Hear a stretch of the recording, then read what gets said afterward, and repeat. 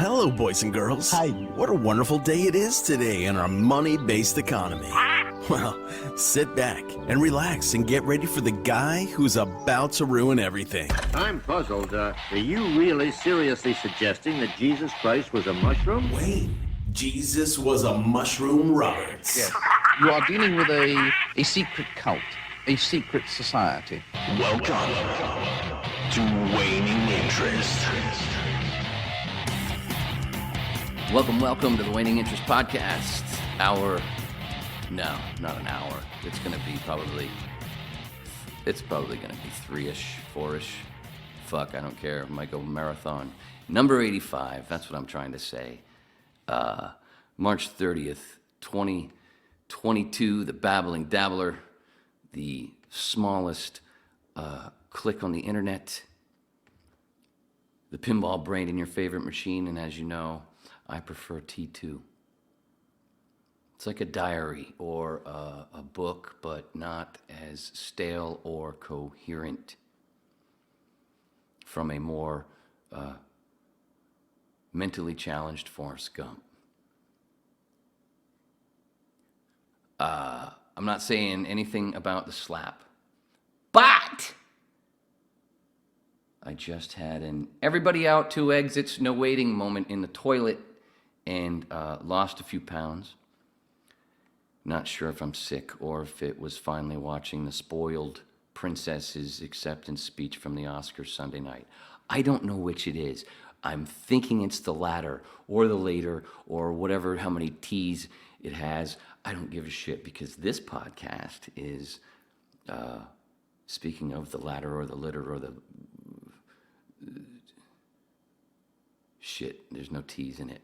Anyway, this podcast is a lot about synchronicities, as most of the whips are. So, this guy with the mohawk to my right or left, whichever way you're looking, he's part comic like me. He's an artist, very unlike me.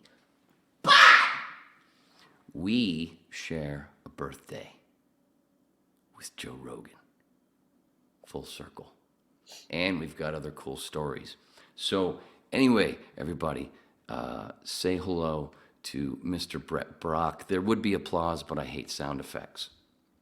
Hello, everybody. I'll have the clap in my head. That's where it all is anyway. That's right. I'm the only one that hears it. What's up, Wayne? Thanks for having me, man. I appreciate it. No, I sit for the whips. For anybody else, I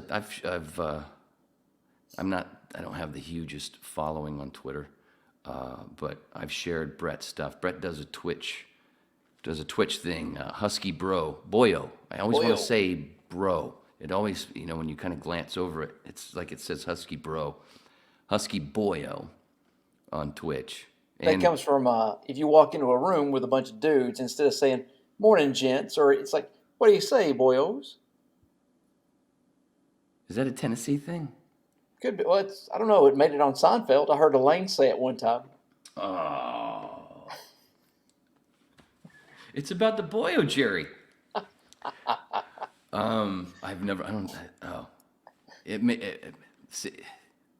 Maybe we'll come back to it. I'll see if I can remind me if we get back to it. If we can't, I have a radio school story about Seinfeld.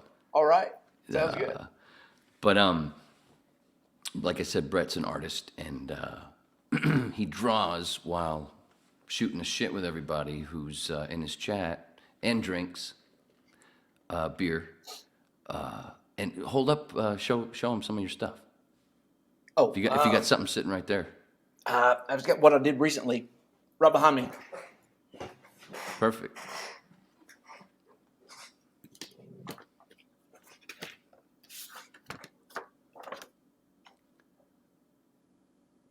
It's so badass for Bloodsport.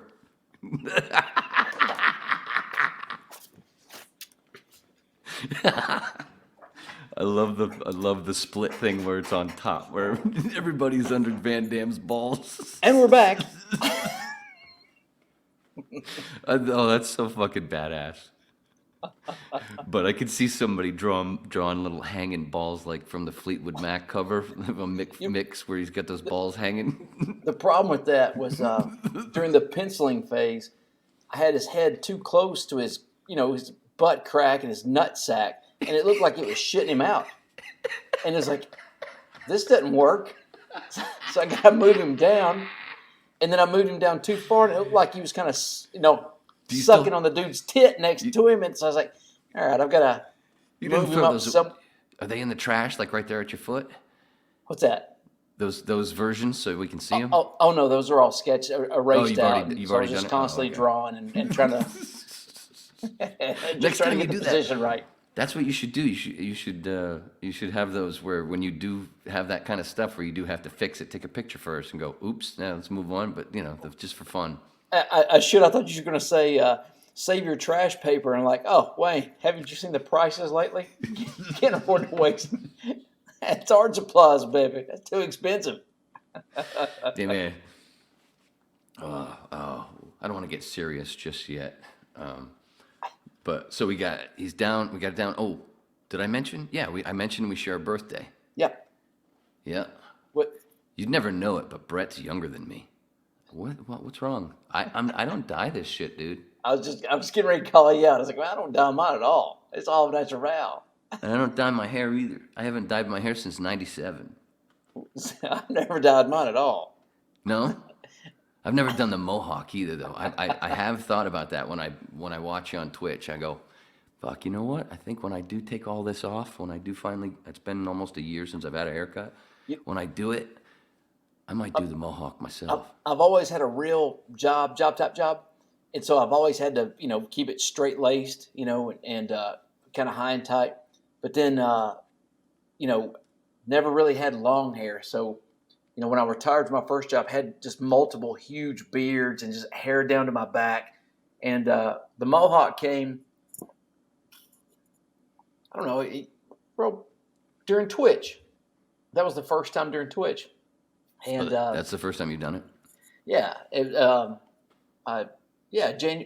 For Andy Andrews' thing, before the New Year's. And I walked through a grocery store with it just to load up on beer and supplies, that kind of thing. And of course, you're in Tennessee, so Bible Belt, and just all these conservative people are like, what is this? And it was just fun to see the cool people go, I'll dig your hair, man. That's cool. I was like, all right. It's because I've never done anything like that. I've never done anything cool. I've never pushed the limits, with the way I look. You've always basically just had a high and tight and normal haircut. Yep. Shaving, that kind of thing. Some stubble, but it has to come off Monday morning to go to the job. But I've never pushed any limits until I retired from that job. And it was just funny to kind of see people go, oh, who is this? I was like, this must be how CBGB felt. Now, in Nashville, when I lived there, is it still the same where you can't buy alcohol on Sundays? No. Oh, no. It's that changed years ago. You can definitely buy beer on Sundays. And now, I guess this has been 2016, somewhere there. Now you can buy wine in grocery stores. So you can buy beer and wine, and you can, used to you have to wait till noon on Sundays, but now I think you can buy it at 10, on Sundays. But some of the drier counties, like my hometown, you couldn't buy it on Sundays for years and years, but now you can. And that happened all about 2016 because they knew they were just losing out on a ton of revenue. Yeah, that's what I used to say when I was there from 02 to 04. I'm like, what are you doing? Yep. This is kind of silly. Yep. Basically, I think the state basically beat the churches down. He said, we don't care what you think. We got to have that income. And you're missing out on a lot of revenue because a lot of people want to watch NASCAR and NFL football, and they want to load up. Dude, so while we were there, I was like when I lived there for those 2 years, I was kind of like Mr. Mom, where my wife had the main job I did some voice stuff at home. I had a little studio in my one of our walk-in closets, with my first Mac G4, our first Mac G4. She ended up with it, and I did some PA work, and I did some acting stuff too. That's when I was there. I did Dawson's Creek and Runaway Jury and auditioned for many other things, and did a bunch of did a bunch of other stuff, which were only a few days, whatever, or a day or two or whatever. So I was mainly Mr. Mom with my daughter and my stepson. And what was my fucking point? Booze on Sunday. Oh! What after a while, I did want to just at night just get out of the house anyway, and make a little bit of money. And they opened up a Pizza Hut in my Murfreesboro where I lived.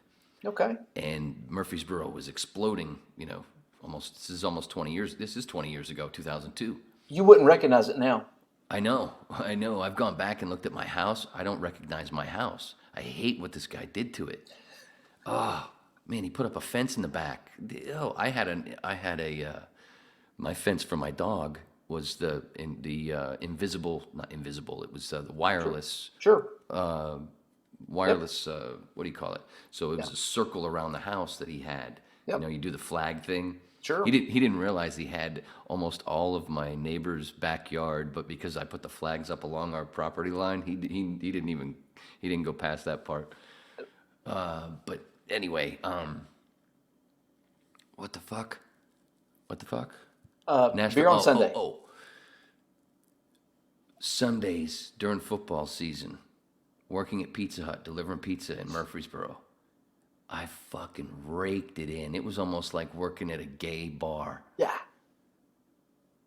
And one of the things, I come from Florida for over a decade, and the football thing where it was such a fair weather town when it came to, the Dolphins got blacked out on a playoff game because they couldn't sell the fucking place out in the late 90s, so that's how bad it was. But the change to go from there after a decade of the Dolphin stuff and then go there with the Titans fans, holy shit, dude, they are loyal as fuck. And SEC football on Saturdays, the Southeast shuts down. That's all that it's college football on Saturdays and NFL, especially with the Titans on Sundays. And bars are absolutely packed on Sundays. And I'll be honest, for SEC Saturdays, that was always my big, heavy day of drinking. Just any diet I was on, Saturdays it goes out the window. So bring on the hot wings, bring on the cheese sticks, pizza, whatever, diet. We'll get back on it the next day. And then NFL Sundays were my maintenance beer days. Clearly we're hungover, but we got to drink some beer to beat the hangover and watch the football. But that was it. A little bit of hair of the dog. Yep. And did I hear you mention you went to MTSU? Yeah. Yep. I was a graphic design and illustration major.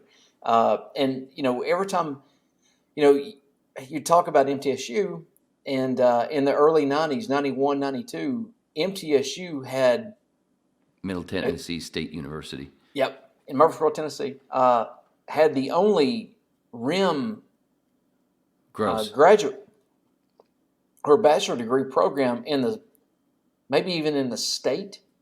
Like, most people were there at that time were either there for their aviation or private pilot type thing or RIM, it seems like. Gross. But the recording industry management, there was just, that was a huge, at that time in the early 90s, that building was really cool. Why didn't it? That didn't time right. It happens every time. Damn it. Sorry. But the RIM building was really cool. Oh, I should have hit there. Yeah, there you go. At that time. Anyway. But every time you mention that, my head goes back to that. And just all those kids. And really, at that time, I didn't really know what the hell y'all even did. Like tonight, just setting up these headphones and like, hey, can you take it and lie that on a cloth so it doesn't move around and kind of muffle a little bit? I don't know shit about any of that stuff. And, just working a 4-track recorder, trying to lay down some guitar riffs and stuff. I that was beyond me. It never soaked in. Oh, dude, I got a story about 4-track. Wow. Well, the MTSU thing, I didn't go there for that. I mean, a lot of people do. I went to Miami Lakes Tech years before I was in Nashville. But the MTSU, yeah, a lot of people that work in Nashville in the music industry, production-wise, engineers and all that stuff, which a lot of it you don't really need anymore because you can do it all by yourself. I mean, you show pictures of your setup. I mean, you do all this all yourself. You've got 2 cameras. With Brett's setup on Twitch, he's got the camera that you see right now with him, of course, and then he's got another camera set up where it's pointed down to what he's actually drawing or coloring in, or inking, if I use the right word or whatever. But so yeah, and my point being that unfortunately that shit's not even necessary anymore. Yep. Because you can do so much. I do so much with so little. I don't have a big setup myself, but I don't think a lot of people would know that, and I love that. I love the low budget that looks good. And you had mentioned GarageBand earlier before we started recording, I think. And had I figured out or really spent the time at GarageBand, that's all I would have done. I would not have, the music that plays during my Twitch stream. I probably would have done my own stuff, because they have, drum lines and bass lines, and they have everything I needed, and I could just put, a dobro or a Strat or Tele or whatever on top of it, and I would have just done my own stuff. I don't think free, but I'm an idiot when it comes to recording and audio and all that stuff. You just have to do it a few times and you figure it out. It's not that hard. Well, a lot, those tech wizards that microdose on shrooms, they've done it, made it very easy for us, which is cool. And that's probably what I should have done. But I don't think I've actually ever said it on the podcast that the open music, that crunchy rock music that's on the open and the close, that I actually did. Yeah, I just said that to you off air. But yeah, I don't think I've ever said it on the podcast that music is actually mine, that I made in GarageBand. It's long time ago. And owning that is a big Thanks deal. to a friend of mine, Elise. She helped me. She showed me how to do stuff because she was a musician, and she showed me a few things. And I went ding, ding, ding, ding. Holy shit! Oh, this is cool. Anyway, it's sometimes when I look at the copyright and DMCA and all that, because being in Nashville, you're around that all the time. And now I go back and think about the old blues recording artists. They just gave up so many incredible songs to Sun Records and to the Chess Brothers, and they just signed away the rights. And then finally some people came along and went, no, that's mine. I own all that. And having the forethought and the foresight to go, no, you're not screwing me like you've screwed all them. I want that.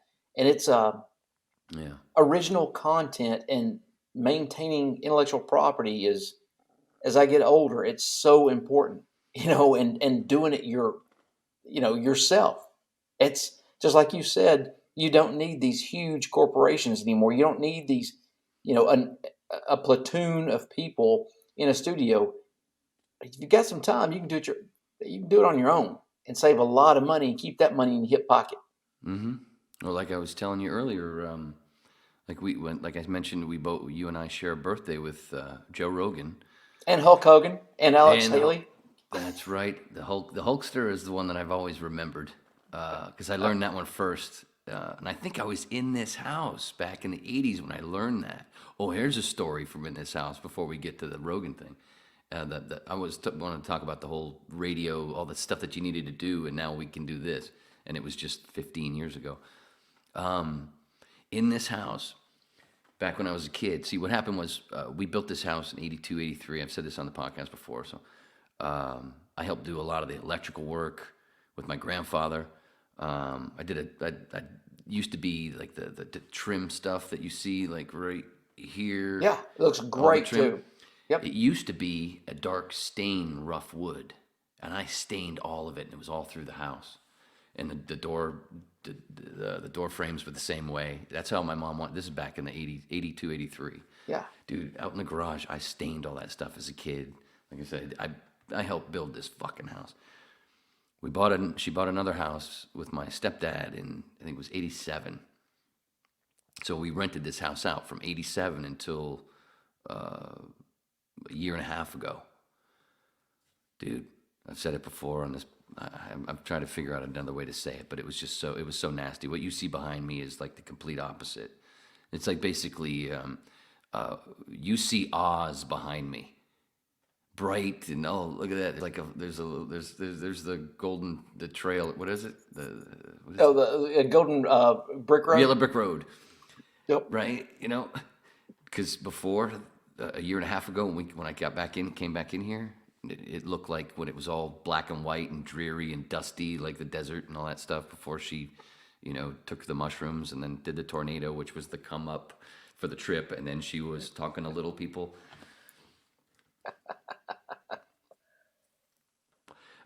So in this house back then, a couple of buddies of mine were huge wrestling fans, right?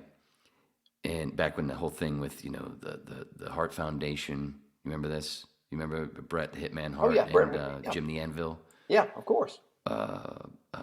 Jake the Snake, Junkyard Dog. I used to tell people as a joke that Jake the Snake was my uncle. Jake the Snake Roberts. Yeah. All those guys. Pre-internet, and people would probably believe you. And because you had, Macho Man. I mean, but I wouldn't tell them no. Yeah, the whole WWF with Elizabeth and Randy Macho Man Savage, and Andre the Giant, George the Animal Steel, Jimmy Superfly Snuka, Rick the Dragon Savage. Steamboat. The story that I'm about to tell is about Savage. All right. Oh yeah. So I'm gonna snap into a cold beer. This is how dorky my friends Steve and Alan were. They actually had pink leotards and the whole thing, and would dress up like the Hart Foundation. And in Alan's bedroom, he had two mattresses that he would take down, and he would put them down, right? And I would sit there and drink beer and watch them take my stepbrother, who was like 7 months younger than me, and just do all these moves and do all the fucking wrestling shit. Like, this is so silly. And oh my God, do I wish I'd have filmed it. That's how dorky these two were when it came to wrestling. So anyway, I had this out in the woods out here. There's cliffs down in the back that are really cool. We had a cool campsite, like 30-foot cliffs. And down below those had a really cool thing where we set up a tent. We had a little thing where we could cook, because we always had a freezer that was full of pork stuff because my grandfather had pigs. So we had a freezer that was always. Ooh, that smells great in summer. Oh, dude. No, well, it was in the freezer, but. I'm talking about a pig farm. Oh yeah, luckily he lived many miles away, so we just got the pig all chopped up. But when we moved in, we did the same thing though. When we moved to the other house after we rented this one out, and we moved to another place, it was a huge 88 acres. 88 acres. Somebody in my house? No. Anyway, but also here, before the cliffs, me and my stepbrother built this huge tree house. And the roof was where we would keep the case of beer. We usually Michelob Light. I got a great story about that, but not for this one. Not right now, anyway. The night belongs to Michelob. One of the night, Alan had stayed over a couple. Oh yeah, puke shit. It's a puke shit story. It's really bad. That was when everybody liked Clapton. He was still kind of, sort of God. So, Alan had stayed. Alan had been over before, but Steve had never been over, right?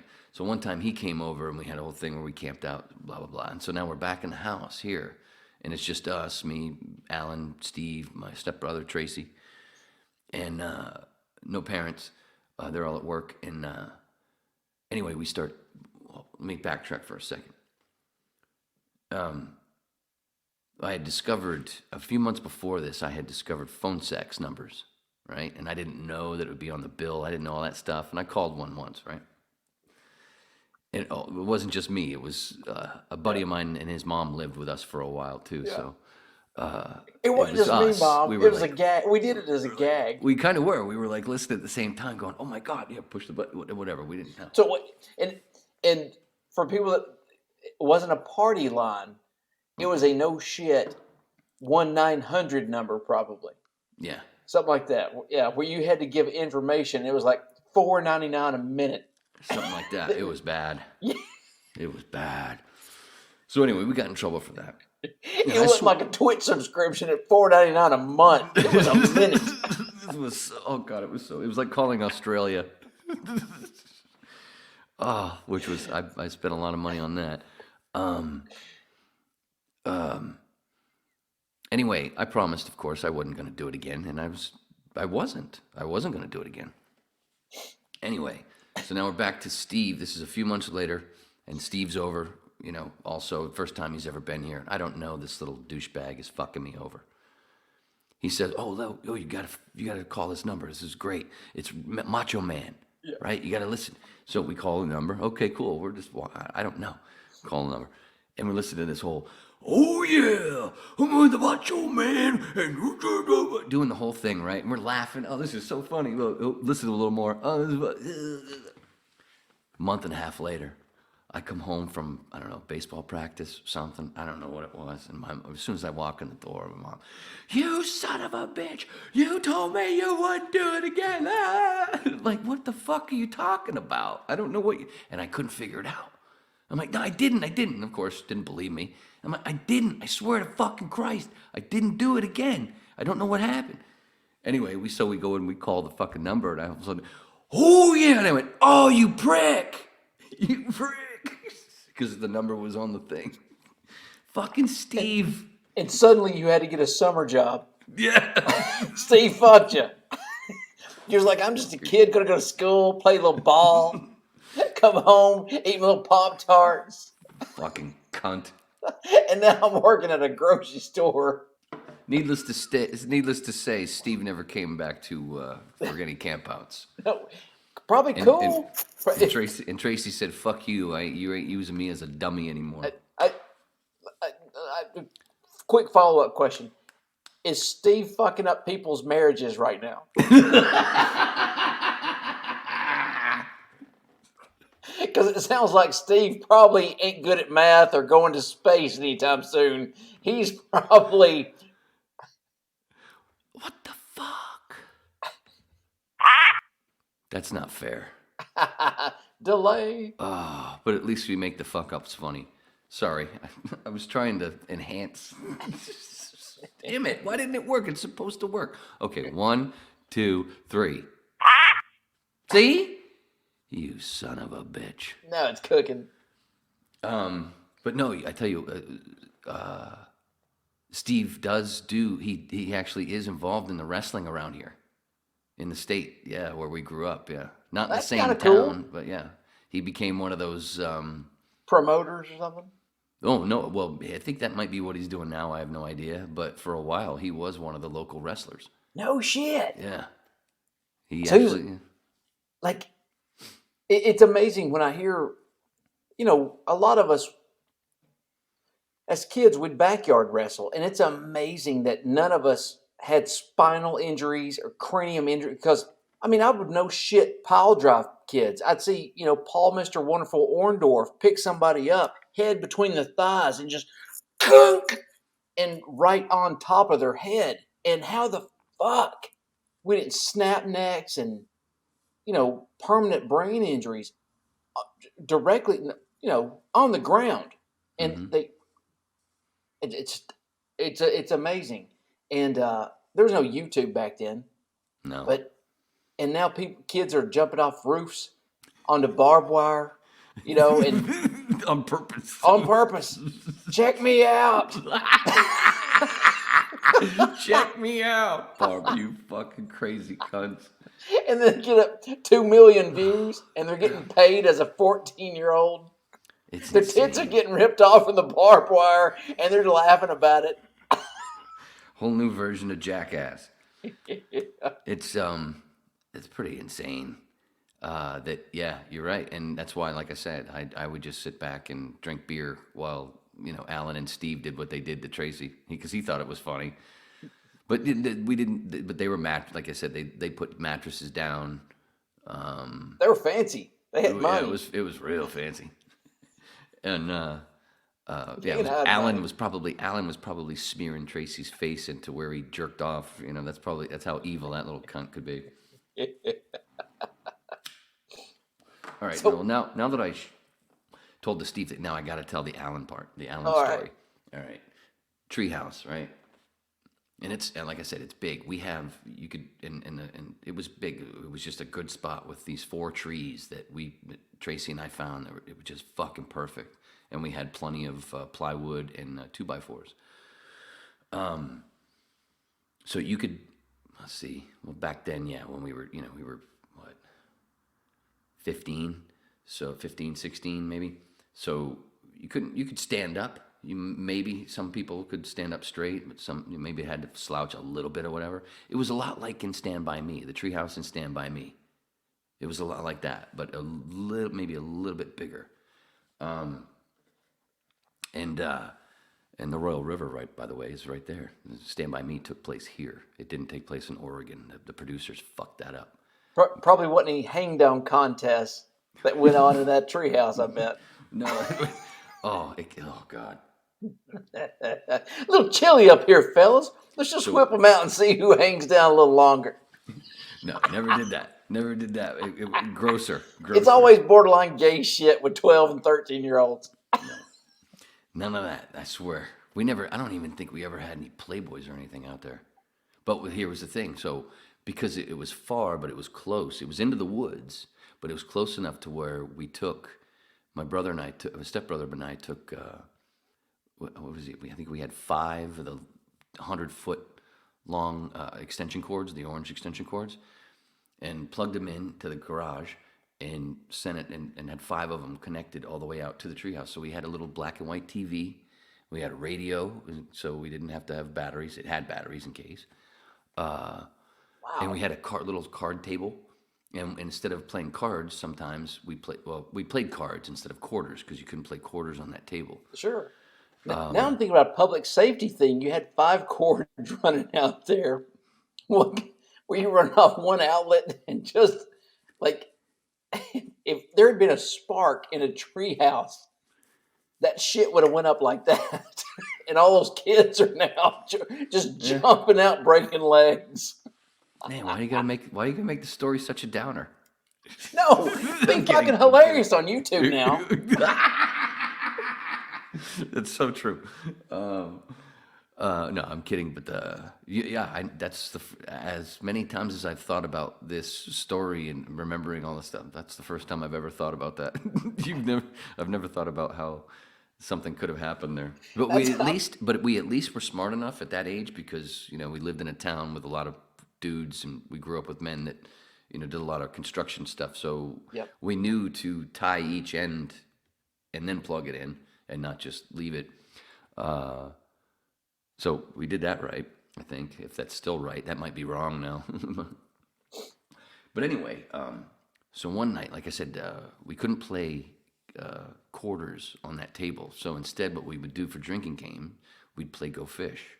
So every time you had to go fish, you took a drink. I was the drinker of the 3 of us. Well, I had other drinker buddies. So I was the drinker. My stepbrother was one of those weird ones where 2 beers and he's sick.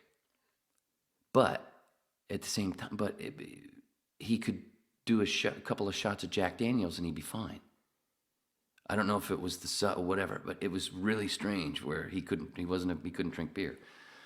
And he was mostly a stoner anyway, and became a stoner. At this point, he wasn't a stoner yet. But it was so weird where everybody else was, the hard stuff. No, but he was okay with the hard stuff. It was the opposite of, the normal thing. So anyway, Alan wasn't much of a drinker. We get a case of Michelob Light. We have it hidden on the roof thing where there's also a tarp over the wood part of the roof, just in case, we were smart. And so that's where we also kept it so nobody could see it, see the beer. So we were playing, right? Tracy, I think, drinks, and we're all got sleeping bags, and we're all going to sleep. We can all fit in the treehouse to sleep. That's how big it is.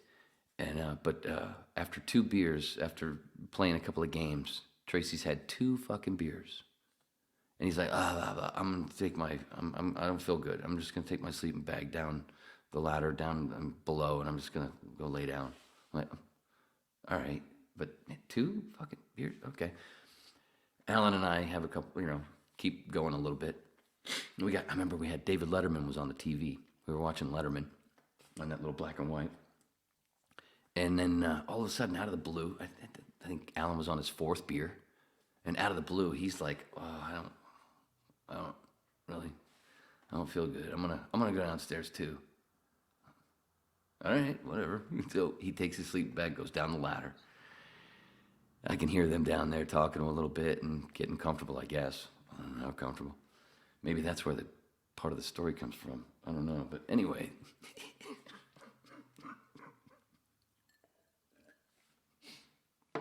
I feel fine. I have another beer. I'm sitting there laughing to myself watching fucking Letterman.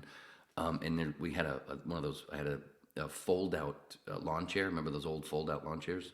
Oh, got one right here. In the house. Yeah, it keeps the dog from pissing on this column. Yeah, I live in Tennessee. Yeah. It That's hilarious. It serves as a place just to put shit, like stuff I need immediately. I've got like 550 cord and all these little, They do make a good wall. Stuff that should, well, I mean, when they were puppies, I was working all the time, minimum 10-hour days, and I could always plan on a 16-hour day once a week.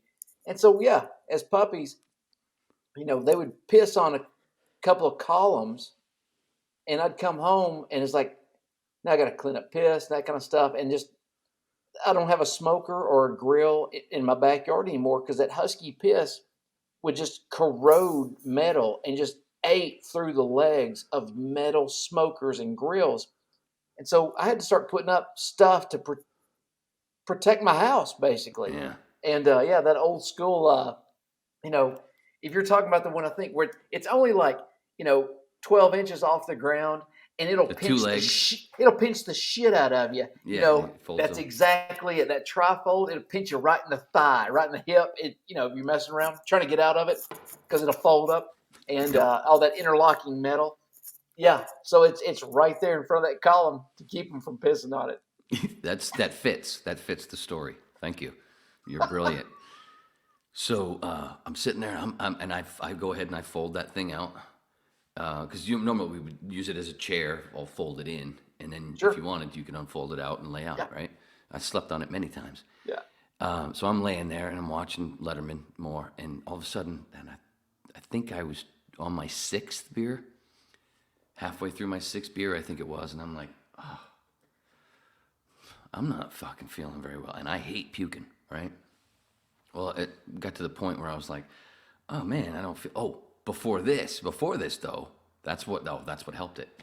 So as I'm watching Letterman, all of a sudden I'm hearing hurling below me. That's the part of the story I forgot. Both of them are down there fucking throwing up. I'm like, oh, Jesus Christ, seriously? Fuck this. I'm like, oh, no. And I'm laughing at Letterman. I'm like, this is so stupid. And I think everything's fine. It quiets down, and then I'm all of a sudden, oh, now I don't feel well. Oh, fuck. So I just roll off of that thing, off that $3 lawn chair, right by the floor door and the ladder, and just right down the ladder. Hope you guys aren't down there. Incoming. Throw up a few times. Somehow fall asleep. I don't remember. Anyway, we all get up in the morning. Of course, they give me shit climbing back up the ladder. I think that's what woke me up. Oh, what the fuck? because they were climbing back up the ladder and put their hand in my puke. Life's all about choices, boys. So, but it doesn't end there. So we all come back up to the house again. No parents. They're at work, and I was actually supposed to go. I got fired that day. Again, I'm still impressed with this pimp ass treehouse you've got. It was so cool. Like you're running a card game. There's booze. When I first came back to this house years TV. later, when I first came back and went out there to look and see and saw it destroyed, it was one of those hard. It was like a dog died. Yeah. It was rough to see all that shit. I'm like, wow, it was so nice. So we come back up, right? And I remember Alan was wearing an AC/DC baseball T-shirt. The one that only comes down to here with the dark color. Oh yeah. Yeah, and like it was the sleeves are red. It was the one with the fly. All right. No, his sleeves were black. All right. On this one, and the white the chest was white, and it was the one with the fly, the thing with the fly. What was it? Not blow up your video. It's mid '80s. Yeah, not Who Made Who. Maybe that's what. Maybe it was Who Made Who. I don't know, but it was the thing with the T-shirt with the fly. If you look it up on your computer. All right. Well, I can't click out this old system. It'll lock up. Anyway, that's what he was wearing the day before. We all come up. We all shower. He didn't bring change of clothes. He just put that same shirt on, right? So right over here used to be the where the couch was, and then right over here was where the TV was. So we're sitting on the couch, and he had brought over, because he had cable. We didn't have cable. He had cable, so he recorded a lot of stuff off of MTV and HBO movies and stuff. And I don't remember what we were watching. I think it was a Friday the 13th movie. Me, him, and Tracy were just sitting there watching. Tracy's in a chair that's like, I think, where I'm sitting. And I'm sitting next to Alan on the couch, and I'm like, what smells like shit? What smells like shit, dude? And I look at my shoes. I'm like, oh, I'm not even wearing shoes. And nobody's wearing shoes. I'm like, what? Do you smell shit? And Alan's like, I don't know. I smell. Alan, and like I said, I'm to his left. And Alan turns like this. So I don't know. And he does this. And I went, wait, dude, don't move. He had a shit streak right across his back. Apparently, after he puked later on, whoa, lights. Did you and I just have a stroke, or did it get lighter in here? You lit up, brother. Yeah, I don't know what. I have no idea what happened. It just happened. I don't know, but I'm going to take it as a sign. So now we were just. Well, I mean, a shit story will do that. I love a good shit story because farts and shit and diarrhea are never not funny. It's. So, yeah, that's so true.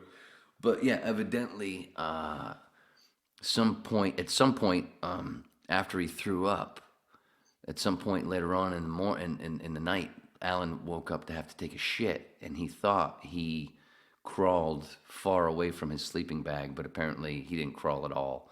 And while he was sleeping, he rolled in his shit. It was so fucking nasty. It's like, man, this sleeping bag is really warm because I'm sweating. My lower back is just soaked. But I was like, yeah, there you go, you evil prick.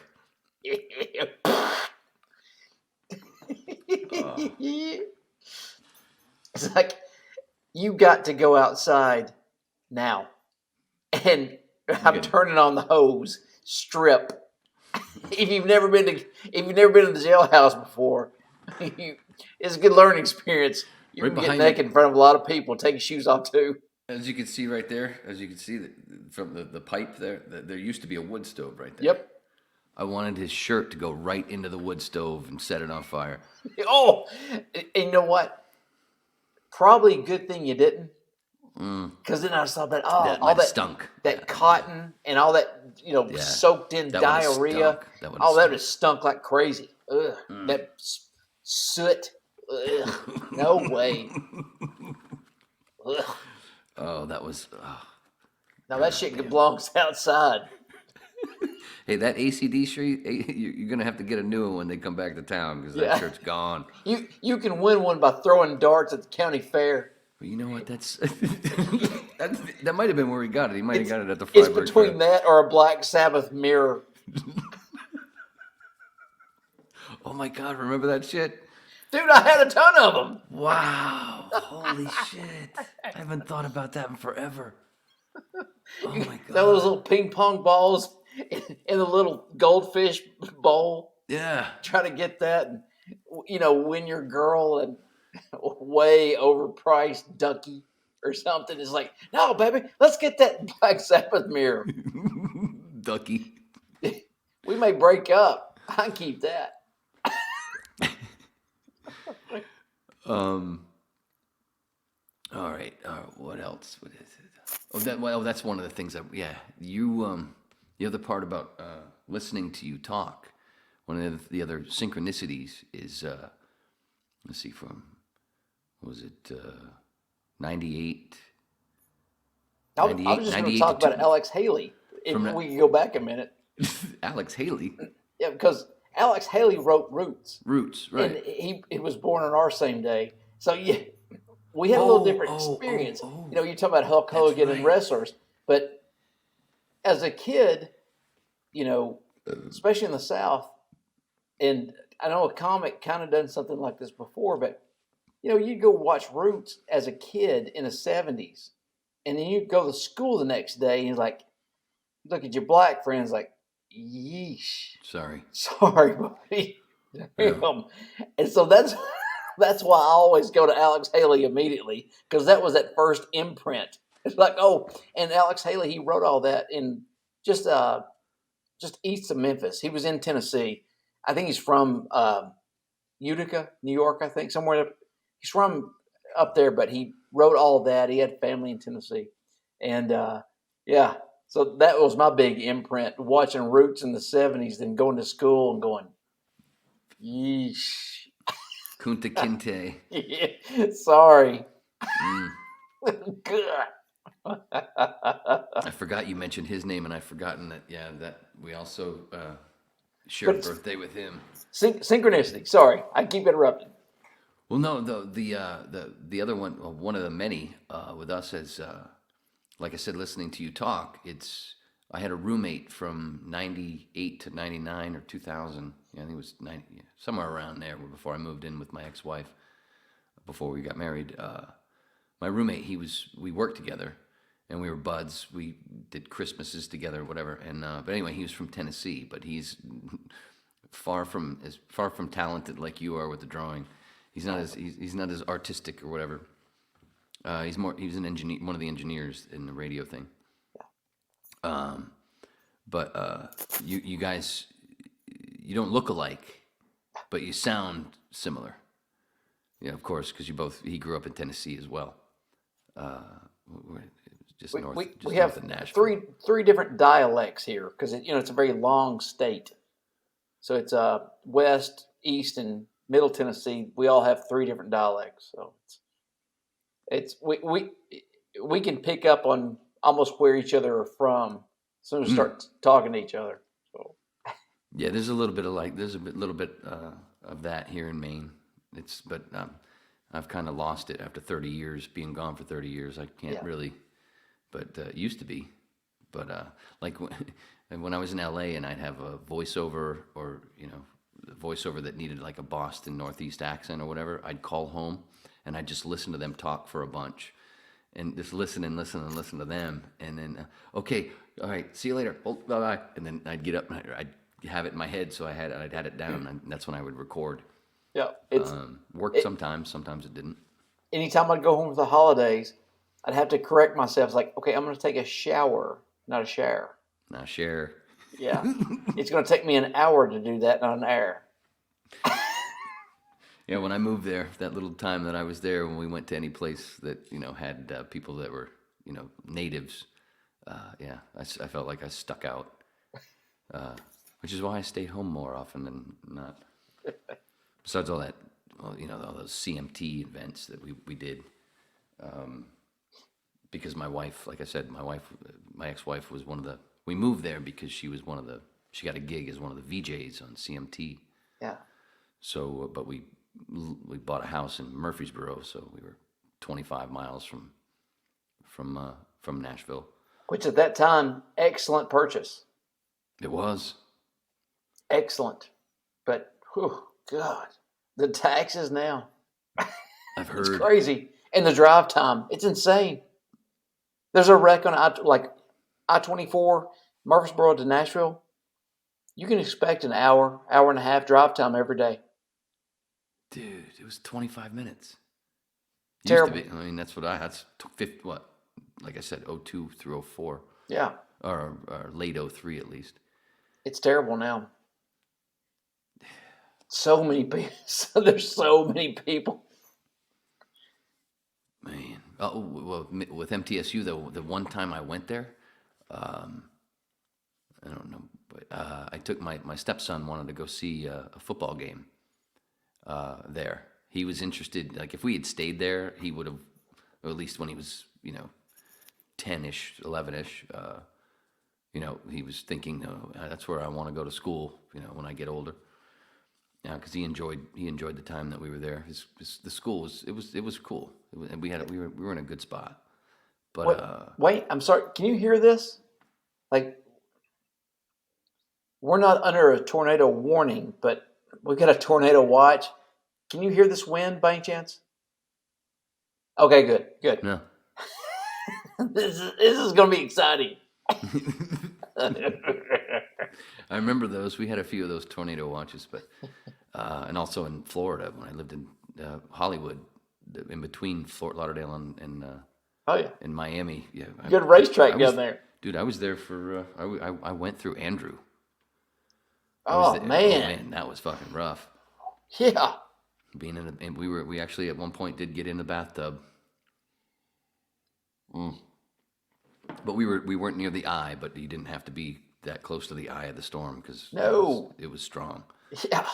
And I remember driving down with my dad down to Key West because he had a gig down there, and I went with him. And I remember driving by. It was a year and a half later, and we went through Homestead, and you could still see the help signs on the roofs of the houses. Some of the houses in Homestead. It was so rough. Yep. And it was like I said, a year and a half later.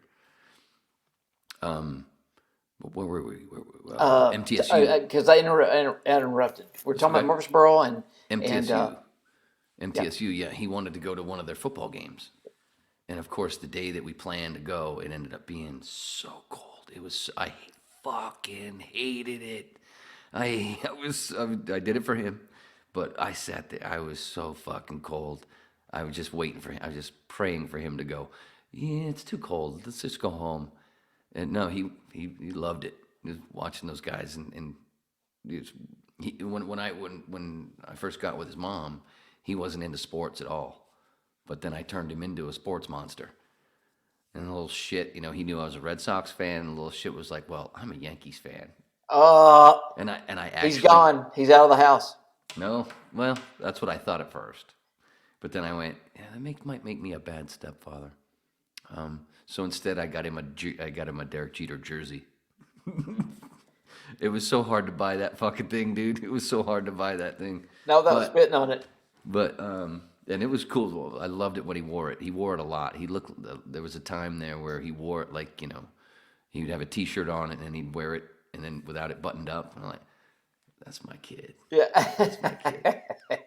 I love it. The fucking what was it? 04? The whole thing. Remember when the Red Sox came back? They were down 3-1, and they came back against the Yankees, and then went on and won the World Series. Well, I mean, you know what we're going to bring up? We're going to bring up the front office. Because from what I remember, the front office came to the Cubs, which I'm a Cubs guy. I was too for a time. They were my National League team for a while. They were in the Braves. They were in the Braves when I would go to friends' houses that had cable and had TBS. The Braves took Maddox from us. No, get out of here. No, what I loved with the Braves when watching the Braves games all the time on TBS, dude. Those four interchangeable dudes. Maddox, Smoltz, Carey. No, I mean the announcers. Oh, Skip Carey and Don Sutton and Pete Van Weering. Yeah. And who was the other guy? It's so. But they would switch out and they would two of them would be doing TV while two of them did radio, and they'd switch every 3 innings or every they would do 5 and 5 or 4 and 5. Speaking of our birthdays, I was at the Braves game, the Braves Cubs game, during because we did a 2 or 3 night thing down there when Carlos Zambrano melted down on the pitcher's mound. I was there when that happened, and literally everybody in the stadium, you're like, these are professional baseball players, and everybody was looking around going, was this planned? What is happening right now? And I mean, it was like a giant. He's a big dude. Yeah. And he just lost his shit on the mound and just quit. Just stormed off the field. And wow, I hadn't thought about that in a long time. All of us were like, what's happening? It was amazing. But they kind of recovered quickly. But I can't imagine seeing it on TV. I'm guessing they just cut to commercial immediately. But I remember that story. It was amazing. It was crazy watching it live. But that was during our birthday. That was on. It was on. That really. That was really. Or within a day or two. Yeah, it was during that weekend. Wow. When it fell, it probably 2015, maybe somewhere in there. Yeah. Because I was dating one girl, and that was her birthday present to me, and she and I were down there. So I can't remember exactly which year, but yeah. That's a cool gift. Yeah. I took my dad to a Marlin game for his birthday with a couple of buddies of mine, and then we went to a strip club. Dude, we go to the Marlin game, we end up on the fucking Jumbotron twice. On my dad's birthday, I'm like, oh, this is fucking perfect. They didn't know it was his birthday. We just happened. It ended up being that way. That's awesome. That was so great. But what was the story I was telling him? Oh, Cole, my stepson, during those playoffs, the American League Championship Series, when the Red Sox were down, I said to Cole, buddy, if the Red Sox come back, you can shave my head. And he went, go Red Sox! And I went, oh, this is perfect. I should have done this a long time ago. They fucking came back. The kid, I let him go. He had a ball shaving my fucking head. That's awesome. And it was the first time I'd ever had my head buzzed. Yeah. And then I was like, oh, this is cool. I like it. Yeah. No muss, no fuss. You just wake up and walk out the door. Pretty much. Yeah. Oh, shit. That's great. But yeah, so and then anyway, what I was telling, this originated with telling me taking him to one of the MTSU football games where I froze my dick off. But it was cool. It was it was a cool campus. But I don't know if you thought that was where I went to radio school, but no. When I first mentioned it, but no, I never got that. It's okay. No. I knew that you were already working and married, that kind of thing. But that time frame in early '92, because the art department, if you're a graphic design, whatever, you had the art barn, and a bunch of art kids just hung out in the art barn kind of deal, and then RIM was a big deal. Gross. And so if you were at MTSU, again, you were either in aviation or you were at RIM. And so that's in the early '90s. That's exactly how I pigeonhole MTSU and people who attended MTSU. No, that's an acronym, right? Recording Industry Management. Right. So because sometimes it sounds like you're saying REM, but you are saying RIM. RIM. Yeah. Oh, so now I get it. Now this makes sense. So what you're telling me is that this younger generation that's into ass, it all started at MTSU. Good timing. I tried. As you could, I think you could tell I was trying to walk it up. It is rim shot? Is Rimming. rim I'm job? going by rimming. Yeah, rimming. Is rim job still a thing? I think I don't hear job. I just hear rimming. Yeah, I don't hear rimming or rim job. I just hear I eat ass, and I like what? What? That's all I hear these days. It's like nobody says like I like to butt fuck. What? I'm gonna get me a rim job because she wants to be a virgin. I gotta say, I don't care. I mean, I've done comedy, so you admit a lot of things doing comedy. You tell a lot of things that you normally wouldn't tell. You over tell, and of course try to enhance that shit. But I gotta say that the first couple of times I did it, I was really surprised because when I did it, luckily. Because I like to shower before sex. I don't like dirty sex. I mean, I like dirty sex, but I like to be clean beforehand at least. And I like the ladies that, that do the same thing. So the first couple of times I tried that. I can't say the same. I was really surprised at how, you're expecting it to taste like, but it actually has a sweetness to it. At least. You're talking about eating ass, not butt fucking. No. You're talking about eating ass. I'm talking, not so much eating, but tonguing at least. Yeah, a little bit of a rim job, and you're like, wait, maybe she does have a good diet.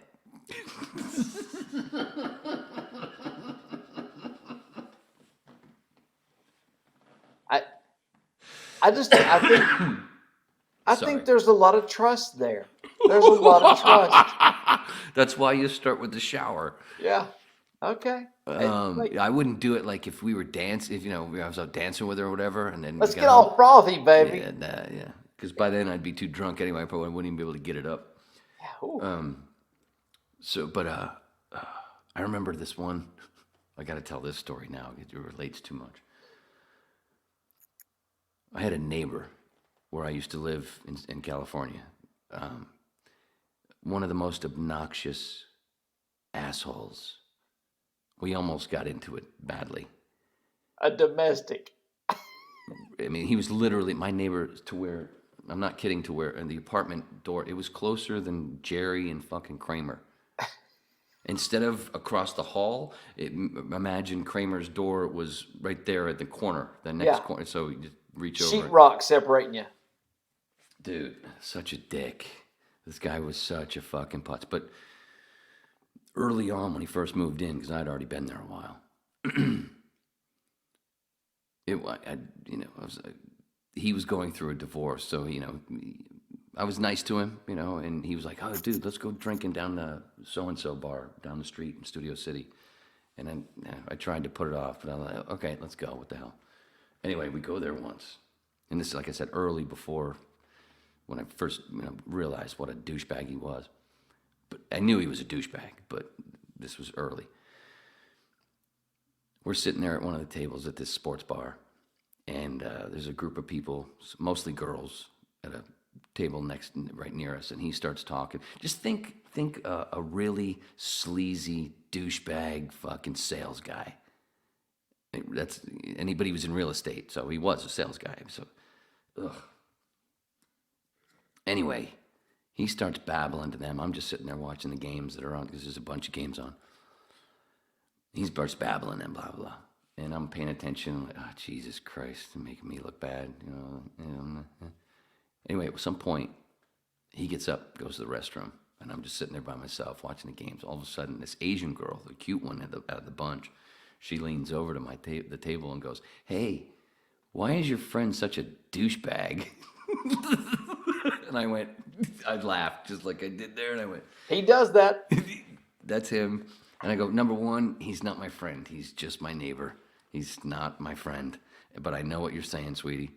Anyway, somewhere during that time, she asked for my number, and I give it to her. And I'm like, and she's a bit younger than me, so not young, but maybe 10 years younger. And this is like, I don't know, 5-6 years ago. I don't think I'm going to hear from her. A week later or so, I hear from her. I'm like, oh shit, hey, how are you? Blah blah blah. We go out for a bit. Come back to her place. Dude, first thing she did. She didn't dive in for a blowjob. She dove right into my ass. And I'm going, what the fuck? And she's having a ball. And I didn't just get out of the shower. I mean, I showered before I went to her place, picked her up, and we went out. It was like, yeah. And this younger generation, this is true. What I'm hearing is not just bullshit. To be honest, you go, girl. I have to know her origin story now. Yeah, and then you start wondering, why is that? Oh, Yeah. Geez. But then you There think was of your something own. else that happened. Then you think of your own. You're like, oh, I ain't judging that shit. Whatever. Yeah. She was gets cute, married, too. that shit's over. You forget that. That ain't happening on wedding night. Why is your friend such a douchebag?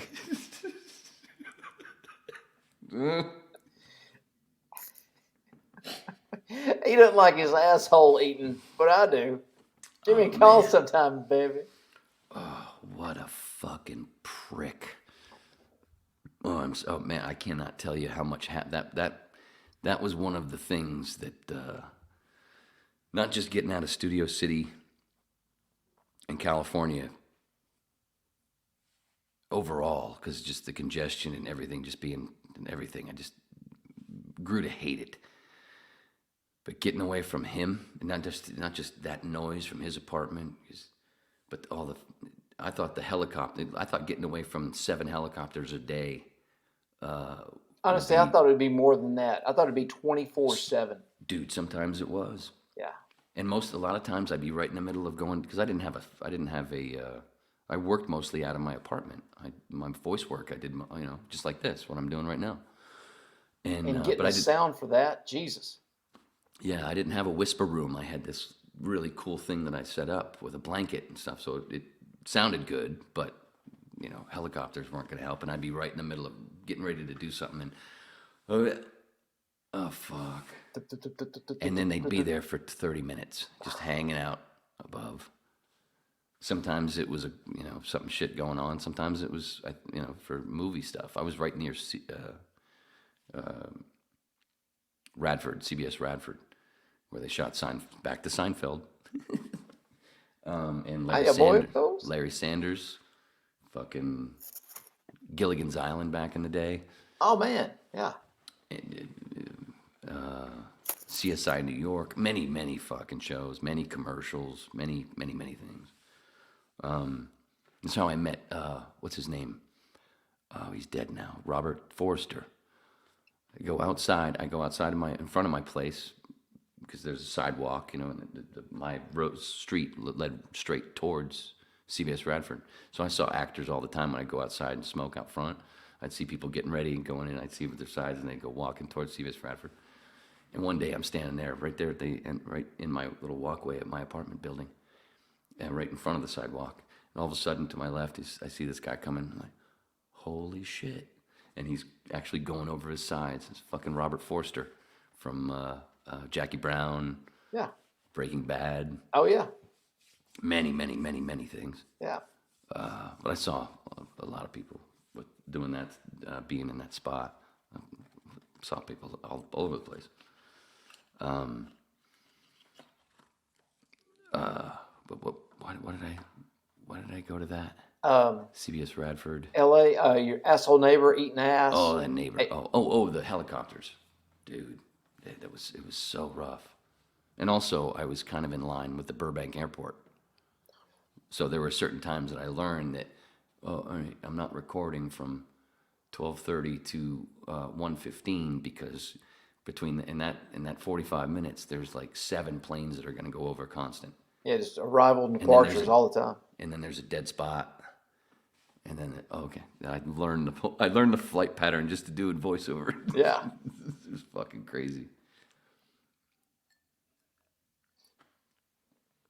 But then we met on the other side of the hill, because I was in Studio City in the Valley.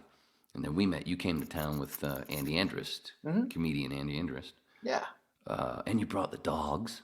Yeah, oh yeah, had to bring the babies. Yeah, it's 3 of them, right? Yeah, there's 3 of them. It's Kenobi. Huh? What are the names? Kenobi, Dempsey, and Jasmine. Kenobi, Dempsey, and Jasmine. Yeah, it's So I had to bring them. Couldn't just leave them with somebody for that long. And How long was that trip? It was like a week and a half. Oh, it was a month. Yeah, well, I mean, it's we started. I left Nashville. Of course, 2.5, 3 days just to get to LA, and because I didn't just push it hard, but got down, stayed at the old Motel 6, not far from the comedy store, and hooked up with Andrus because he was up with Provenza at the time, working on his documentary, that kind of thing. And so I was now, just driving back and forth between Motel 6 and Provenza's house. And at night, hook up with Andrus, and we'd go to the comedy club. And, of course, you learn really quickly, you can't smoke with Andrus. You just can't.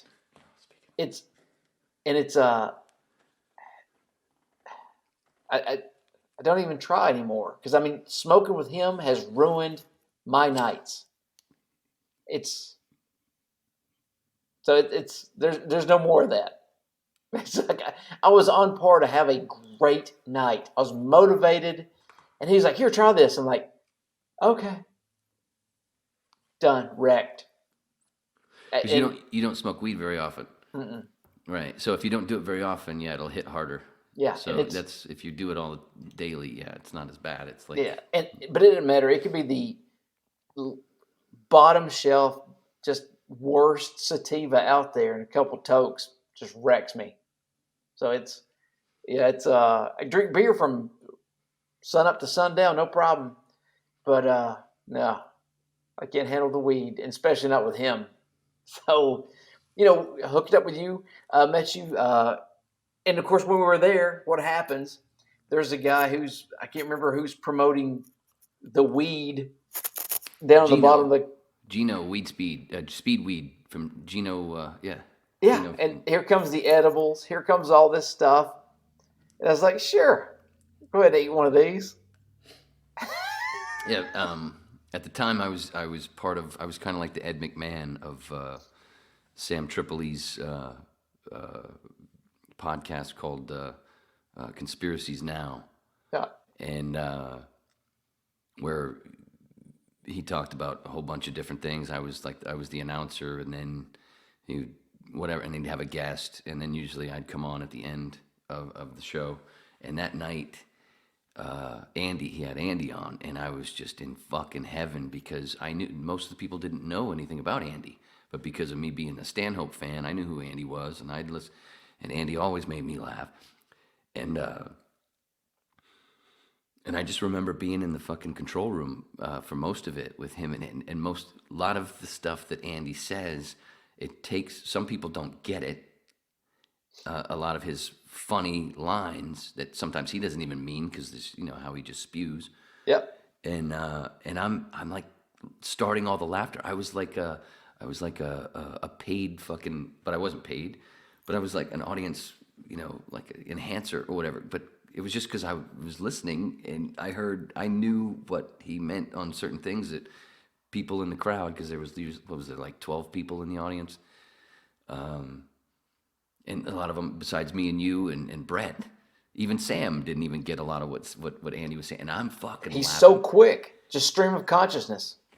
It just goes. That was such a fucking blast. Yeah. And, XG was there, and XG didn't get it at all either. And just Andy's so fast. And you can see it on the podcast. But, getting back to that, a month. So a week in LA while we were out there. Then 3 or 4 days in Vegas for Stanhope's live taping. The Dying of a Last Breed in Vegas. Oh, so you were there. Yeah. Fuck. Yeah, we were there for all 3 shows. Yeah, they just released that on All Things Comedy, YouTube. And then headed down Phoenix, stopped to see Mishka, stopped in Tucson, hung out with Levine, and did a comedy gig, did a stand-up show. Went down to Bisbee, hung out there for 2 or 3 days with Doug and all those guys. Went back up to Tucson for another stand-up gig, and then headed Las Cruces, I think, far east side of New Mexico, stand-up gig, El Paso for stand-up gig, and then the next morning after that, El Paso to Nashville. And Andy caught a plane home, and that was it. So it was, we were, it was a good chunk of time out west, and I enjoyed every minute of it. When you were on stage, who was taking care of the dogs? Oh, they're good. Like, I can take them out for a run and a walk and wear them out 2 or 3 times a day. And especially in the Southwest, the heat beats them down. So plenty of water and get them back in the air conditioned room. Boom, they're out like a light. So as soon as I go out at night, literally they sleep like babies. Oh, that's cool. Yeah, get them hydrated. They'll jump up on the bed and they've never had a bad day. But that's quite a fucking trip. I've never done anything like that. It was a lot of fun. And to be honest, it didn't take me but about a week or so. And I wanted to get back out on the road and do it again. Yeah. It was like, does anybody need me to drive your car? Are you moving? Do you want me to come meet you and drive your car to and fro somewhere? I thought it was awesome. Man. Yeah, it's funny listening to comics like Doug and others and Andy and those guys talk about those tribble gigs and how they like nightmares. But yeah, at the same time, you're like, I would like to have gone on like 1 or 2 of them just to see. The best stories come from that pain and suffering, because I've never done that. I was never a part of that. But the pain and suffering and the best stories come from those just miserable gigs. Where they say, okay, we know you're in Bozeman, Montana, but tomorrow night you're doing a show in Fargo, North Dakota.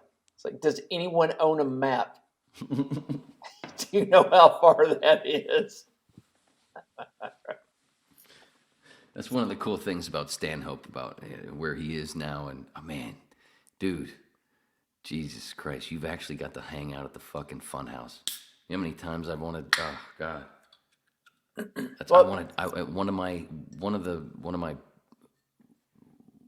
One of those bucket lists, I guess you could say. One of those things that I would love to do. And it's right there at the top of things that I want to do. Trip at the funhouse. Heroic dose at the funhouse. That'd be amazing.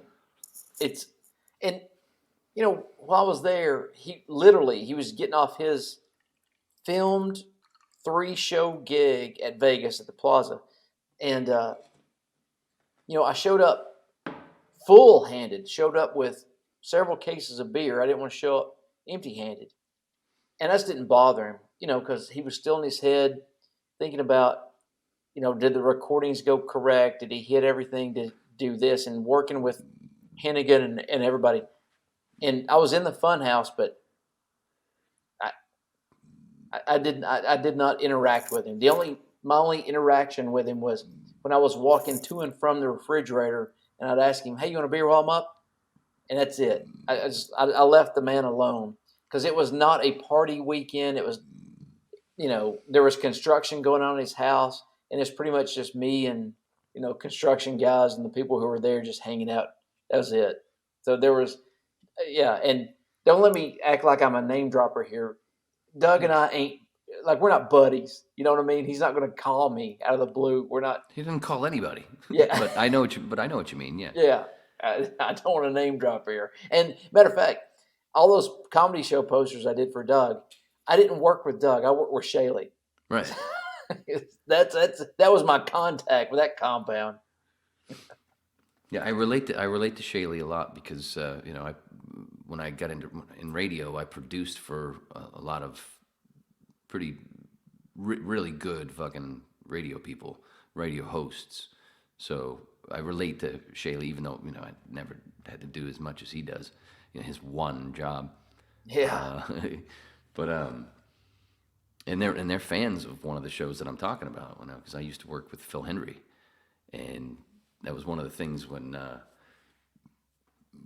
I remember once one of the old Doug Stanhope podcasts, and somehow, for some reason, Phil came up, and it felt personal because they're talking about Phil, but they're talking about him like, we're talking about Doug. He's just that guy, and we don't really, we're not really part of it. But I was part of it for a couple of times. So it was kind of like, it's kind of like if I heard you and, you being me, or heard a couple of people like Shaylee. If Shaylee hears people sort of saying that stuff, I was like, you know what I'm saying? I don't know if that makes any fucking sense, but I know my belly hurts from sitting the way I'm sitting. It's giving me gas, even though I'm not even drinking beer. And it's fucking killing me. And just for the let it out. More room out than in. Man. That's why it didn't work, because I took it off the screen and it didn't let it finish. So when I hit play the second time, it was stuck. It doesn't go back to the beginning. That's what it is. Gotta let it finish. There, now remove, and then you look down and see it's at the beginning. See, that's it. Anus. But what were we saying? The Funhouse. You wanted to, but you were talking about, imagine that we were talking about Doug the way they were talking about the guy you worked with. Oh, Phil, yeah. So listening to Doug and Greg talking about Phil on Doug's podcast, I don't know. It's like I said, it's probably like 4 years ago. I'm like, holy shit! Oh, this is so neat. So I was like me and you talking about Doug. I was like Shaylee going, listen to that, So that kind of relates. It was neat. Because Phil doesn't get mentioned a lot when it comes to the big radio people. I don't know. Did you ever hear Phil? I'm trying to think. When you mentioned the name, I'm like, the name sounds familiar, but I don't know if I ever heard him. I worked with him when he right before he came to Miami to do a show at the station that I worked at, which he was there before I started working there.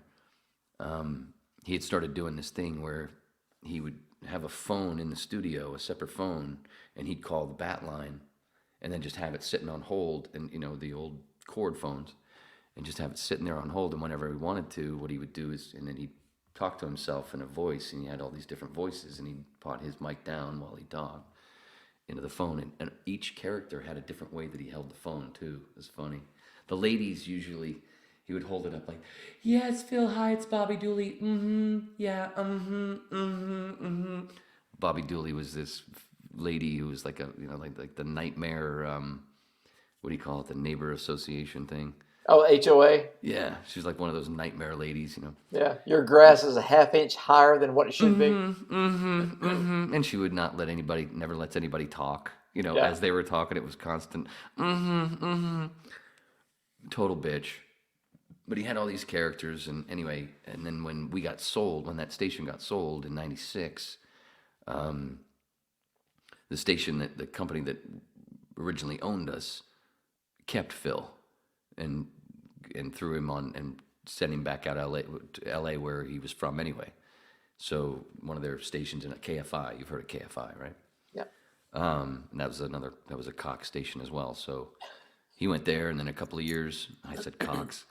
And after a couple of years, he was on Premier Radio Network, so he was syndicated all over the country. And then when I moved to LA, there was an opening at Premier for engineers and stuff, whatever. It started out as being the backup for Dr. Laura's producer, because he was going to be out for 2 months for foot surgery.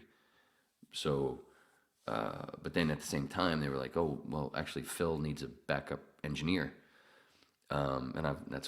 Hey, dude, hey, beautiful, hey, great to see you again. Perfect timing. And then, but it was hard, that engineering. But then, a few months later, his phone screener, they fired him, and they wanted me, because Phil because I had already screened for him years before. I knew what to do.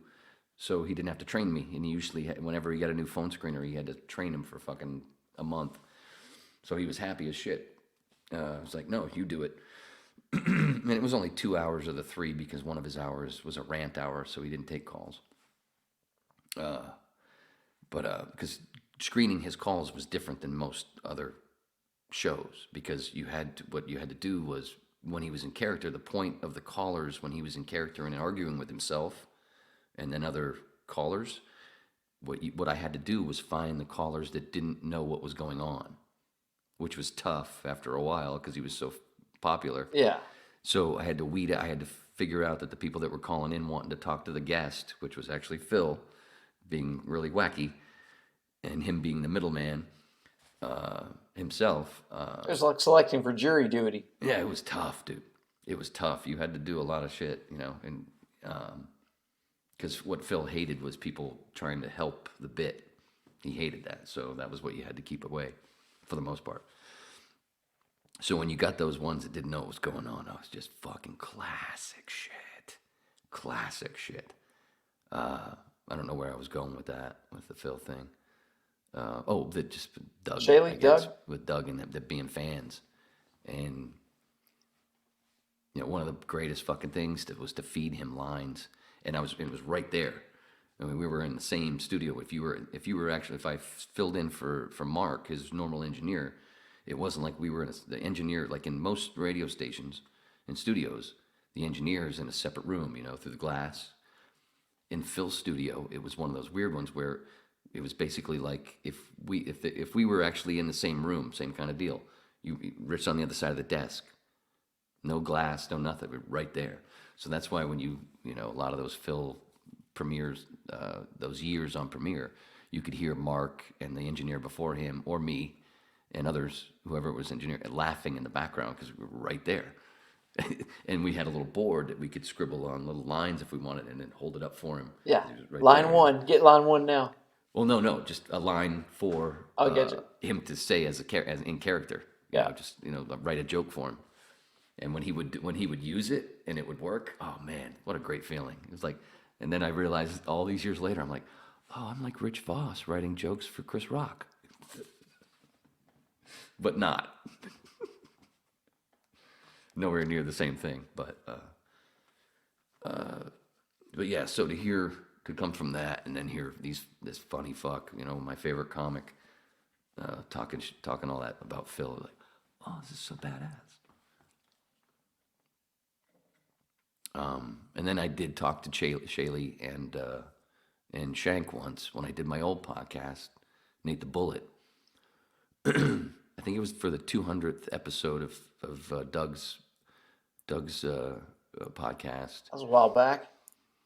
I was just sitting there scrolling through Twitter by myself at home, and Shaylee tweeted something about if you want to Skype, be part of Doug's 200th podcast. I'm recording something now. Send your Skype thing or whatever. I'm like, what the fuck, I didn't think I was going to hear back. Boom! Like, oh shit! And then I was telling Shaylee and Chad about some of the Phil Hendry stuff. I think we talked for like 15 minutes, and I recorded like a thing that he stuck on, some recorded thing that he built with other people saying the same kind of shit as me. Happy 200th, looking forward to more kind of shit. Yeah.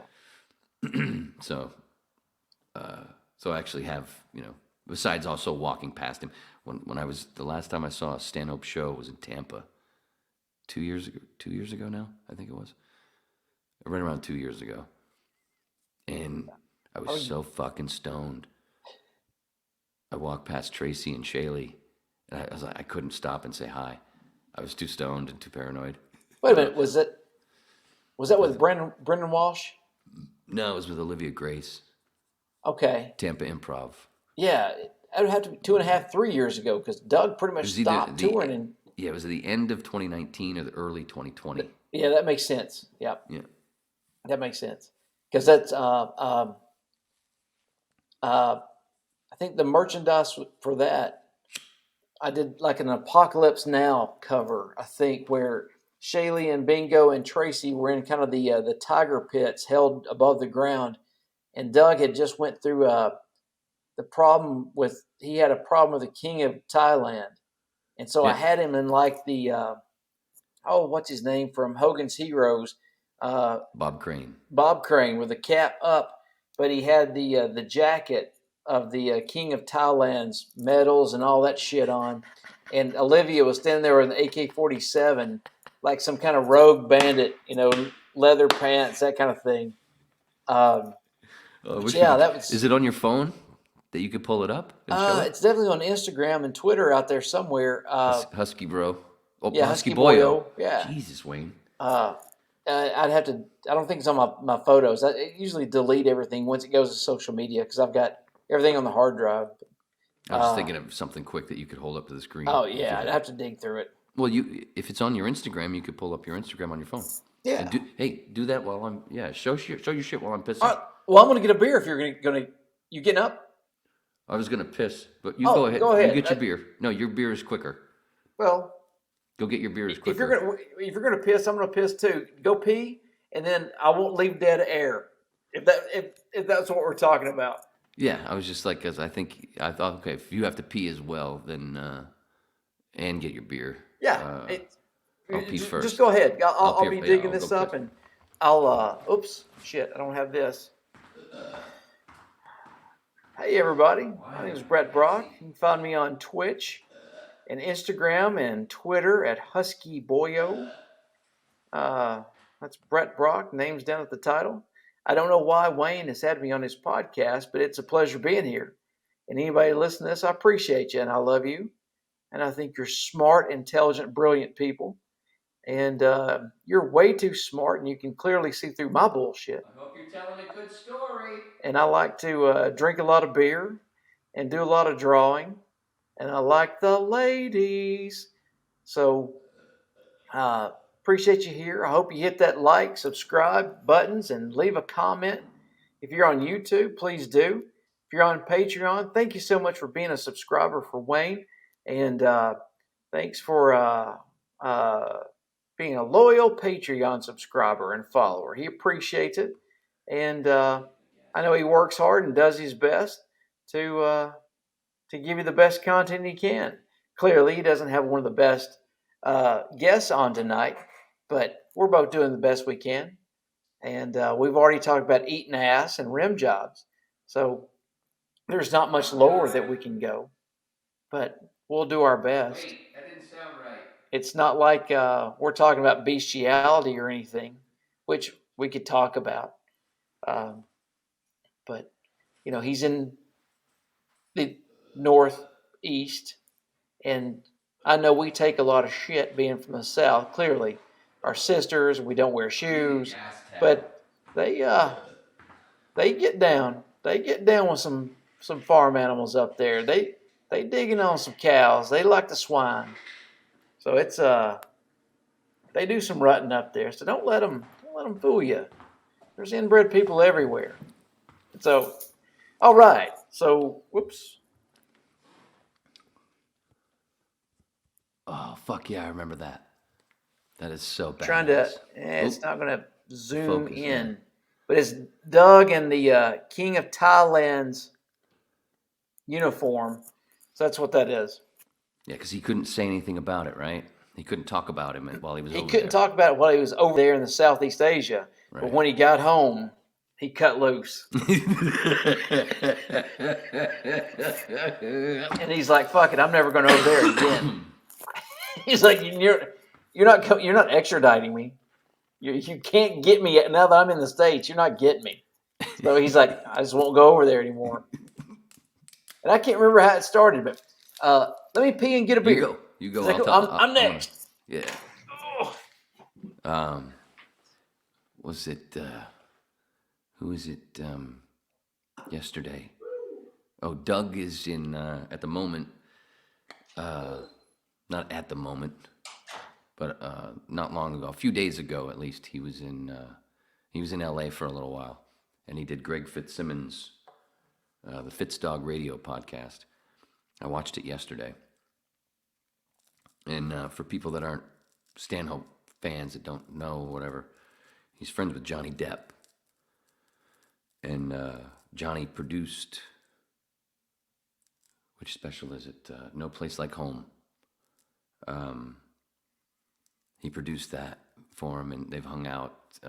They're good friends. So when the whole Johnny Amber Heard thing went down, started going down, Doug wrote some stuff. He put it on his website, and then it got published other places, defending Johnny, because he'd been around both of them, and he knew, he'd seen what Amber's really like. And it's not to dump on Amber or whatever, but Doug said what he saw, and bingo, Doug's wife, Fish, whatever you want to call it, that's what he calls her. She backed all that stuff up. So Doug has been witness to stuff, and so he wrote about it. And then Amber threatened to sue him. And he's like, "Yeah, what are you gonna get? You're not gonna get anything." He knows what he's doing, and somehow that got settled at some point years ago. But now Johnny is suing Amber, and Doug decided, bless you. Doug knows what's going on with the thing, what's going on with... And we're back. I was just explaining the whole thing with Doug being friends with Johnny Depp. Oh, yeah, okay. And writing what he wrote on his website that got published in other places, defending Johnny, because him and Bingo were witness to a lot of stuff that verged from what Amber has said. So, and then her threatening to sue him, and, you know, he said, bring it on, whatever, and then she withdrew it or whatever. But I was just saying that yesterday I watched him he was on, Greg Fitzsimmons released the newest Fitzdog radio. Yep. And Doug recorded while he was in L.A. with him at the Comedy Store, right there in the basement where we met. Yep. But in the studio, we recorded the thing that's like in that room, the main room. But there was two little rooms. One was used for the control room for the big room for the TV kind of stuff, and then there was a room next to that was basically like for radio, podcasting only. No, but they have cameras in there now. They didn't before. But he was talking about how on his tour now, where they talked about the movie that they just did. Actually, Doug just did a movie, Road Dogg. Road Dogg. Yep. And Greg was in it. Greg filled in did one of the parts that was supposed to be two other people were doing it. But anyway, Doug says that somewhere in Virginia, is it not Richmond, but look up, go to Doug at this point. There's still time, because I think it's the 11th, April 11th or whatever. He's doing a small show in Virginia on his way down from New York to the Keys to do Virginia shows. Beach? Yeah, and he's doing it because right then it's when because Johnny is now apparently, I think, suing Amber for this bullshit, and it's taking place there. It's funny you say that, because a dude who was in my Twitch stream tonight has tickets for, I think, that show. In Virginia? For that gig in Virginia. And you said it's April 11th? I think so. Because he said it was less than 2 weeks away. Yeah.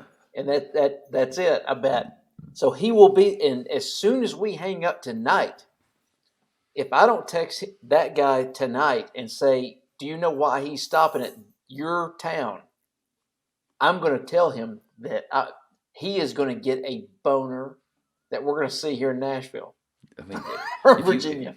If you watch that Fitzdog radio and watch that little part where he's talking about, he's basically begging people. I think it's only for people who are on the mailing list. So nobody else will know. It's not an announced show. Sure. And that changes a lot, because I've always been on the mailing list, and every time they change something, we'll all get kicked off. So we always have to keep subscribing to the mailing list, it seems like. I have to change my address with it because mine's still LA. I still get all the LA stuff. So yeah, that's what I was telling folks about. And also that interview with Greg on Fitzdog Radio, it's not just Doug. he brought on Christine Hodge. A lot of people don't realize Doug was his girlfriend for 3 years. Yeah.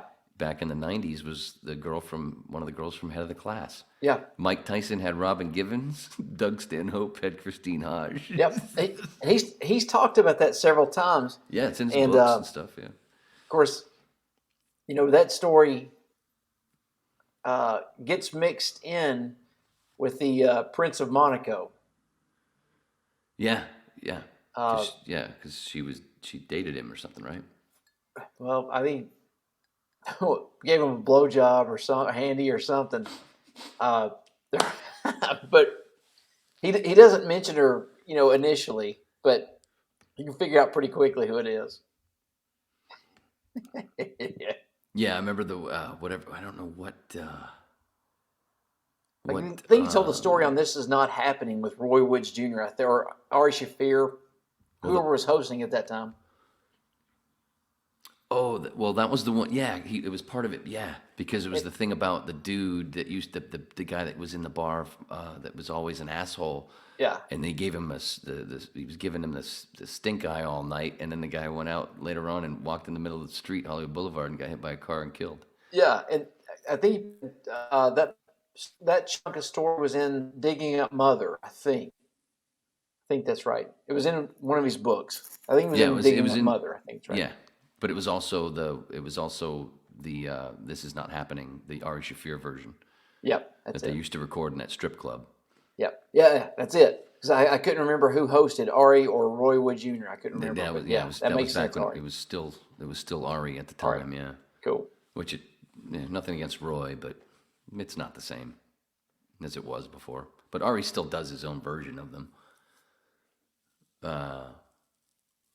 And has people. He just did one recently. I can't remember where it was, but he did one recently where he had a bunch of dudes, and I think a couple of ladies go up and tell stories somewhere. I don't remember exactly, but I watch a lot of, not all of them, but Ari's one of the podcasts that I watch because it's just so funny. His 20-minute opens where he's just bullshitting, and it's because it's so dry, and then you get the interview. But what was I just going to say? Oh, a lot of people don't know that his open, that Ari Shaffir owns this song. This song is owned by Ari Shaffir. The girl that sings that and wrote that, it's Willie Nelson's granddaughter. Oh, Ray Lynn? Yeah. Ray Lynn Nelson? I guess that's who it is. Yeah. Matter of fact, Doug was on her podcast where Music is Funny. I think that's what it is. She's got her podcast, and Doug was on there. Was he really? I haven't seen that one. Is it video or is it just audio? I'd have to look it up. Haven't had a chance to listen to it, but I want to say Music is Funny. I think that's what it is. Where she has comedians on her podcast. I don't have my notepad. Yeah, Ray Lynn Nelson. I'll try to remember that. I didn't realize she had a podcast. And she's like Ryan Sickler and a lot of well-known comics like know her and hang out together. Like they went out on his birthday, that kind of, and like, big comics always like her Instagram posts, that kind of stuff. So she's out there for sure. Yeah. Yeah, I remember when I heard that, and I love that fucking song. That's one of my favorite parts of Ari's podcast. I sing along with that, and I try to hit those notes. And I can't do it right now for some reason. Stage fright. But yeah, it was pretty cool to find that out. Like, because especially when you go with the things that Ari has done and gotten in trouble for, and then it's cool that she's keeping that outlaw thing of the Nelson name going. Yeah, I've never met her, don't know her, but she seems really cool and fun and laid back, and for sure doesn't take herself seriously. That she just seems really cool. But I don't know her, never met her. When I was in Nashville and hearing so many, one of the things I also did when I was there was I worked as a PA on a lot of videos. Yeah, a lot of. That's how I ended up at Alan Jackson's house. Wait, so did you ever work at a company called Film House? I, were you there in the late 90s? No, it was '02 to '02, '03. I did some stuff for them. I did a military commercial for them. So you did AFARTS, Armed Forces Radio and Television Service. Yeah, I did some. I was chief storyboard artist for that entire contract until 9/11 happened and we got deployed.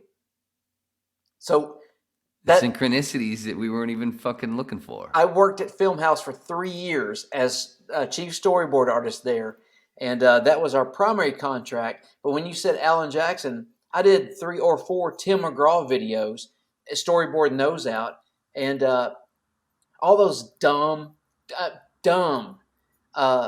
radio commercials you'd see on TV. Hey, welcome, it's drive time, blah, blah, blah, blah. I would storyboard. I'd have They would make me storyboard that bullshit out for all those commercials. So I did 400 commercials during that 3 years or so, if not more. And it was kind of cool. You'd run out of actors, and whether there's SAG-AFTRA or whatever the gig was up, and they just put out a cattle call throughout the buildings. Hey man, we need extras to come down here and put an ornament. We need your hand coming off screen, and it pays $150. All right, now fuck off. You do that 3 times, and you just pick up extra cash throughout the week working as extras. And did that for 3 years. And as soon as you said Alan Jackson, I was like, we know the same people. All right. Remind me, I have to show you, just remember Cletus T. Judd. Mm-hmm. Okay, remember that. One of my big buddies opened up for him when he was starting out as a comic. Oh, this is going to be beautiful. But, I did. But Filmhouse, I think I did 3 voiceover things for them. And then I did I can almost guess the producer. Did you work with? Fuck, I'll never remember their names. Okay, because there was only 2 of them. It's blurry, but yeah, it was. Yeah, it was the same people usually. Yeah. I did a commercial. Well, it was a PSA for Armed Forces Radio Network or TV network, TV thing, where they shot me as what they were doing was they were comparing kind of basically like the shot that we're doing right now, where in the commercial apparently they're showing a dude on base who works in an office or whatever, and he's getting really tired or whatever, and it's showing it's the same thing as somebody sitting at a bar drinking and then getting in the car. Yeah. And I basically just had to sit there at a bar all afternoon, like I was drinking and just, but I wasn't.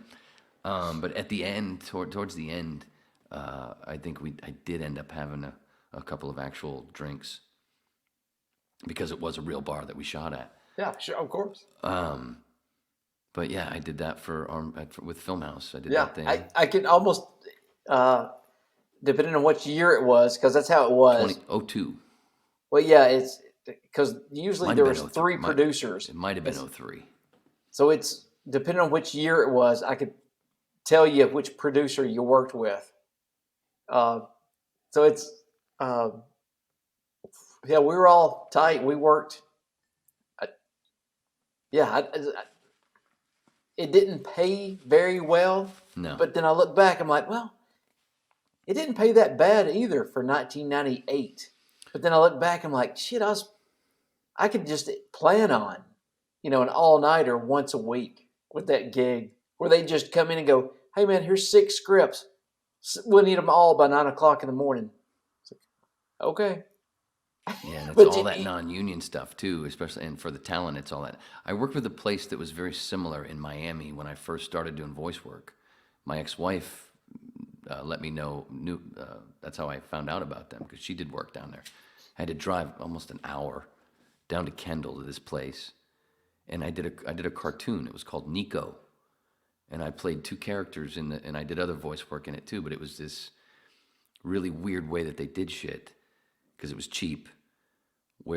And you had to change it. Not only did I voice this stuff, but with the producer, we also had to, as we did it, we had to rewrite it, a lot of it. It's like the animation was done in Japan, but it was written by British people. So it was so the wording, so the mouth stuff, so a lot of the stuff was for English slang, British slang, UK slang, and so we had to fix that stuff for the American version that we did. So you had to lip sync to something that was already animated. Yeah. Which that's ass backwards. Usually you do the sound first, and then the animators draw towards the recorded sound. Woo. It was tough. You can find it on YouTube. I'll try to find it and try to, along with your links. I'll put the link in the description if I can remember. But it's called Nico, and it was about a blind kid.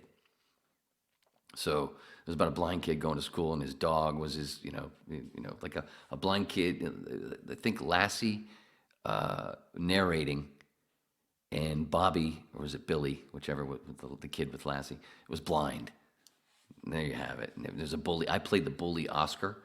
Ooh, look at the little blind boy. And he had this like a funny it was kind of like a mohawk, and there was a streak of hair he had. And I also played Nico's dad, and then did various other kind of shit. But my point being that place that I did that at was kind of like Filmhouse.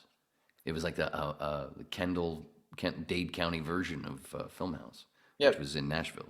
Very self-contained 3-story building with everything was just inside it. Yeah, just like you said, non-union, and it was. There was stuff going on all the time there.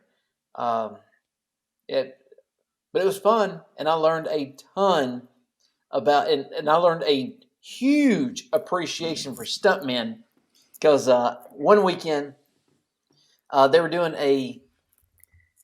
I'll never remember the guy's name. Very good actor. He's dead now. This was the late 90s. We were doing a radio station, again, a TV commercial for a radio station. And it was a radio station in New York City. And I guess they catered to primarily gay men. So the theme was, "It's raining men." Of course. And it was just like, 10 dummies falling from the rafters. But then I was right in front of the camera. And so for about 4 hours, I just over and over fell from 12 feet off this, not rafters, but scaffolding. Scaffolds, okay. So I 12 feet down on these pads, and there was a stuntman there. He was also doing it, and so he patted me up and told me, and then we'd be out. Well, he was out smoking, and he just goes, "Y'all really need to have a union here. Y'all need to do this, and y'all need to do that." And he goes, "Do you take any drugs?" I'm like, "No, I drink a lot of beer." And he goes, "You'll start taking drugs if you keep doing this." and I was like, okay there, old man, I got you. And then the next morning, dude, I had to crawl to take a piss. And I didn't make it to the toilet. I just kind of hung it over the side of the bathtub and just pissed in the shower and just let it drain down. Because I never thought about that. Just take after take after take after take, just falling down 12 feet onto that padding for 4 hours straight. My body was just absolutely battered. And the only thing, the stuntman is like, tuck your thumbs in, just try to don't flail and make sure your chin's on your chest. That's all you can do. Don't land on your head or neck. And I was beat up that next day.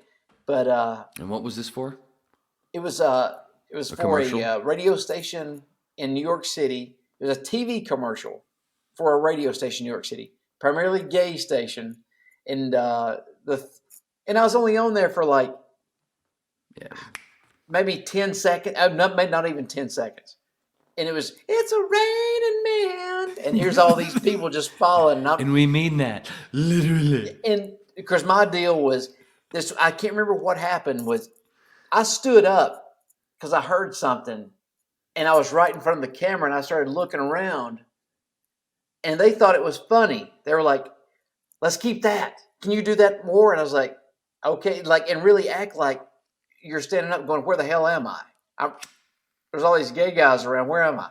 And they went with again, late 90s.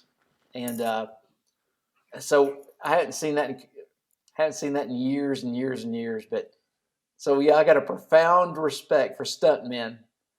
Something should be fun, just falling like a kid, and then you can't walk the next day. Nah, that is tough. I'm trying to think if I don't know if I can play it. I don't know if I'll get a strike if I play what I want to play. It's a music video, and it's a parody song.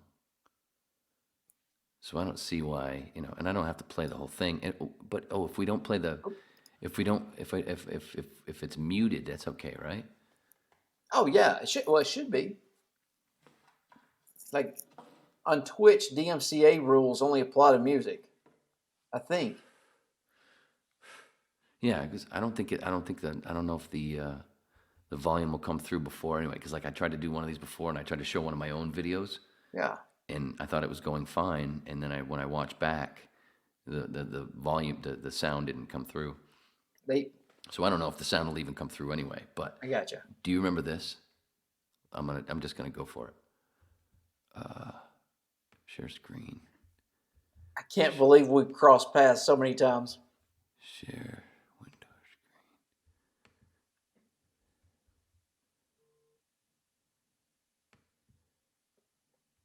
Can you see this? Yeah. That's old. Man, I hadn't seen that in years and years and years.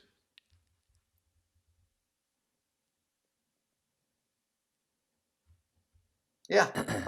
My buddy Monty, when he started out, he opened for Cletus T. Judd, took him out on the road. Matter of fact, we just did a podcast together last weekend. Ready? And he just admitted, he goes, yeah, I wasn't ready for it. But, yeah. I hung out with him for a night, but besides this, hold on one second.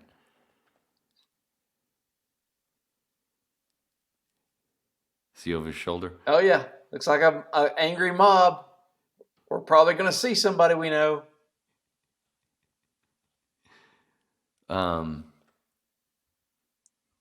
So instead of it's a parrot. There you go. Yeah. I saw it with the hat turned backwards. Yeah. Yeah. It's a take on great day to be alive. Yeah. So it's a great day to be a guy. Yeah. And we had this fucking house, dude. This house was insane in Nashville. I think it was in Franklin. Yeah. I think it was a doctor's house that we used. Look at this. Look outside. Look at this. And that's, yeah. We had a fucking ball all day.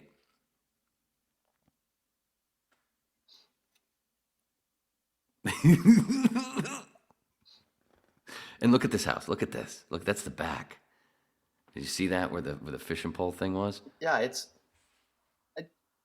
place was insane. And what sickens me is Nashville used to be a really nice secret, a well-hidden secret. There's always been huge, badass, big houses like that for a while.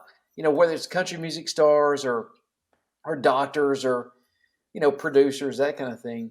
But nobody really talked about it. And I had to be so careful right there because I had to Oh, that back bet. right by that window. yeah, Oh my God, I was so scared. I can imagine what that window would cost. If you go and watch the video again and you stop it there, you could see I'm choked up almost all the way to the fucking metal. The grip is over here.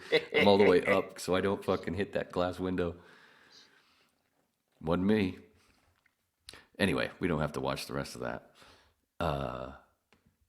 But yeah, there's another Nashville tie for us. Yeah. That wasn't Filmhouse. That was one of those. You said it's somewhere in Franklin, right? You are sharing. Stop sharing. Well, that house was, yeah, but the company that produced that, the company that produced that video. Here, is that how incestuous it was? Were they off 8th Avenue at that time? I can't remember. 8th Avenue South? I can't even remember the name of the company. but it was in like a big older brick building. Is that what you're talking about? Okay. They produced a lot. They produced a lot of the videos for CMT and a lot of the country music videos. Okay. I'm trying to remember the husband. Anyway, so my wife was a VJ at CMT. She had a stylist. The stylist's husband was one of the owners of the company that produced most of the videos. Yeah. So it's amazing how it just circulates around here. That was the couple. Or it used to. Yeah. That was. I don't know how it works anymore. This is 20. I'm talking 20 years ago. Yeah. Yeah. So we hung out as a foursome quite a bit because Catherine and my ex-wife hung out a lot. They went shopping all the fucking time, and I'm trying to remember the husband's name, but I told him, if there's days, so at first I worked as a PA for them here and there on some videos. The Blake Shelton, the baby. Yeah, the baby video. Yeah. If you see the baby video, I was a PA on that. I actually, besides all the other gigs that I did, towards the end of the day, when he's doing this thing where he's walking on a treadmill they have, because behind a blue screen thing, he's walking in front of a film. I had to go to the liquor store to get him vodka and orange juice. And this was before GPS shit. And where we were shooting was in this weird part of town where it was all this screwy shit. So I was scared shitless. It was going to take me forever. But anyway, I did a PA work on a bunch of stuff. And then there was one point where, you know what? And he said to me, he's like, I think you'd be good for this Cletus D. Judd video they're going to do. You'd be one of the guys. I went, okay. I went and just shot the shit with the director who I'd actually met at a CMT event before. And we were just talked about Quentin Tarantino movies. And he's like, you'll be good for this. And that's so that was that gig. Perfect. But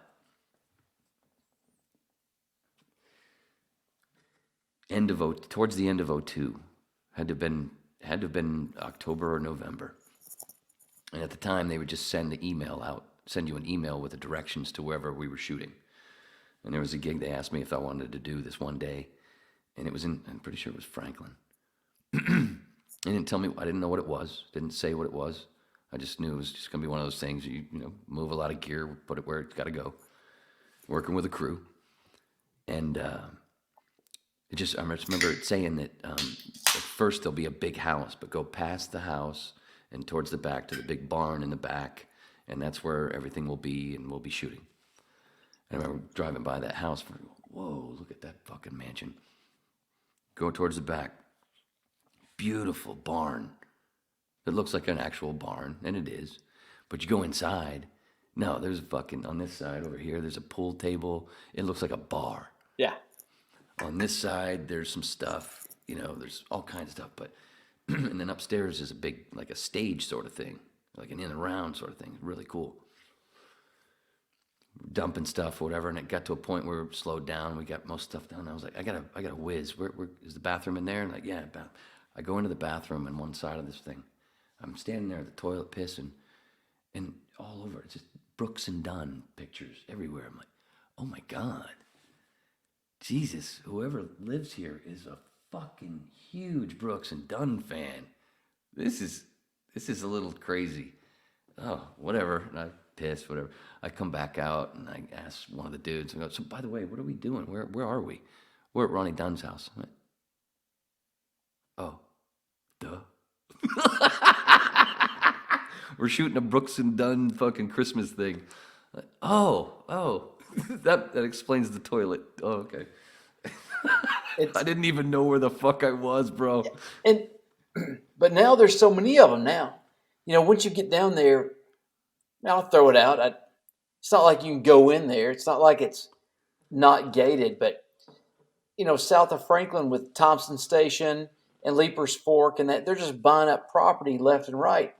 And just huge. They're not only just buying, they're buying tons of land, tons of property.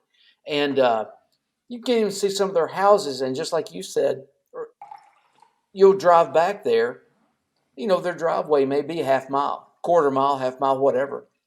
And and it's huge. There's a lake, there's a big pond or something. I got a better one. Yeah, you just led me right into the next story. Well, or I didn't. I wasn't going to, but I think I mentioned Alan Jackson earlier. I got to piss first. Where do you want me to start with him? I know 3 places he lives. This is a long story. I got to piss. Tell the story. I don't know what something story. About the Comedy Store, maybe when we were there. Well, such a fucking mecca. My only comedy store story was my first time there. I didn't know that. Like, I did stand up. I still do stand up. I didn't know that when you go into the OR, if you sit along the back wall, that is reserved for comics. And comics basically going up next. Or comics just shooting the shit, watching other comics. Well, I wasn't seated, but I was there with comics.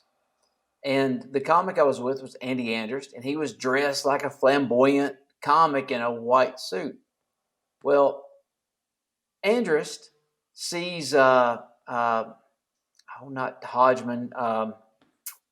it'll hit me in a minute, Holtzman, I think, and he runs out to go take a picture with him and say hello and hang out, that kind of thing. Well, he leaves me sitting on the back row. So it doesn't take long.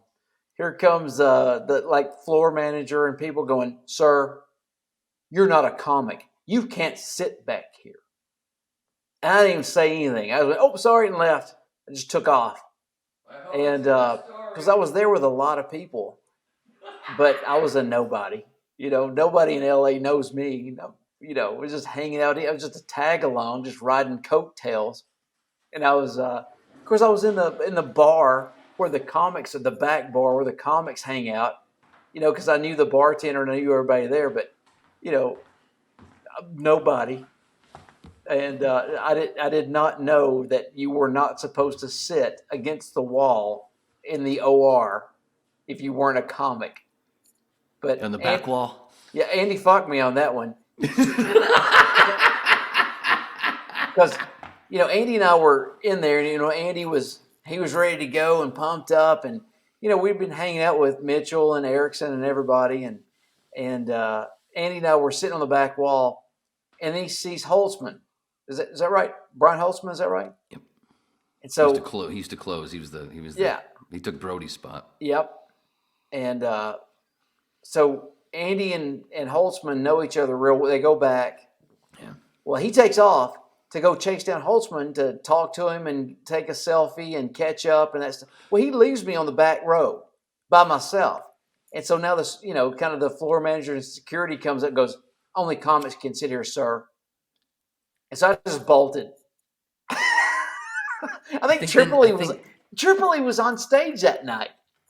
Yeah, he had to go up. But I just took off. Oh, because I remember seeing you in the back hallway, the second time, because that same night, Brett Erickson took me to the back bar, the Magic Bar. Yeah. That I'd never been to before. I'd never been in there. All the times that I've been there and doing the show doing Conspiracies Now with Sam, I'd never gone to that back bar. And at the time, I wasn't drinking. I wasn't doing especially out in front of anybody.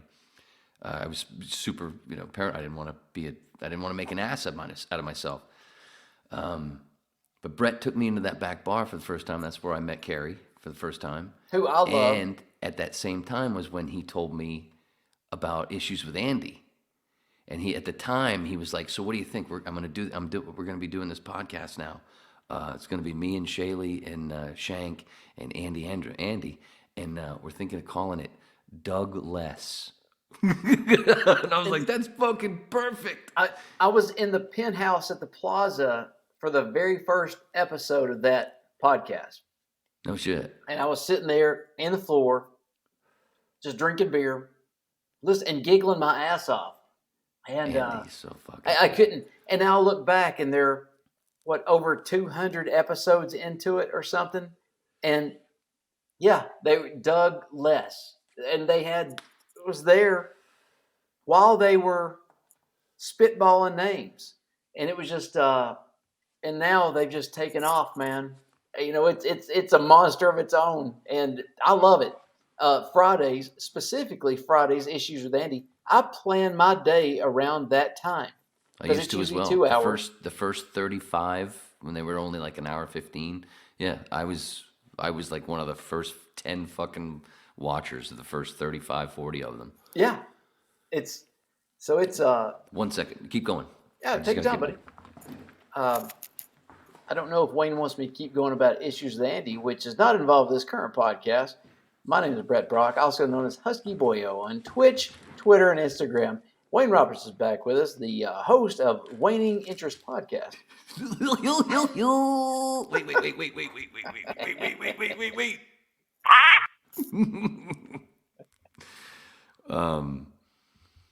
What were you saying?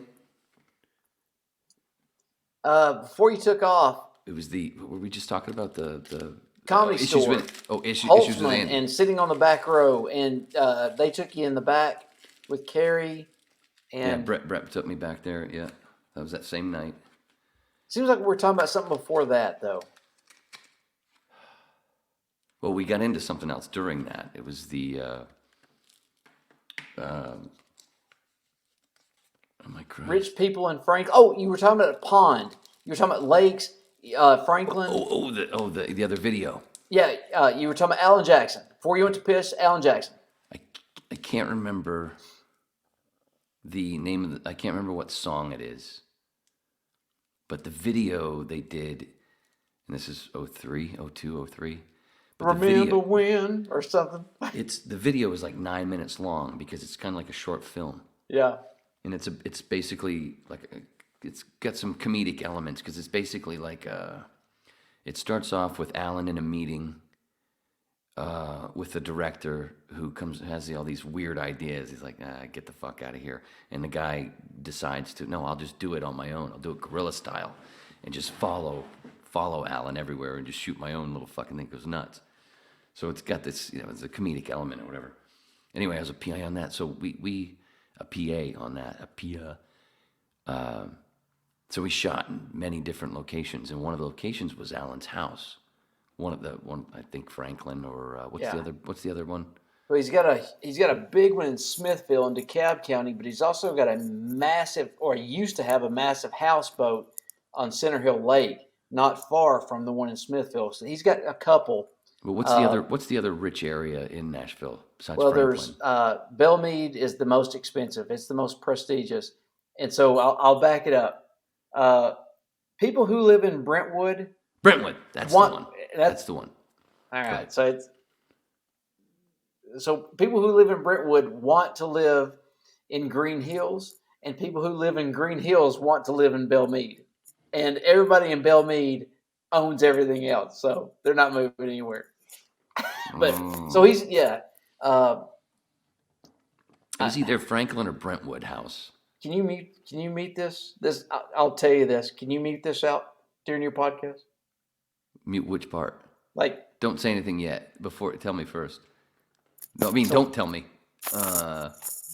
So I live in Brentwood, and Dolly Parton's house is like a mile and a half from me. And so when you do all the tours, fucking tour buses are everywhere out here. You don't ever leave your house and go down this certain road that I live on because it's going to be a nightmare. It's backed up with these country tour buses where they're just constantly going, here's where so-and-so lives, and here's where like going through, like in LA. It's awful. It's awful. Wow. I didn't know that's where you were. So let me back. And you could probably say it. When I bought out here, there was nothing. Right. Where I currently live, there was nothing. Your worst thing was hitting a deer at night driving home. And now it's puked up everything now. So it sucks. And I can't wait to get the hell out of here, to be honest. It just, yeah, sure, there's convenience, but it's also a lot of douchebags. And I live here, so I guess I'm one. Well, that's one of the reasons I left. I left Los Angeles. I went back to where, like you just described, what your area Your area probably looked back then looked like what mine still does here, where I am now in Maine. It was a teeny tiny little 2-lane road that with no shoulder. If you were drunk driving home and you dropped off, that was it. That was your ass. Like you were now 4 or 5 feet in a ditch off the road. There was no shoulder. So you became a really good drinker and driver. You drove out here and It's so true, because there are some times where you ended up making it home. Not that we're condoning it, but there were times back in the day I remember getting home going, wow, I'm a professional. yeah. Like, holy shit. Those were the ones I could remember. I actually remembered bringing my portable CD player with the cassette tape inside with me so nobody'd break into my truck. Oh, yeah. That one times that my truck got broken into was one of those drunken nights where I didn't fucking lock it up and felt safe. And next day, they yanked the fucking radio out. This is like 93-ish, 94-ish. Can't have nothing. But so yeah, like I said, it's either Brentwood or wherever Alan's house was at the time. One of his houses, the big one. It was palatial, and then you've got the house. Say the house. I'm trying to do it with the screen, but I know this is going to be audio only, so I'm trying to describe where the house sat down, and there was a pond, pretty big pond. He wasn't in the Governor's Club at that time, was he? I don't know. I don't think so. That's where all the Titans and the Predators and all those guys live. This place was remote. Oh yeah. More than likely, Alan Jackson has his own place. Yeah. Yeah, it was remote, and this was many acres. Because it's kind of Steve Winwood owns a place too in Brentwood, and a couple of those guys from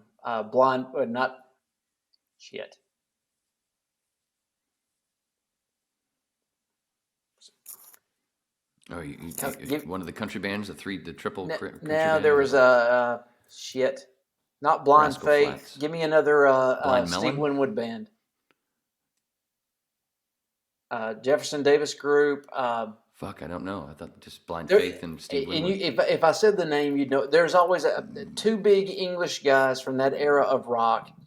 They've got big ass houses in Brentwood, and the cool thing about that was they'd get a hankering to go out and play. And this was the cool thing about Nashville at that time, back in the late 90s. They just show up. Like, they just pop into the Exit Inn or some cool rock club, and it's like, holy shit. Like, right there is Steve Winwood. And he's just doing a gig. Or not even doing a gig. He's just jamming. Yeah, just jamming. And shit, who was that? It'll hit me in a minute, and I'll scream it out and blow out everybody's earphone. No, that's totally cool. I'm gonna look it up. But no, Alan Jackson, huge palatial estate, tons of land. I get it, because it's plenty of that here. I mean, it was remote, like where I am right now. Steve Winwood bands, Traffic, right? It's exactly it. It was definitely Traffic.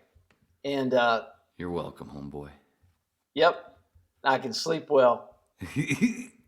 God, I love the internet. Yep. And I do feel bad for not knowing that. Same here. Well, it has nothing to do with these, 12 beers I've drank tonight. Well, I mean, I'm a radio guy, so I did a little bit in classic rock, and I grew up on that shit, for fuck's sakes. But so Alan's place, palatial, where the house, the main house, sat down in a spot, and then about 50 yards from the house was this big pond, and then up where I was, for the most part, was up on this hill looking down on that. And then to a little further back to my left, while I'm looking down, there was this kind of a barn sort of thing, this old thing that Alan kept up, and then just acres and acres and acres. And the guy that took care of the grounds was hanging out with us up on that top of that hill, because that was part of the thing. We were shooting down on Alan just at home doing stuff, so that was part of the thing. And the grounds guy was telling us about a couple of stalkers that he'd always sometimes have to pull a gun out and just, you got to go. I've got this. He was telling us stories about that when we were at show. I was like blown away. So anyway, blown away. I didn't mean that pun. Achoo! That was perfect. I didn't usually don't have that in front of me, but hey. Anyway, so we start shooting, and I don't know what's about to happen down there because I'm not part of that. You know, I'm a PA. I'm just lugging shit around, setting it here, and then moving it over there, and then moving it again, and then 17 more times with other guys and a few girls. And then we start doing the thing where they're shooting, and I'm watching this. Alan comes out of the back of the house, goes over towards the side of the house next to, behind one of the tour buses. It's right there beside the house. Comes around the side, from the other side of the tour bus to the backyard in like a 57 Chevy, this red and white 57 Chevy. And at first it looks like he's going to start driving it towards us up the hill, and that's what I'm thinking is going to happen. But no, he just turns and starts heading right toward the pond. And he's not stopping. And I'm going, what the fuck is happening? What's happening? He's driving into the pond. Is he fucked up? What's going on? Something's wrong. Drives into the pond. Next thing you know, it's a boat. He stands up, grabs a fishing pole out of the back seat and goes, zing! It was a boat. It was an amphibious fucking 57 Chevy that the record company had given him a couple of years before or something. I was like, whoa, that is so cool. I went from shitting my pants to thinking, that is badass. So, all right. I don't want to narrow down where I live, but you don't have to. There's a not too far from me is where Tim and Faith used to have a house. I don't know if they still live there or not, but there was a huge house not too far, a mile and a half from me, 2 miles from me. It's not far. And word on the street was, back in the mid-90s or so, that Faith and Alan had a coke thing where they were hanging out and getting a little too comfortable doing coke. And when you mentioned that, just driving a car that ended up being like an amphibious duck, thing, that makes sense. That just seems like coke behavior.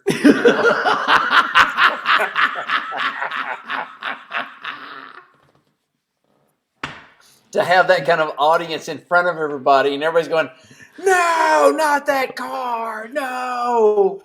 And literally looking down from this hill, this beautiful hill, and it's all beautiful thing, and you're thinking this is cool, and then no. Cool. So to go back, do you remember in the 90s? That's a fucking clip. That's going to be one of the many quick clips right there. Go. It'll end with us laughing together. That'll be great. Go ahead. So, do you remember back in the 90s, top tier, like 1% Vogue model named, she's from Florida, Nikki Taylor? Dude. You remember her? Dude. Right. Oh, the synchronicities. All right. So, the hit, she married, I think, somebody that played with the Lions or something, had a couple kids, Urlacher or whatever.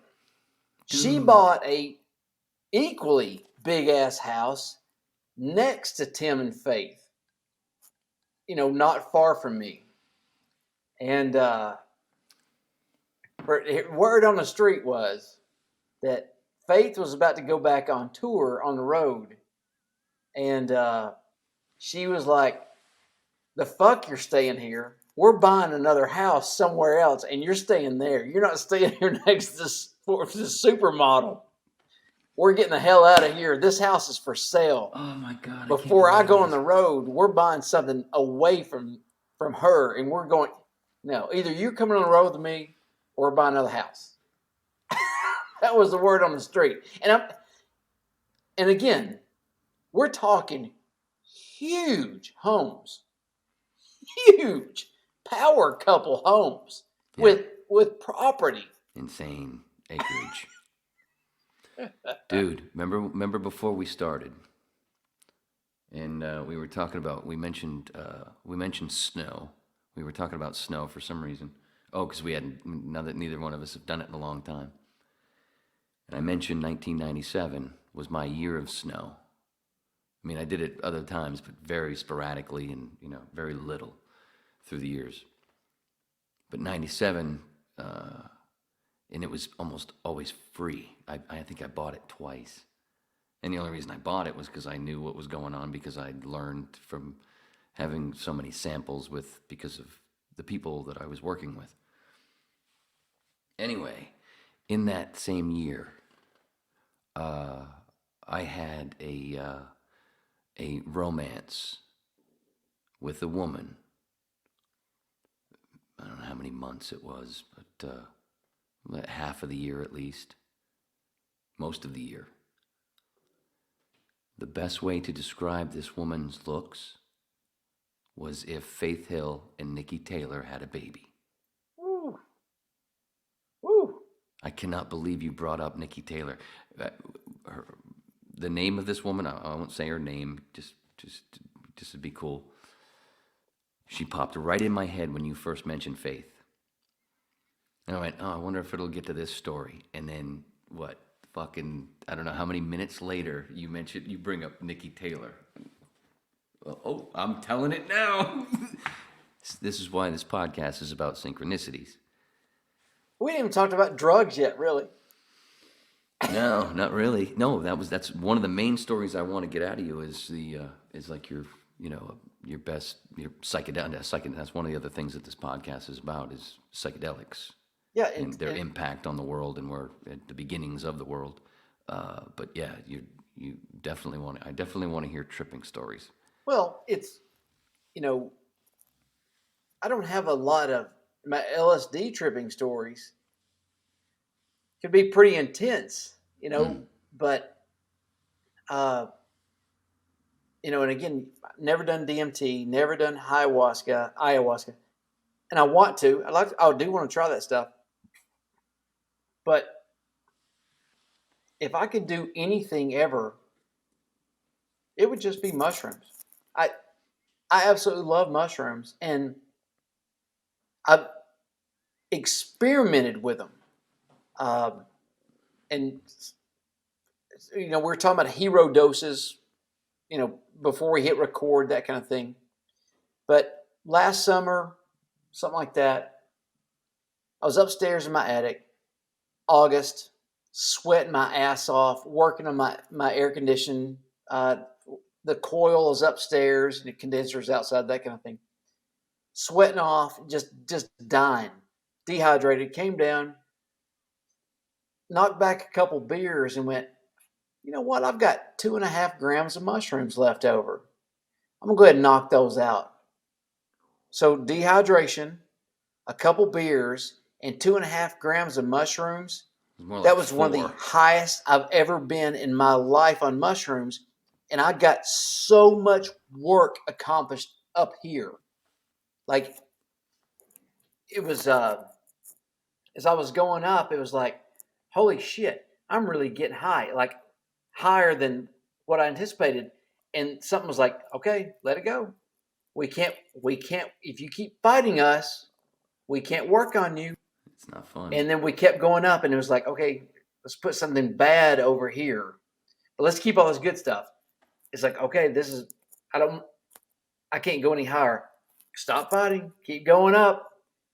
And it was like 4 or 5 levels of just getting rid of bad stuff and leaving it on a shelf and keeping the good stuff. It was careful of that, Mike. Careful of the other thing in your mind. I told you I was going to get excited. No, it's cool. It was very minor. It was very minor, but it was very small. But I just wanted to. I appreciate it. Before we get I didn't want it to affect anything.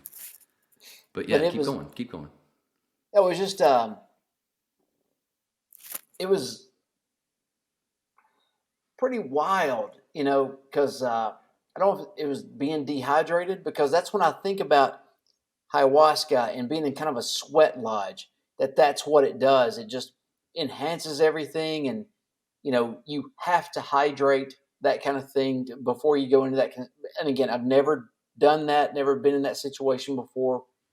But now I'm at the point where I do want to play around with it to see if I can intensify that effect, effectively, stretch my money out a little bit.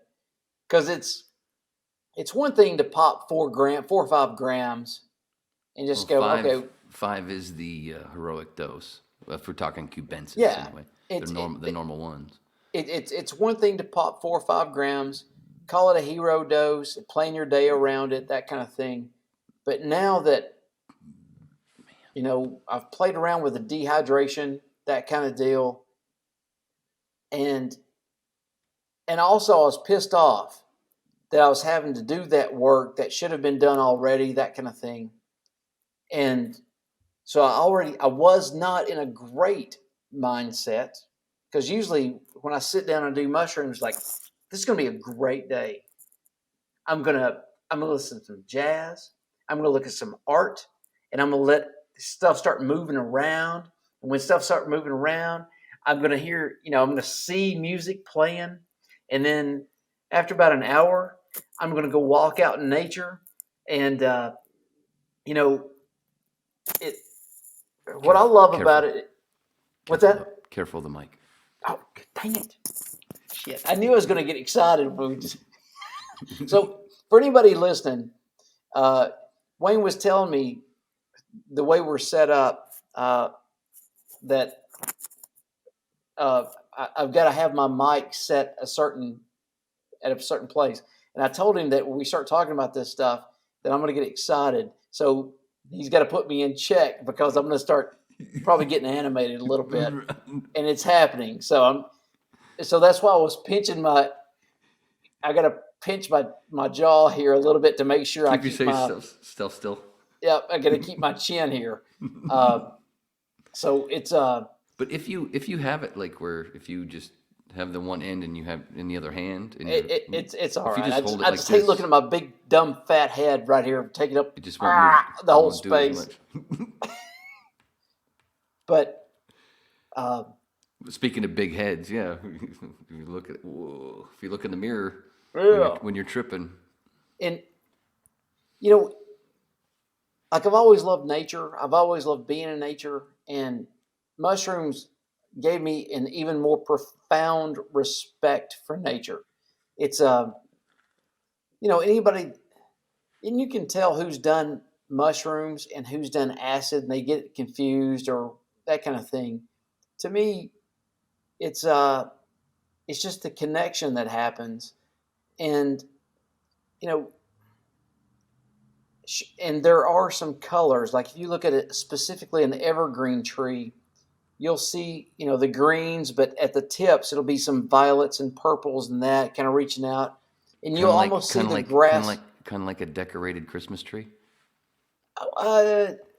Not that vibrant, but possibly, Twinkles, like sparkle, like what do they call it? Yeah, that's a good way to put it. It does kind of vibrate. The colors vibrate a little bit. What is it that they do? One of the things that you put on a Christmas tree besides the ornaments? What is it? The sparklers or something? Tassel. What is it? What's it called? Yeah. That's what you made me think of. I've always thought of it as if the northern lights or that kind of thing could be through each. That's what it was kind of like, but a different color spectrum. But more importantly, you could almost see and feel grass growing almost. And even though there was no wind, you could feel it kind of waving a little bit. And it's like, oh, I should not step on that grass. I should tread lightly. I should, be more respectful of what's growing, and, and appreciate that kind of stuff more. And, after every big mushroom dose, you can't help but be a better person. Or hopefully you are. If if you're not a better person, well, you've got some more work to do. And, give it a few days and maybe go a little deeper. On one of those things that you just said, I got to ask this. Careful of that mic. It just moved just now, but it's okay. Did it? Yeah, now it's fine. There it moved. Wait for the next one. Didn't move there. Okay, we're cool. Go. There it moved. Oh shit, what was I saying? There's two things I wanted to say. Oh, so when you have done those doses with another person, when you look at that other person's eyes, don't they look like they're 7 years old again? They have this look in their eye like they're a little kid again. When you get to that forest part, where everything is wow, when you get to the peak. So when I've eaten mushrooms, I've only done it around, I think, one or two other people. Because, I've got to work on myself. And there's times I don't know if I'm going to be good company. And so I guess I'm not, haven't matured enough that way, but I haven't really thought about that. However, the couple people I've, done a bunch of mushrooms around, I really have grown an intense connection to them. Like, we're friends from now on. That's it. I'll always ask about them and how they're doing mentally, and like blood brothers. Yeah, it's like you make the connections. Like, we went through some shit, and it's and the shit's only like 15 minutes, and then it's 2 or 3 hours of like you're in fucking Oz. Oh, so I was, or the chocolate factory. And again, you've done much more than I have. So not much more, but yeah. Well, and usually my big, huge peak usually lasts an hour. It seems like it takes 30, 45 minutes going up, an hour in the spectrum, and then your rest of the time's coming down. So, and what I base that off of is I'm not getting in a car. I'm not driving at all. I did that once. For at least 4 hours, a minimum of, and at that 4 hour mark, it's got to be an emergency. I'm not getting behind the wheel because I don't want anything to, nothing to come back at all. So I did it once on accident. It was an accident. It was a bad timing. Traffic happened, and it was a fucking nightmare. I went to pick my buddy up who used to live in my building when we first became tripping buddies, but then he moved down to Long Beach.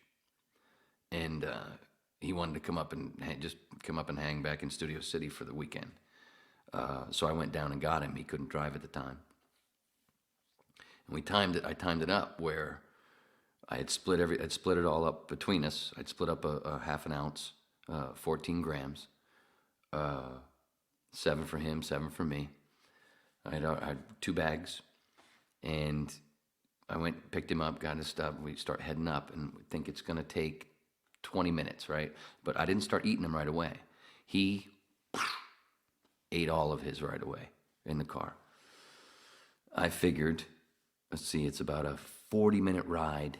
About 20 minutes in, I'll start eating them as we go, because it's going to take a little while to kick in.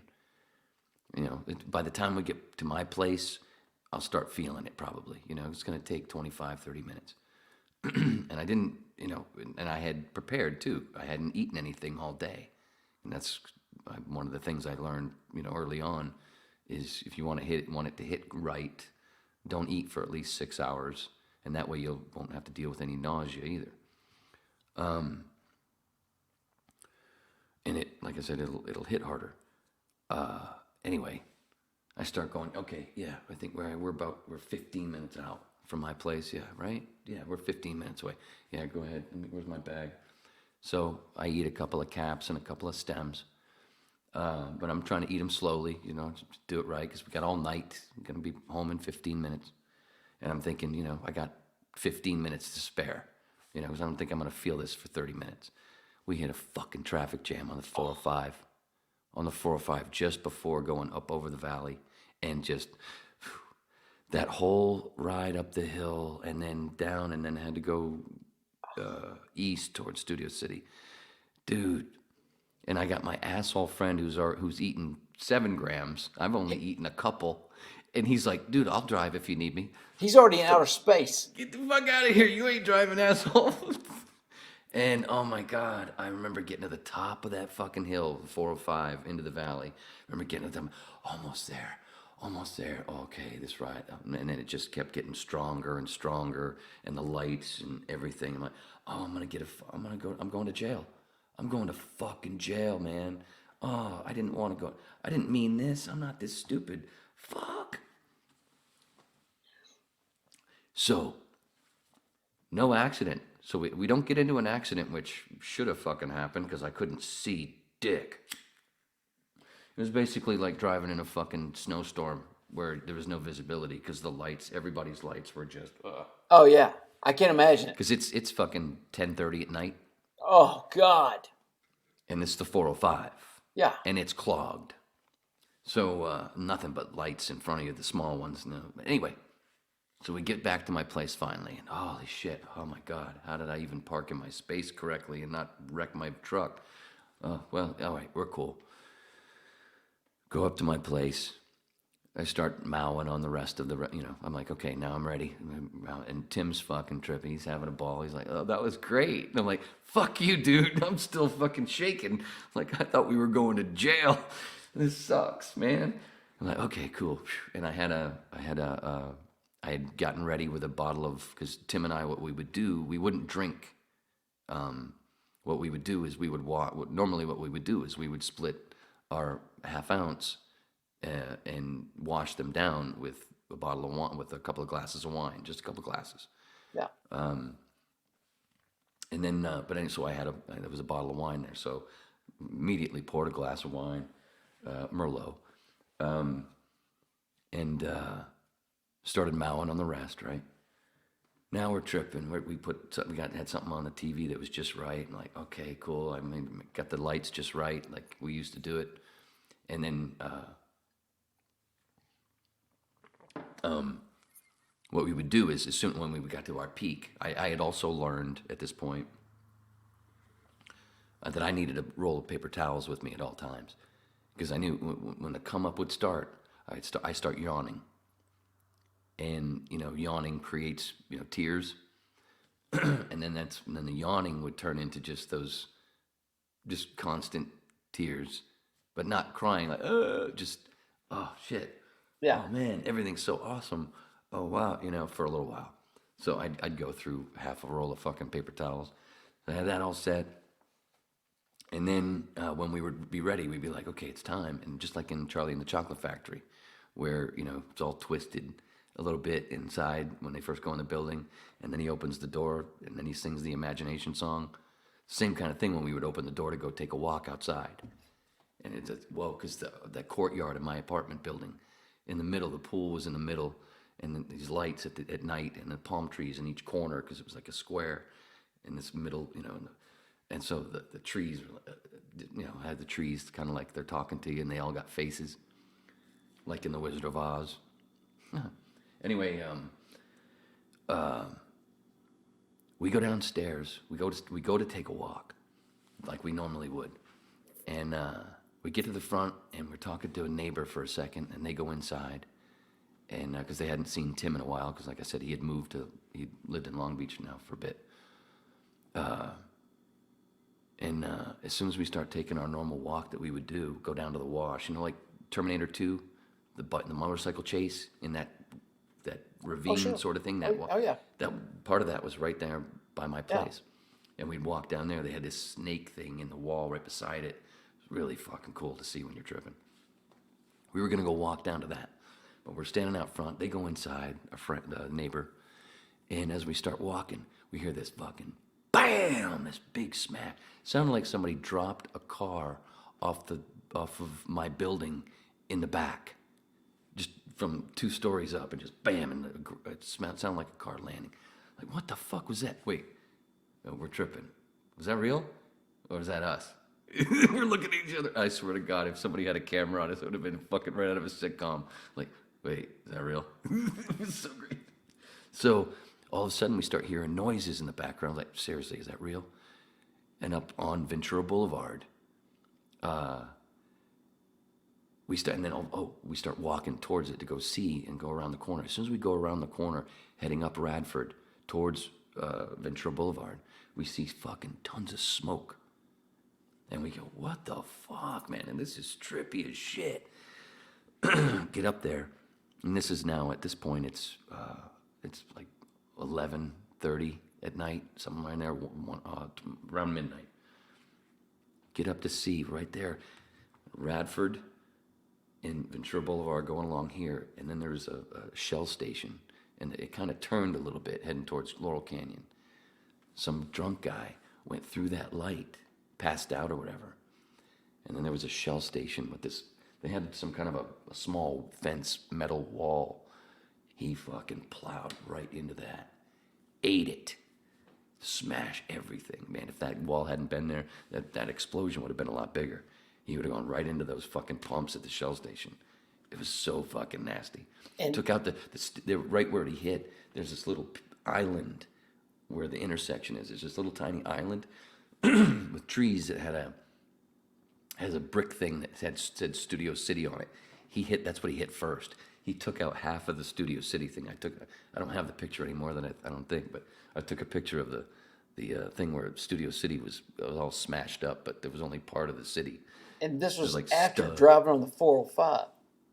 This was after we got back from me tripping while driving. Yeah.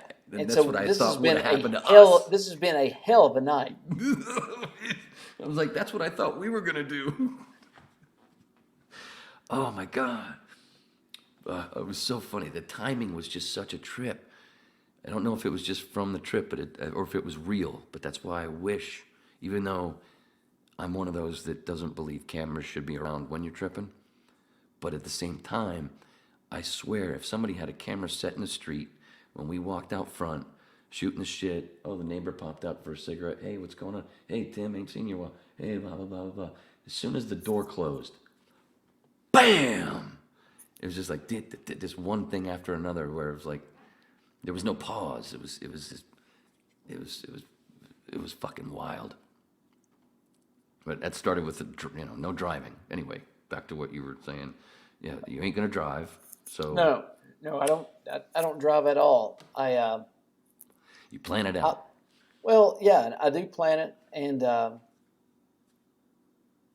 honestly, I never got Miles Davis.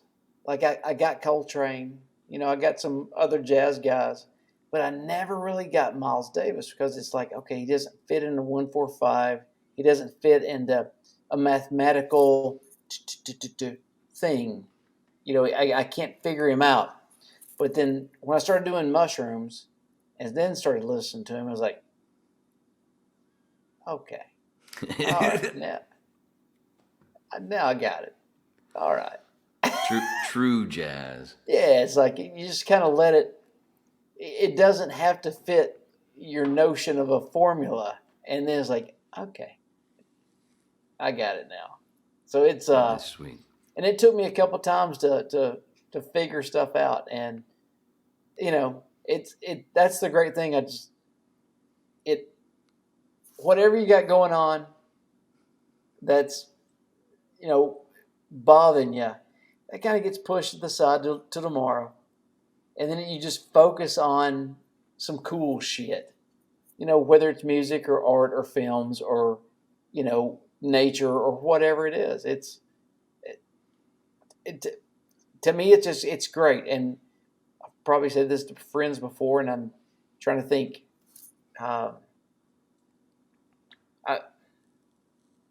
It's, again, a hero dose once a month. Sets me straight, man. It's it put me 2020 put me in a position. Well, yeah, it forced everybody in a position. But doing hero dose once a month, put me in the mentality of whenever I leave the house, my job is to not make anybody's day worse. That's my conscious effort. When I go out, don't be a dick. Don't be a smart ass. Just don't make anybody's day worse. And that's I think that's the best we can do, because you get cut off in traffic. You're gonna run into assholes. You're gonna get people being smart ass to you. It's like, okay, but you don't have to be an asshole bag to them. You don't have to shit on somebody who's serving you food. You don't have to shit on somebody working at the grocery store. You can just don't make their day worse. That's to me, that's such a small thing. And now that I say it out loud, it's like, that's very minimal. You should probably try to do more than that. But it is a lot. But in this day and age, that is a lot. It seems like not, but that. So see, that's the thing. One of the fun things about talking to other people about tripping experiences and how you feel afterwards and when it does, is those things where it's never any different besides being a better person, which is why it's so funny. And that's what it did for me. I used to be like using let's use. We've been talked a lot about comedy. Using comedians as an example, a great way to, as an anger person, even though he makes fun of it and he acknowledges it, which is one of the reasons it makes Bill Burr hilarious, is he talks about one of the fun things about listening to his podcast is him telling true stories about blowing up about things on people. And I'm like, almost every time he tells those stories, I'm like, I got a bunch of those, from just on the phone, trying to, just stupid shit, and I know it wasn't right. And, but I've grown along with listening to those things. It's almost like an AA, kind of like how so many comedians learn faster from listening to comedians talk on podcasts, so they don't have to take a class. Yeah, go do it. But you've got this free school all over the place with all these comedians telling you shit. But I went from that. I've noticed that it in the acknowledgement of the comedy world, I went from, I used to be more like a Bill Burr type that way in my anger. And then realized that, with Rogan, even though, not to make it about Rogan, but even though we all share a birthday, but how he talks about when he talks about people about how it made him a better person. And I'm like, yeah, the same thing. Because I went from not in comedy wise, but in just talking about personally as a person, self-awareness, I went from like a Burr to Rogan in that, fuck. Oh, dude, really? Oh, that's fucked up. Oh, well. Now I handle it much more that way. And that same thing where Rogan talks about how I related to that when I was like, yeah, I do the same thing. Where he says, from tripping has helped make him look at everybody as they used to be a baby. Remember, they used to be a baby, right? Well, that's one of the beautiful things. Like I said, when I was talking about how tripping together, one of the fun things about other people as well that I've tripped with, but mainly Tim, because he and I were like, a couple of shaman getting together. Because I learned from him, even because he tripped way more before me. But the thing was with his, there you are. The look You at locked his. up a minute. Oh, I cut out. No, go ahead. No. The audio was fine, but you just locked up. Go ahead. Okay. Sorry. One of my favorite parts was every once in a while looking at Tim, going, "Hey, dude, let's look at each other for a second," and just looking at him, and be like, "Hey, what's up?" And I'm like, "Oh, you're 7 years old again. It's like you're 7, and you just woke up on Saturday." And you just got done watching cartoons, which was a blast, and now you're getting ready to run outside and play with your friends on a Saturday morning. You're like, that's what you're like, and that's what I'm like. Isn't this awesome? So it's that kid thing. Always brings it back to the kids, where it makes you feel like a kid again, because it's got that ego death. Because we didn't have, our egos grow as we get older, as we absorb everybody else's stuff. But the nature thing I wanted to get back to, but on this line that I'm at, that's where the Jesus mushroom thing comes from for me. Not only the mycology that explains a lot of the shit in the Bible and the Quran and with Hindus, every religion to me is laced with the natural psychedelics of the planet. Which is why, and it's like what is it? Not analogy, not a metaphor. What's the other word? But it's like hidden stuff. Like that's why Jesus, as a kid, when you're learning that Jesus stuff and you keep this whole virgin birth thing, that's everybody's question as a kid going, wait, how does that work?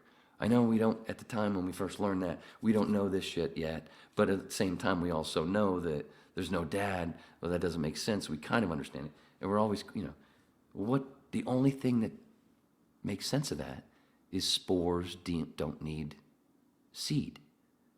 Born in a manger, yeah, maybe in a pile of cow shit. Died for me, yeah, hung him up, yeah, to dry for a couple of days, and then you eat them, and then you shake hands with the universe. Eat the flesh, eat of my body, eat of the little fucking, the thing in the church, when you go and you get the little bread circle, that's a mushroom cap. And then if you let the mushroom grow into a chalice before picking it, a psychedelic mushroom, and you put water in there for a little while, and you drink it, it's just like eating the mushroom, because the psilocin, I think it is, or the psilocybin, whatever those parts of the psychedelic aspects or whatever, those parts come up and go into the water. You drink it just like that's the grail. And you shake hands with the universe without even eating the mushroom. That's the blood of Christ. And then you take with that, and then you go to the Hindus. Why do Hindus think cows are holy? The Bill Hicks joke. Holy shit. God comes out of their ass. Holy shit. And that's why they wear the dot on their forehead. And that's why their gods are hermaphrodites. Like mushrooms are hermaphrodites. There's no seed. So, and it all comes back to that. And then you take like the Christmas Carol story. I've said this before on the podcast, but dude, that Ghost of Christmas Past shit that's in The Force Awakens, Game of Thrones, A Christmas Carol, all these things, that's what happens when you do ayahuasca or ibogaine. And it's that ego death part that helps you look at. It's basically the way to explain it is if you read people's testimonials of doing that shit, it's like they're standing, like in A Christmas Carol, invisible to shit that happened in the past, and it's them as a little kid or whatever, and you've seen it from a whole angle, but they can't hear you. It's happening again, just like it did when it happened, but you're invisible. And you're seeing it from a whole other angle, and you're able to, oh, okay. And like you said, put it on that shelf. It's okay. It's done. Never. And then you come out of it, and you love everybody, and you love everything, and you know that money is shit. And what was and in the Jesus story, what was the last thing that Jesus did before they hung him up? He flipped over the money changer's table. Because that whole money system that we're still doing is a complete ripoff. And so it's the age of Jesus and in the age of money that shouldn't be, but they held him up, but they're not doing exactly they're still going by the thing that he tried to say, money's bad. And we don't need it now with our tech, so that's why we're evolving out of it. So I'm down with what you're saying. You'll get no pushback from me. It's just I go the other way. I've never thought of it because I'm not religious at all, and but if I had to be except with the mushroom, you could say that if I had to be religious, my religion would fall somewhere probably within Native Americans, that kind of structure. And what do they use? Peyote and mushrooms. But anything that, and again, it's not a worship for me. It's a devout respect for nature. Like it's not that nature is for you or against you, You're part of it. Mother Nature has very little pity for people who are unprepared. And it's just no pity for anybody that makes mistakes. So I have a profound respect for nature when I go outside now. I'll always have. But here's where that connects. The mushroom is nature. The mushroom, mushroom, if it wasn't for mycelium, the nature that we're talking about, the trees and all that other stuff that we're talking about, wouldn't live. See, that's the other part that like they leave out, kind of like they leave out the psychedelics in teaching of religion, which is why there's so much ego and we're fucked with the ego thing. Is in our world, in the money world, it's all ego. That's why it's because they intentionally pulled this information from us, which is why they're illegal or whatever. But what was I saying? What was I saying? The illegal before that. Oh, the nature part. See, and then along the same lines, as a kid, we're only taught that trees are what help keep us alive with oxygen, and the dirt has to be clean for them, and the trees, and blah blah blah. They leave out talking about the internet that is under our feet, the internet that keeps those same trees alive, and all that other stuff is the mycelium, the mushroom network that is everywhere on the planet that helps feed the trees and feed themselves and feed other things and helps decay everything else that needs to be decayed with that nature.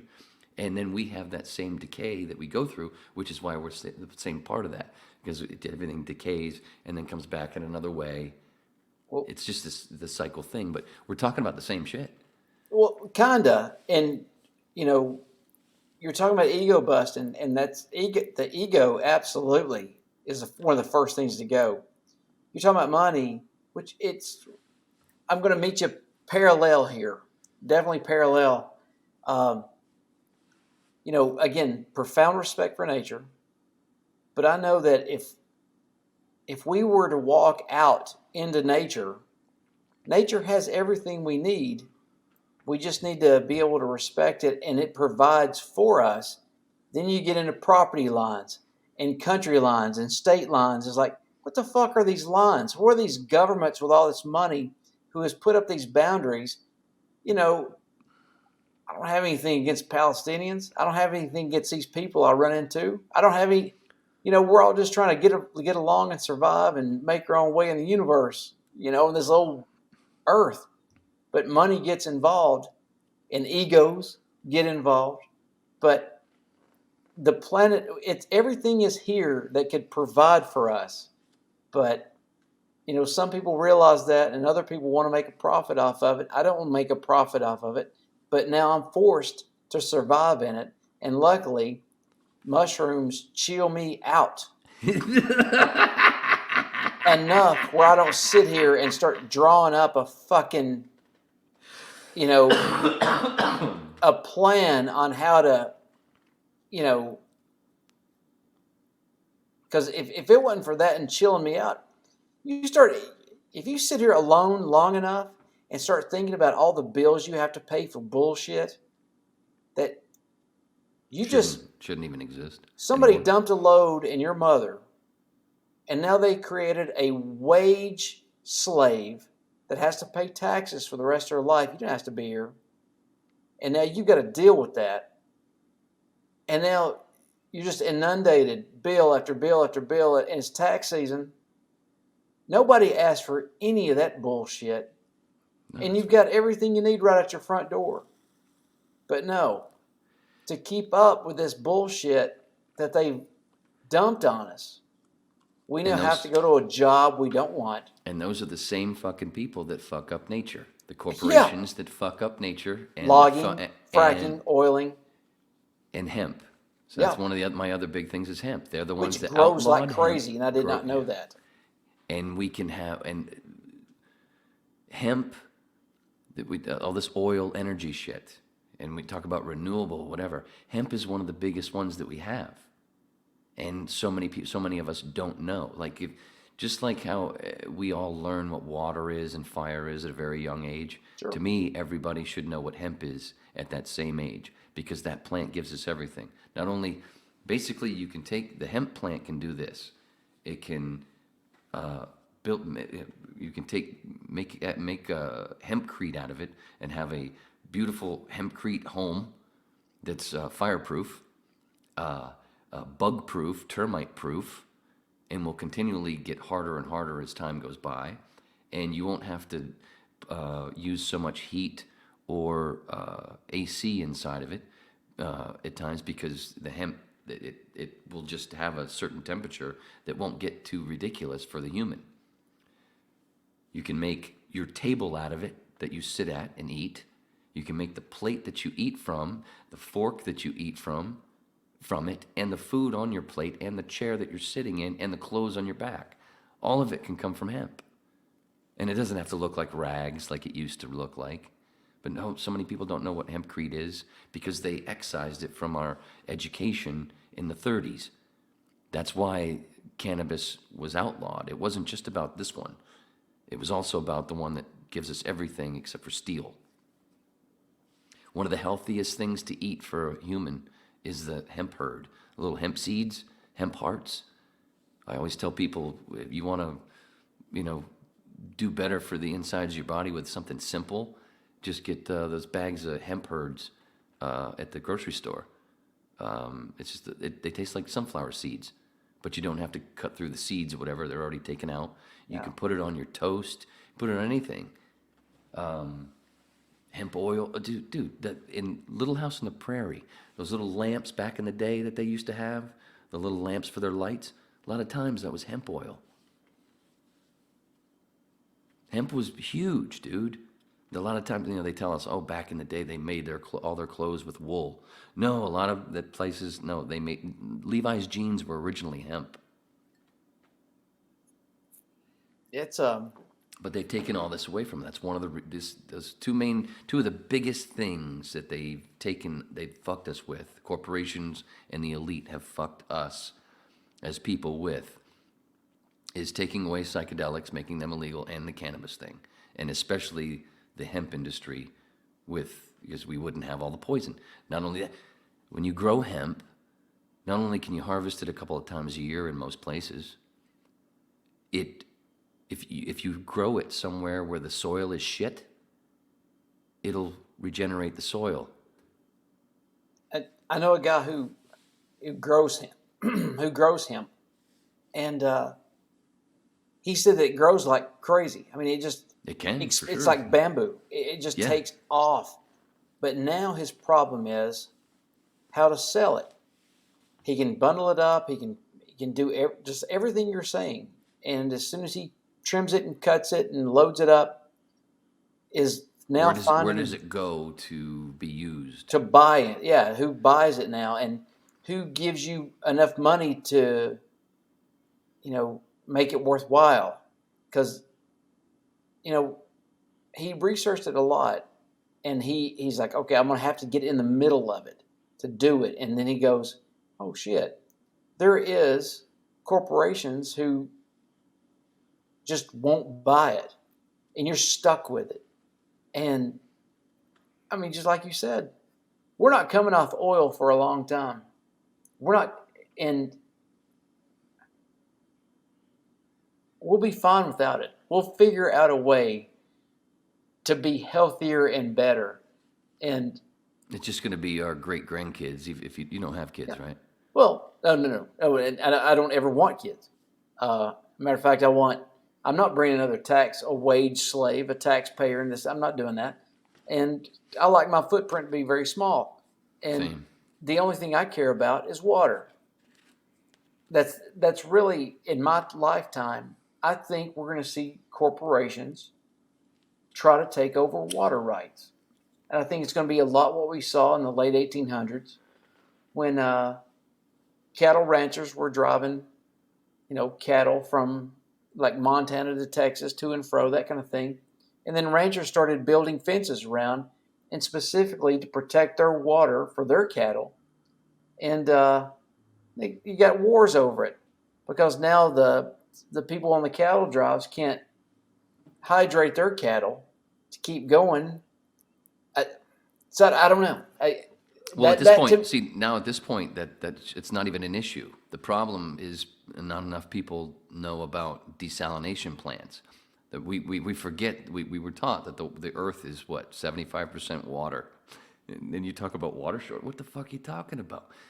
At this point, we have, and they shut them down some of them in California. They shut them down for a long time. There were older desalination plants where you just desalinate the water, and all this bullshit doesn't have to happen anymore because we have the tech to get what we need without fucking up nature.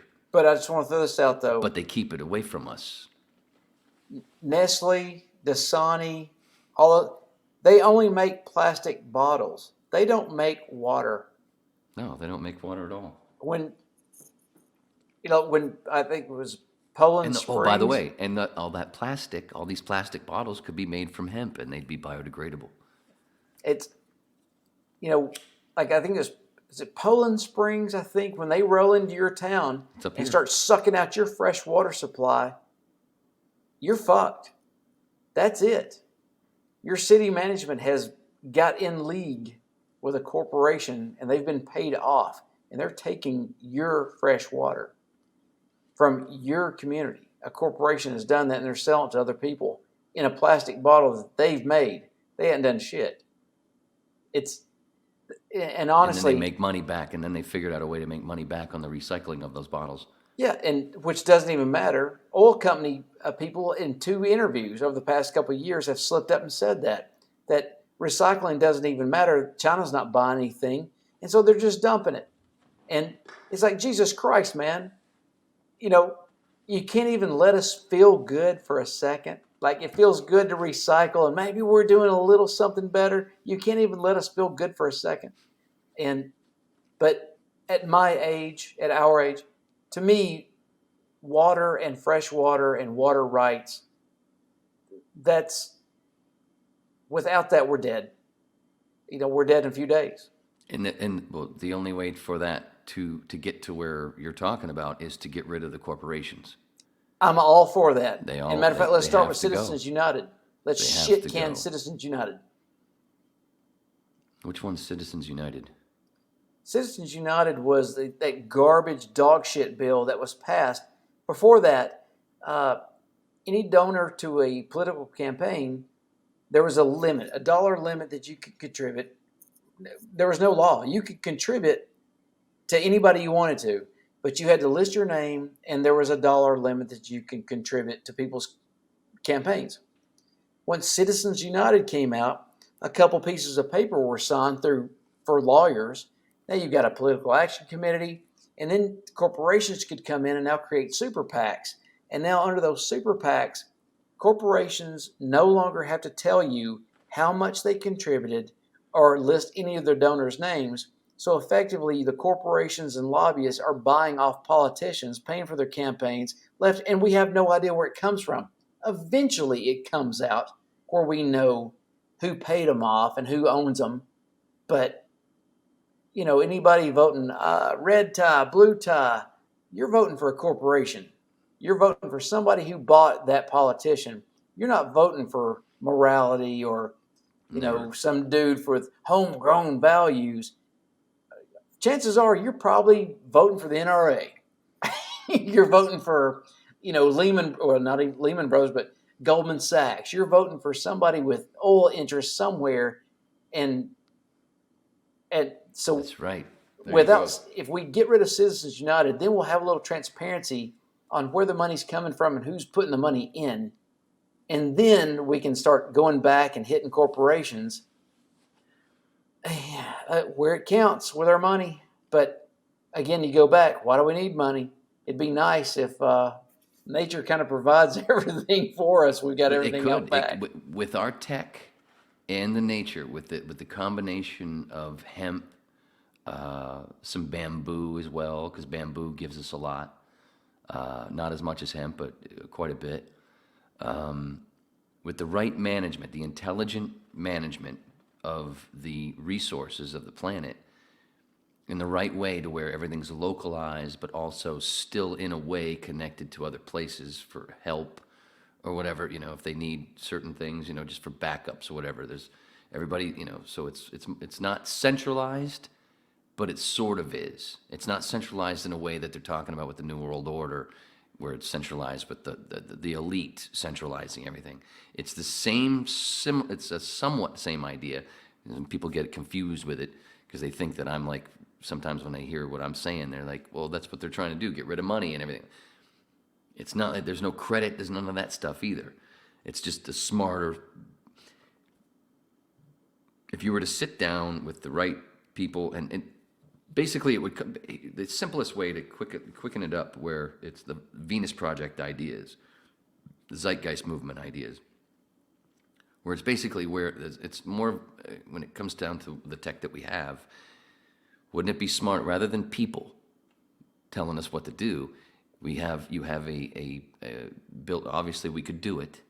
You have a system to where anybody can implement an idea for something, and then the computer basically figures out whether it's not going to be a good idea, whatever, and then it just starts, and then it starts to happen for everybody. Yeah, you want to have in the name thing, oh, my name's on it. It wouldn't be like that, where they'd probably figure out some way to have an acknowledgement, but it wouldn't be about, oh, look what I did. No, it's just everybody has something, because as social media has proven, a lot of us have the same ideas at the same fucking time. I don't want to talk about the slap, but for an example, if you were on Twitter when that happened, you saw so many people within minutes with the same fucking jokes, right? So if we have that, and you have a system to where you can go into this computer that you're, kind of like we are right now, and you just go, oh, what about if, instead of looking something up, which you could do anyway also, what if so-and-so did this, what if this did this with this instead? And then it would compute, and then, oh, other people probably put that idea, and then it would somehow figure out, yeah, that actually is a good idea, because the computer would help figure that out. You know what I'm saying? So, because it's stupid that certain people have names on shit that really wasn't their thing. Like Jacques Fresco from the Venus Project explains, like, Thomas Edison, they say, created the light bulb, as an example, which is mostly bullshit. He stole it from somebody else. Not only, well, he helped a lot of things. He did a lot of shit. But the reason that he was able, or Tesla, the reason they were able to do the things that they did was on the backs of people that did other stuff. They wouldn't have been able to figure this out without other people in the past figuring out other stuff. Kind of like when they say, Lenny Bruce, coming back to comedy, laid some groundwork for how comedy is today. And, and Pryor did that, and Carlin, same kind of thing. Chappelle wouldn't be able to do what he does today without those guys doing that shit before. So it's not all Chappelle. It's not all Rogan. It's not all Stanhope. And I know how Stanhope hates the Hicks thing. But because he said that on the Fitzdog, I think I talked about him being on Fitzdog recently. Yep. He brings that up. And he's like, I don't get why people say that. I'm more personal. My stuff is personal. Hicks didn't really talk about personal stuff, a little bit, but not that much. Like, it's not that. It's that's one of the things that confuses me about Doug. I'm like, Doug, it's not that part. It's the way you both point out major bullshit, and you also had, you do it, Doug does it way more than Bill did, but like things to do. Like, that was one of the best parts about Doug's first 5-6 specials, was at the end of every one of them, he gave you ideas how to fuck the system. And that's, see, Bill didn't do that, but Bill, a little bit, but speckles, but, just more pointing it out. But that's where I see where people say that they are together. I used to say that Carlin was Yoda, Hicks was Kenobi, and Stanhope is Skywalker. Of course, I love Doug. But without, in this Doug, world, Skywalker's still alive. Yeah, there you go. Luckily, yeah. He's still alive. But, there's so much. I honestly think that people haven't accepted the fact that they're going to die one day. And those same people that haven't accepted that have also accepted the fact that credit ratings are real. Like, what the fuck are you talking? That Equifax data breach that happened a couple years ago, I'll have to look back. I think Equifax was only created in 1989. That was within our lifetime. And credit ratings, credit scores, it's an arbitrary number based on lenders to keep us in perpetual debt. That's all horse shit. It's garbage. And of course, like Bill Hicks said, our economy that's fake anyway. it's yeah, and dude, you know, I hear a lot of my liberal buddies, and don't get me wrong, my liberal friends think I'm conservative. My conservative friends think I'm liberal. I'm neither. I think anybody that has a favorite politician is just completely indoctrinated. There's no getting them back. They're just going to have to come around. I don't know why you've got a favorite politician. It's political drama, and you're paying for it. Well, you're paying for it in 16 days from now. Minute by minute. Yeah. And it's, my liberal friends will go, God, Clinton was so awesome. Are you kidding me?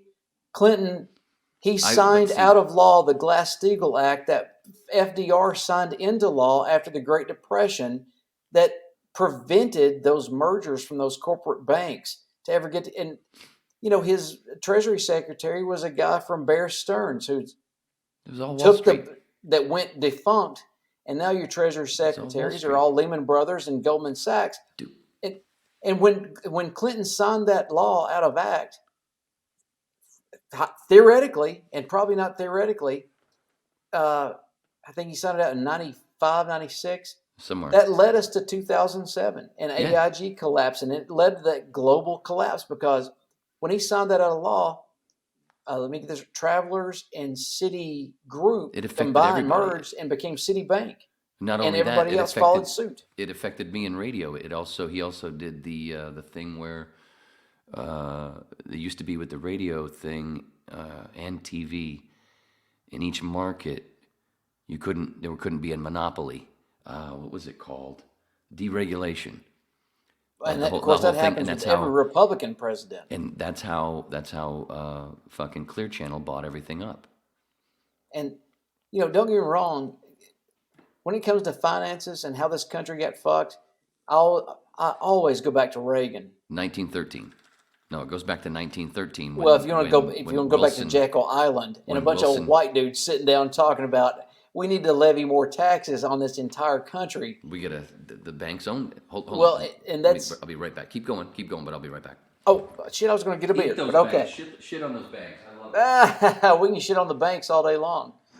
It's always use a credit union, folks. If you get a chance, use a credit union because you've got to keep your money somewhere safe because you can't pull all your money out of the bank at one time, keep it under your mattress in case your house catches on fire. So use a credit union if you get a chance. Yep. And I've been with a credit union since, 02, 03, 01. And don't get me wrong, it's not much better. No. But it definitely makes you feel a lot better. And if you don't believe me, go into a bank and say, hey man, I want $1 million. I want to borrow $1 million cash right here today. They ain't got it. They don't have $1 million cash in that house.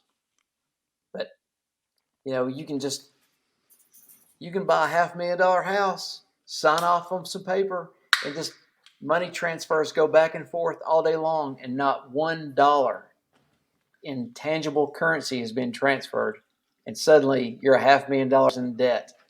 It doesn't even by lunch. What was it? In 2007, they said that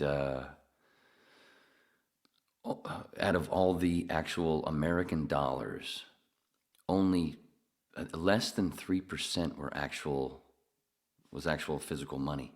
It was all numbers in a computer. Makes sense. And that was 2007. Makes sense. 2007 or 2006. And if you, I don't know if you invest or not, you're paying tax, you're paying debt, what is it? Debt. You're paying. What is it when you pay? You have to pay extra. Interest. You're paying interest on fucking money that doesn't even exist, It didn't exist until they just typed those numbers in the computer, and they can take $1,000 and turn it into 9,000 like that. And you look at, if you take a schmuck like me, I'm not a day trader. I've always been a hard worker and worked a lot and kind of sort of played by the rules, saved all my money, put back everything, that kind of thing, invested wisely, that kind of deal. So you've got your Roth IRA and traditional IRAs, and your 401ks and your thrift savings plans, that kind of stuff. If you look at your fees over the course of 30 years, they're taking a quarter from you. Everything you've put back in there, those fees accrue over time where you're not getting all that money back. And if you dare remove it early, then the IRS is going to slap you with a 10% early withdrawal fee. 30%. Well, it's 10% on an early withdrawal fee from Roth IRA, traditional IRA, but you're also paying tax on your earnings on top of that, on top of the fees that they've done for you. That you've already paid taxes on. And you've already paid tax on a lot of that stuff. And they're just hitting you coming and going. It's and all now, fake. But that's the problem with that is that's the only way to kind of, as a worker, as a middle-class person, that's your only option. You don't have the insider trading like our current senators and representatives do, who are getting intel briefings. That's illegal as shit. And somehow they keep maintaining their jobs and they keep getting reelected and they become millionaires and almost hundreds millionaires. And warmongers. And making tons of money off the military-industrial complex that Smedley Butler warned us about after World War I. And they're doing it on a $174,000 a year salary. And their, what do you call it? Their the benefits, medical benefits for life. Yeah, and Secret Service protection for all your presidents, who've, again, I've only been deployed to war zones by the same people who are still in office. Yeah. And they've been there for a long time. Why don't their kids go? Why would I want to create another poor kid so that poor kid has to go do that? I'm not doing that. You're not getting another a wage slave, a taxpayer, another war fodder. You're not getting that out of me. Tough shit. And you've served. Yeah, I mean, from 03 to 08, I was in and out of the Middle East all the time. That's one of the reasons. One of the other reasons that I got into the psychedelic thing was like with MAPS, helping many soldiers with PTSD with MDMA, and they also do psilocybin stuff. And I interviewed one of the therapists for MAPS years ago on my other podcast. Are you talking about MEPS or MAPS?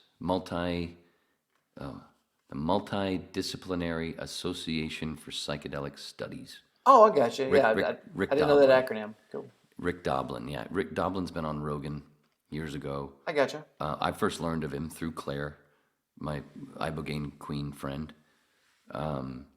years ago. That's where I first learned about MAPS. But the whole thing with PTSD, because my dad was Vietnam. Yep. And he had PTSD, but he didn't have a violent PTSD. It was more of a the only time he would talk about Vietnam was when he was super loaded. Yeah. Which wasn't very often, even though he drank at least a 6-pack of Coors Light every night and smoked weed. It was, after many years, that was nothing to him. So he had to, and it was very rare when he would get loaded, but that was the only time he would talk about Vietnam. But he wasn't there was a PTSD there, but it wasn't the heavy kind that some guys have. But maybe it was worse than I know. I don't know. I'm not in his head when he's sleeping and fighting dreams and that kind of shit. But anyway, that's one of the reasons why I got interested into the whole PTSD, into the psychedelic thing, of how it's helped for people with PTSD. A good buddy of mine, he going after a target one night and accidentally shot a kid. Kid came out of nowhere, popped him, fucked him up forever. Then he has to go home and see his kids. take him to soccer games, that kind of thing. Fucked him up. He gets out on disability, PTSD, 2 suicide attempts, complete alcoholic, kicked the booze, tried everything they threw at him, therapy, you know, different sessions with other vets, that kind of deal, and even went to Vanderbilt, went back to old school, like shock therapy treatment in his brain, that kind of deal. He went through, I think, 4 ketamine sessions, and he said ketamine helped him out a lot. And so, because he's also kind of a mad scientist, but he made his own DMT. And so he was the one that I helped facilitate it with. He goes, here's some things I've watched. Here's some things that I've seen, facilitators do. I need you to do this, this, and this. And he goes, it's only going to last 6 or 7 minutes. And so he's on the right track. He's finally doing very, very well. But it's not because of the VA. It's not because of our medical system. It's not because of big pharma. It's because of everything it's because of psychedelics. It's because of things that get in there and has helped him work through some stuff. It's not group therapy. It's not psychiatrists. It's none of that stuff. He had to go into his own head and work through that stuff. And I love him to death. He's one of my best friends. So he's doing a ton better. Fuck, that's going to be a clip. I love that story. But he's been through it. I mean, it's 2022, so yeah. I mean, he's been going through it for 6 years, something like that. So but he's, I'm not saying it's not going to flare up, but he's doing a lot better. So when you facilitated that, so when he did it, and it's basically you take, I never did it, but I know a lot about it, but you take the 3 hits. Yes. To blast off, because if you don't take the 3, like it's psychedelics, you need more. It's the opposite of narcotics, where the more you do, the better, rather than because there's no overdose. Yep, and his problem was he had such a high tolerance going into it from the experimental stuff, from everything else he had tried, and he was like, I was like, okay, who do I need to call in case of emergency, in case something does happen? Yeah. I'm not going to call the cops. Do you want me to call your wife? Do you want me to call ambulance service? Who do you want me to call? Let's have everything written down in case of this, this, and this. Let's make sure it's all completely safe. That's what I do when I trip alone. Yeah. I have somebody, I'm going to be tripping, do this. If I text, if it's just a letter, that means, be scared, because I know I could text more. Anyway. But he did. He had walked, just like you said, he wanted to do this one technique specifically, where it was like he takes the inhale, and then I can't remember how he did it. I'll have to go back, but then I was able to shotgun it back to him without me doing anything. And then he's got to hold it for a few seconds, and then he's going to sit down, and then one more big blast. And then he had the whole area of the floor to himself, kind of deal. And he just kind of zoned out for a little bit. And he goes, "Ego that's death. 6 minutes. It was intense. Ego death." Yeah. Well, he. Did he look like? Because a lot of people say, like people like that were there, like you. Did he kind of look like he was dying while he was going through that 6-7 minutes?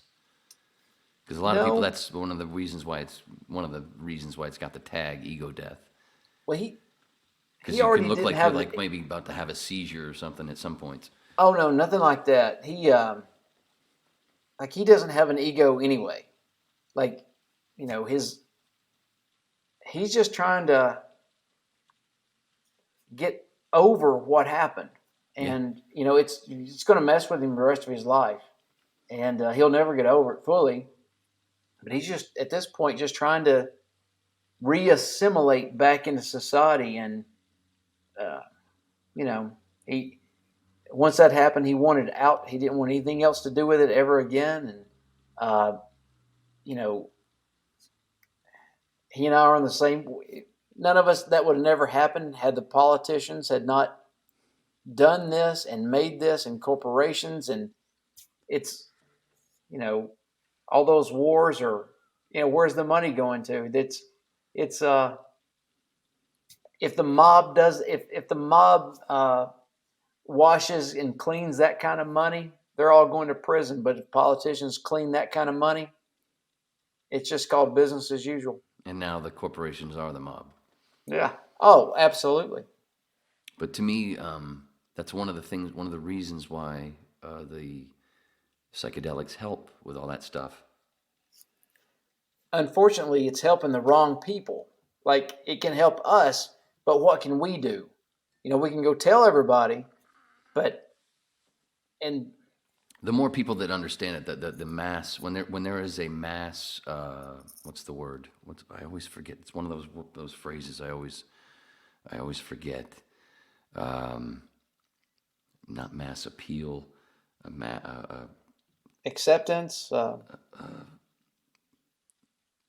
Fuck. Maybe it'll come to me. But what is it? Are you talking about one of the when Project Mockingbird? When enough people understand the right things. Fuck.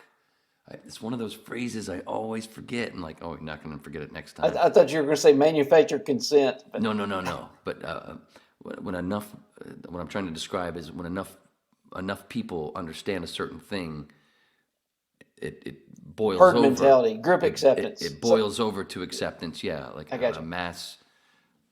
Fuck, I can't. Maybe it'll come to me, but that's what it's going to take for that general strike. Because what it's going to take is a general strike.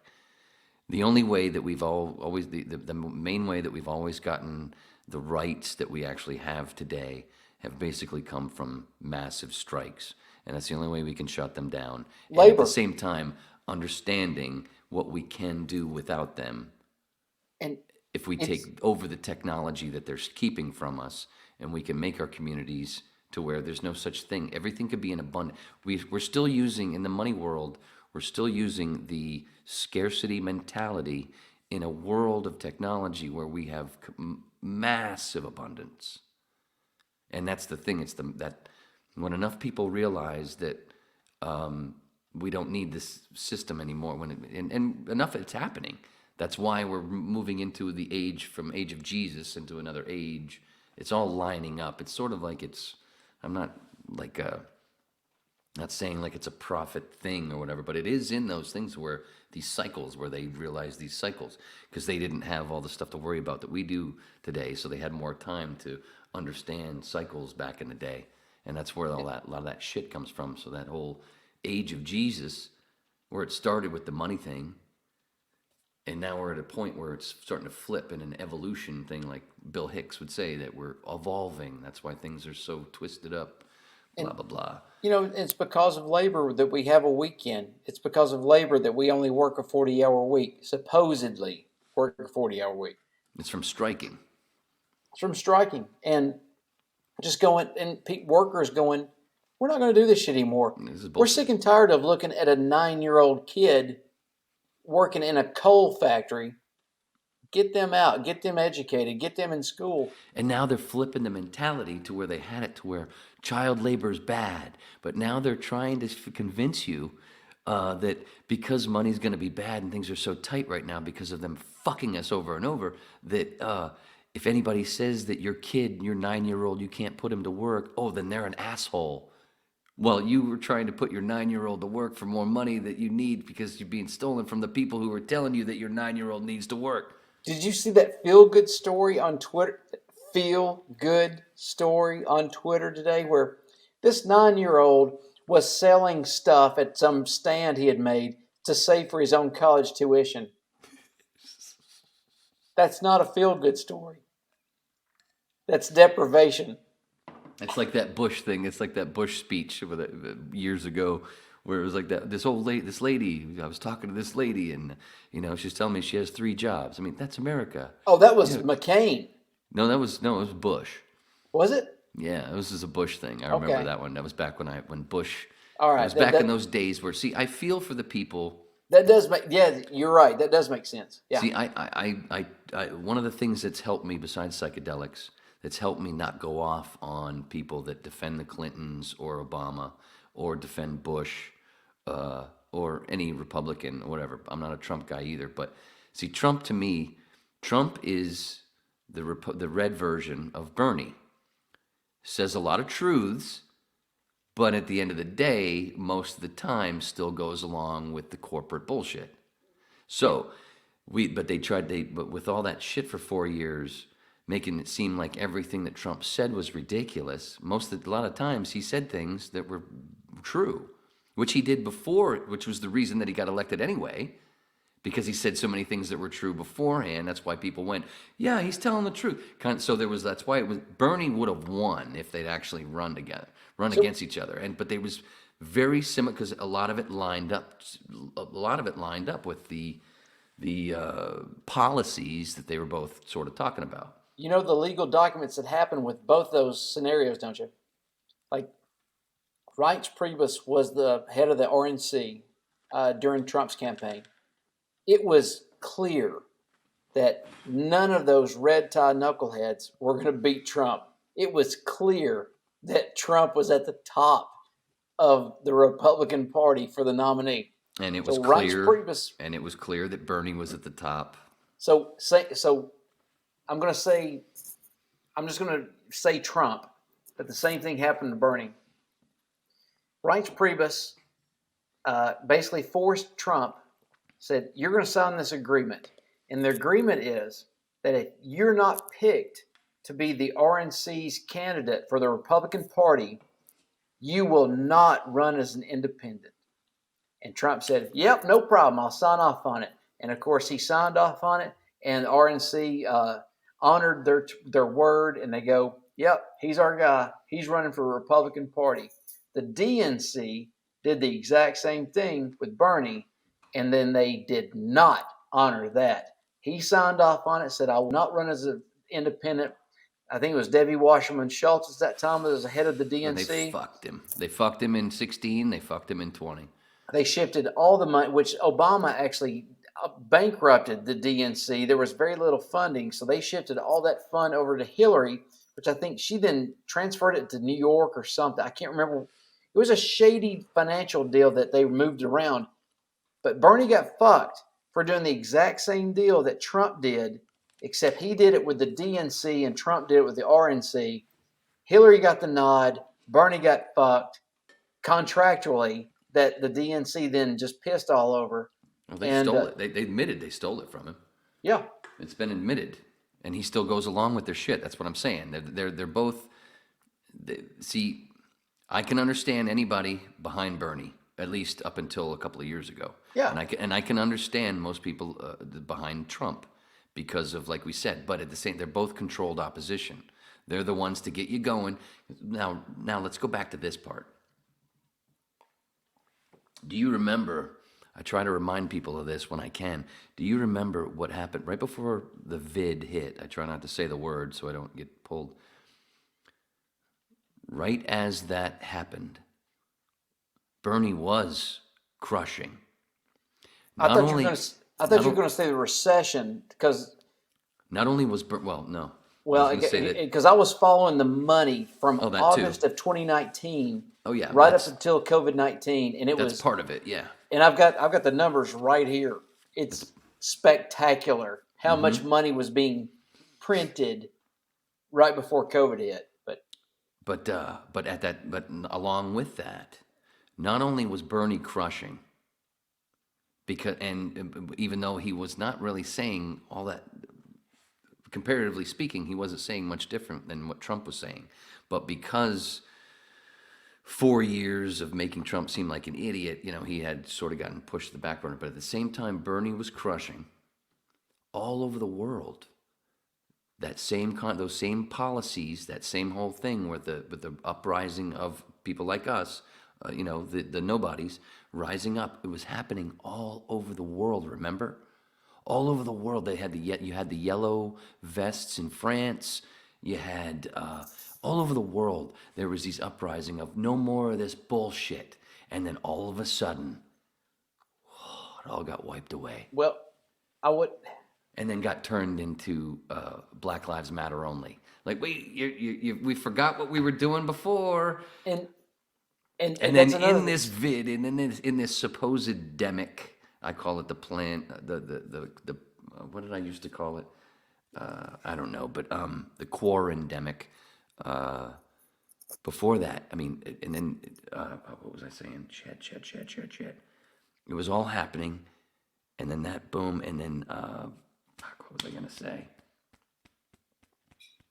It just got all forgotten. It just maybe I'll remember. Go ahead. Well, I had to explain this to him. A buddy of mine. He goes, "Are you familiar with Coke and Pepsi?" And he goes, "Yeah." And I go, "Well,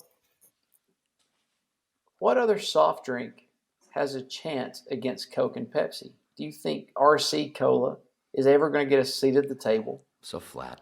And he goes, "Well, no."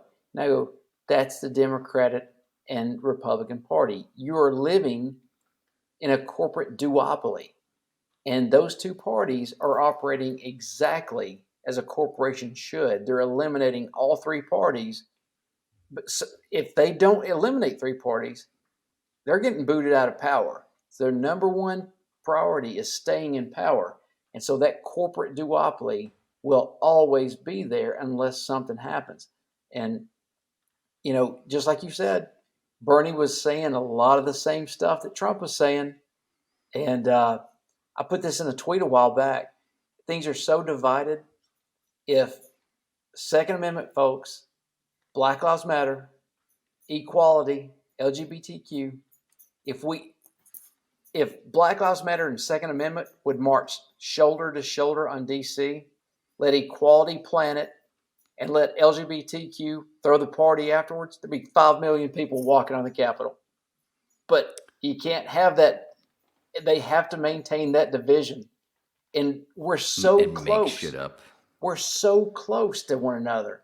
It's just a sliver of difference separates everybody, because the rednecks that own guns, they're next on the chopping block, because this government goes after. They started off with all people of color, and poor whites are next. They're already going after your Social Security, so they're working their way up, and they're just working they're coming after all of us. Middle class is next after the poor whites, and there's just so much that we all have in common, but again, one or two differences keeps us all separated. And we'd be a lot stronger if we could get together. And I don't know how we're going to do it. And if everybody understood that the true religion is the psychedelic thing, which it's back to the psychedelic. Keeping the psychedelics away from us is one of the things that helps keep this shit that you just described in a dude. Your eloquence. This fucking. We were almost 4 hours. Yeah, 3:48 looks like. When I've let you go on about something like that, and it's not babbling, when I've just listened to you, dude, the way you've said things, very simply for folks that don't hear it very often, you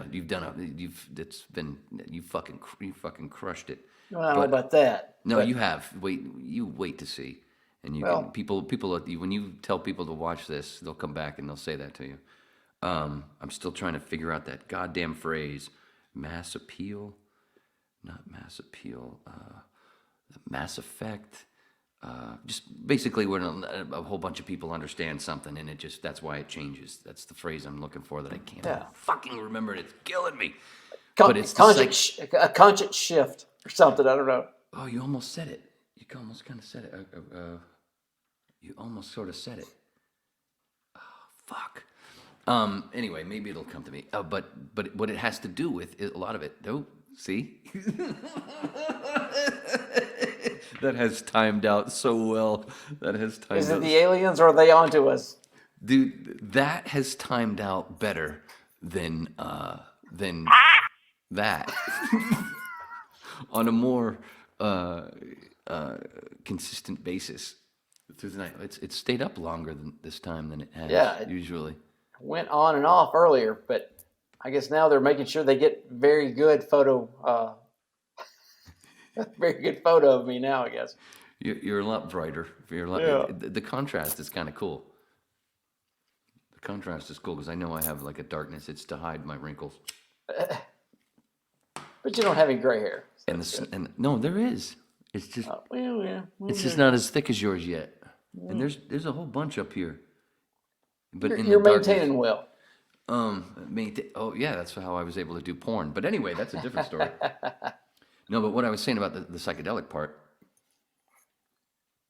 is that's one of the things, one of the reasons why it helps with like the way that you described your friend, which was like one of those beautiful. I fucking love that story, dude.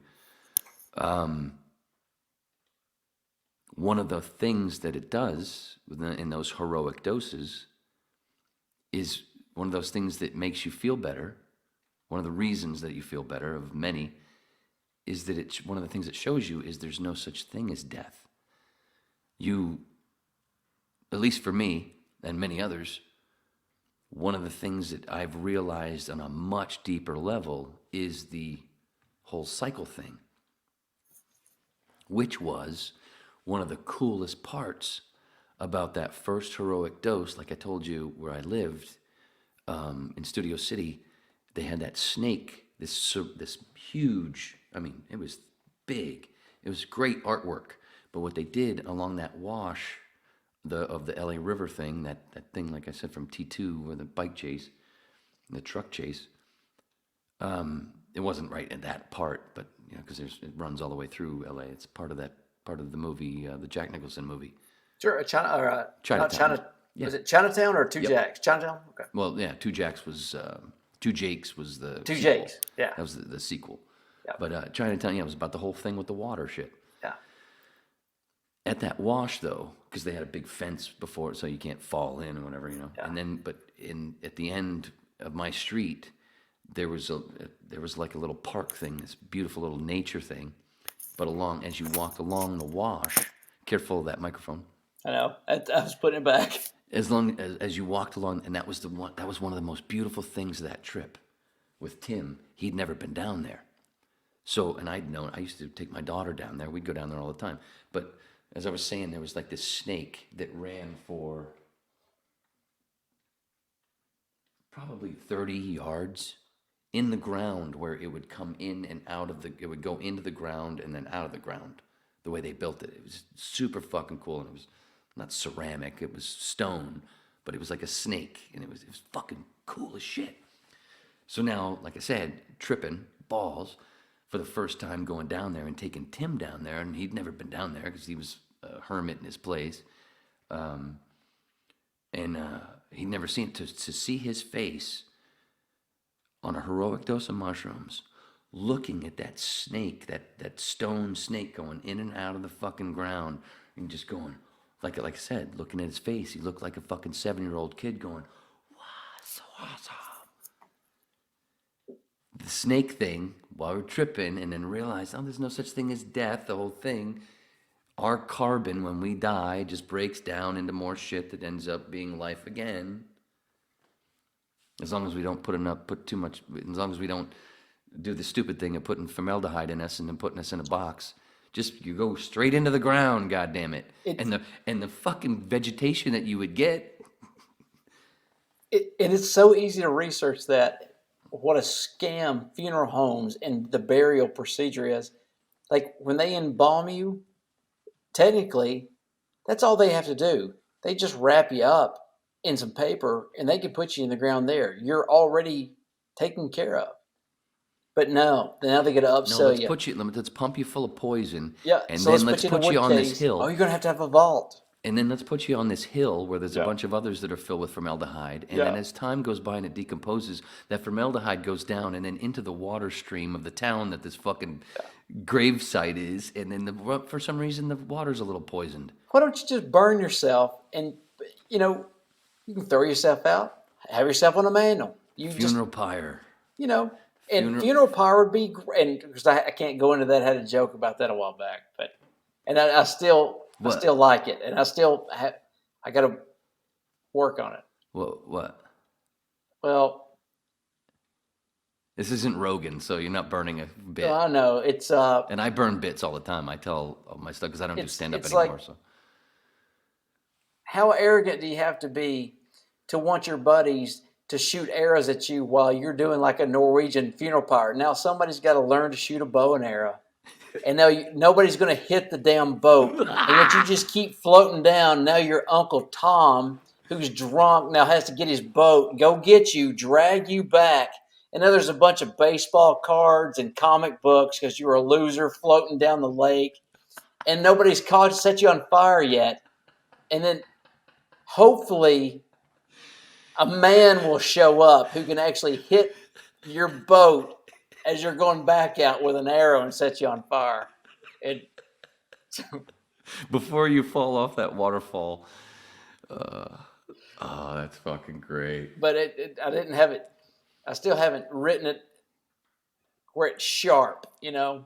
No, that was sharp. That was sharp. I was just waiting for the end. But all that before you run into another big piece of trouble, which is like a waterfall, and it's all for nothing anyway. Anyway. I've always said, set me on fire, man, and I don't care.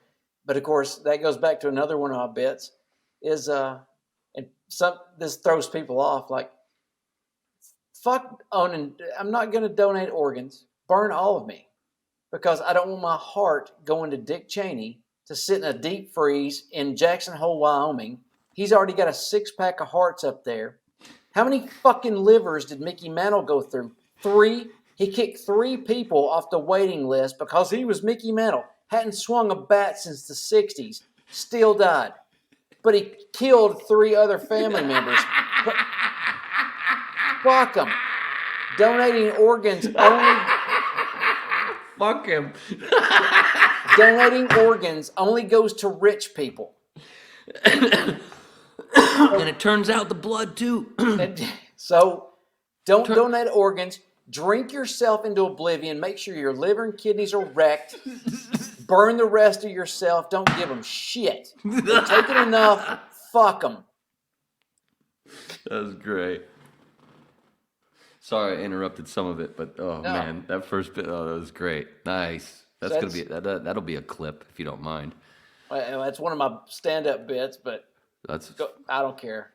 I throw it out there. I did the early days of the podcast. Like I said, the first 79 were audio only, and when it started on when I first started it, the first 50, I think it is, or 55 or something.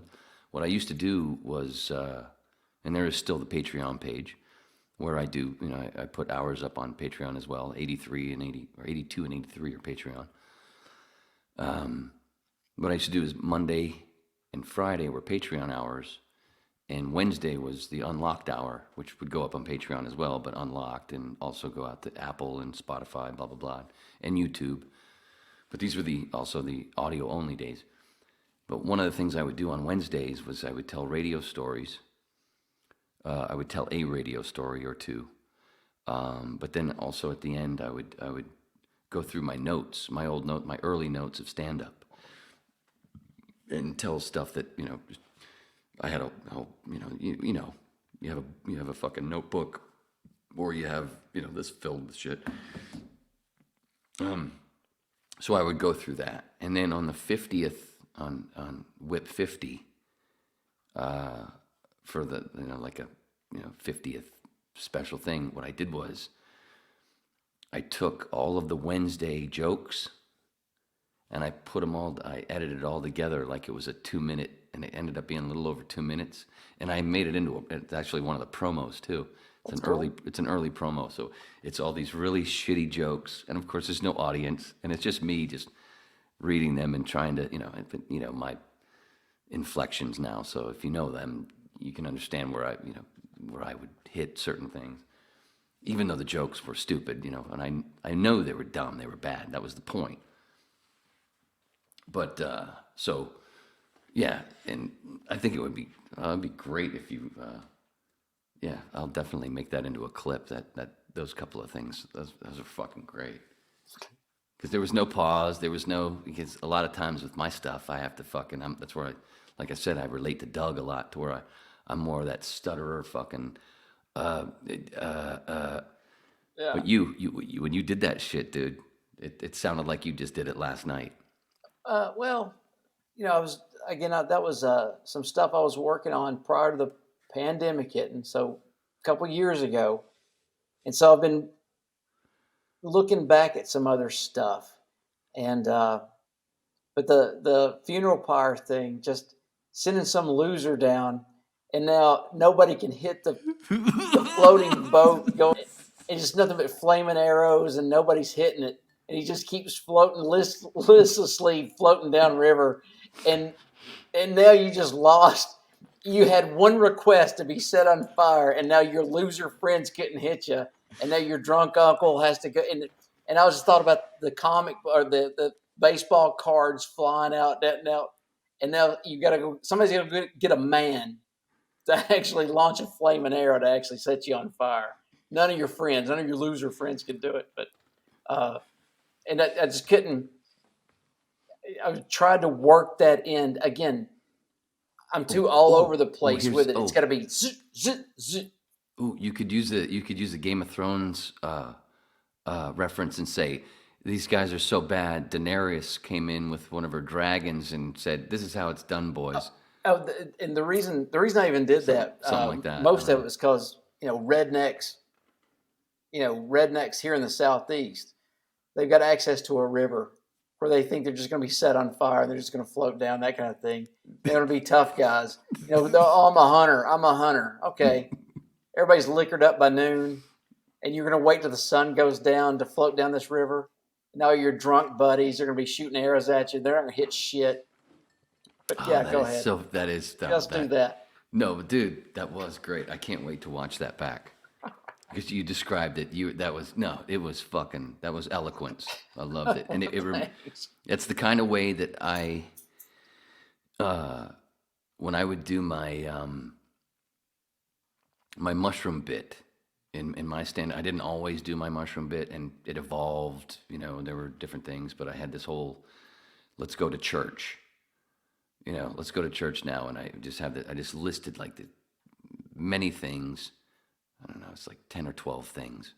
And every 2 or 3, of course, sometimes sooner, there'd be a little tag with it. And, what about that? And I'd have it where, what is it? It's, and it starts with the whole thing with what I said earlier. Part of it's what I said earlier about died for me, so I could chew his ass up and shake hands with the universe. And the whole thing about being born in the manger, but yeah, in a pile of cow shit. And it goes on and on and on with the Pope dresses like the mushroom and the mushroom fountains at the Vatican with the pine cone statue, which is representative of the third eye, which gets cleaned off by the mushroom so you can shake hands with the universe. Ever notice the Pope dresses like a mushroom? You will now. You just said it. Now, exactly. You said it now, I think. Right. That's the next line is I pause and go, "You will now." One of my favorite stand-up moments, dude. I never totally destroyed in a set, and I never did more than 10 minutes, right? Yeah. And I only did comedy for 4 years. I did it for a bunch for a couple of years, here and there for a couple of years. Then I started to get into it, and then I busted my foot. And then my foot felt like a magnet where everywhere I went, somebody bumped into it. So the last thing I wanted to do was be at a fucking open mic or a club where everything's really tight. And I did a couple of times, and I just ended up being angry because, your foot ends up being a magnet.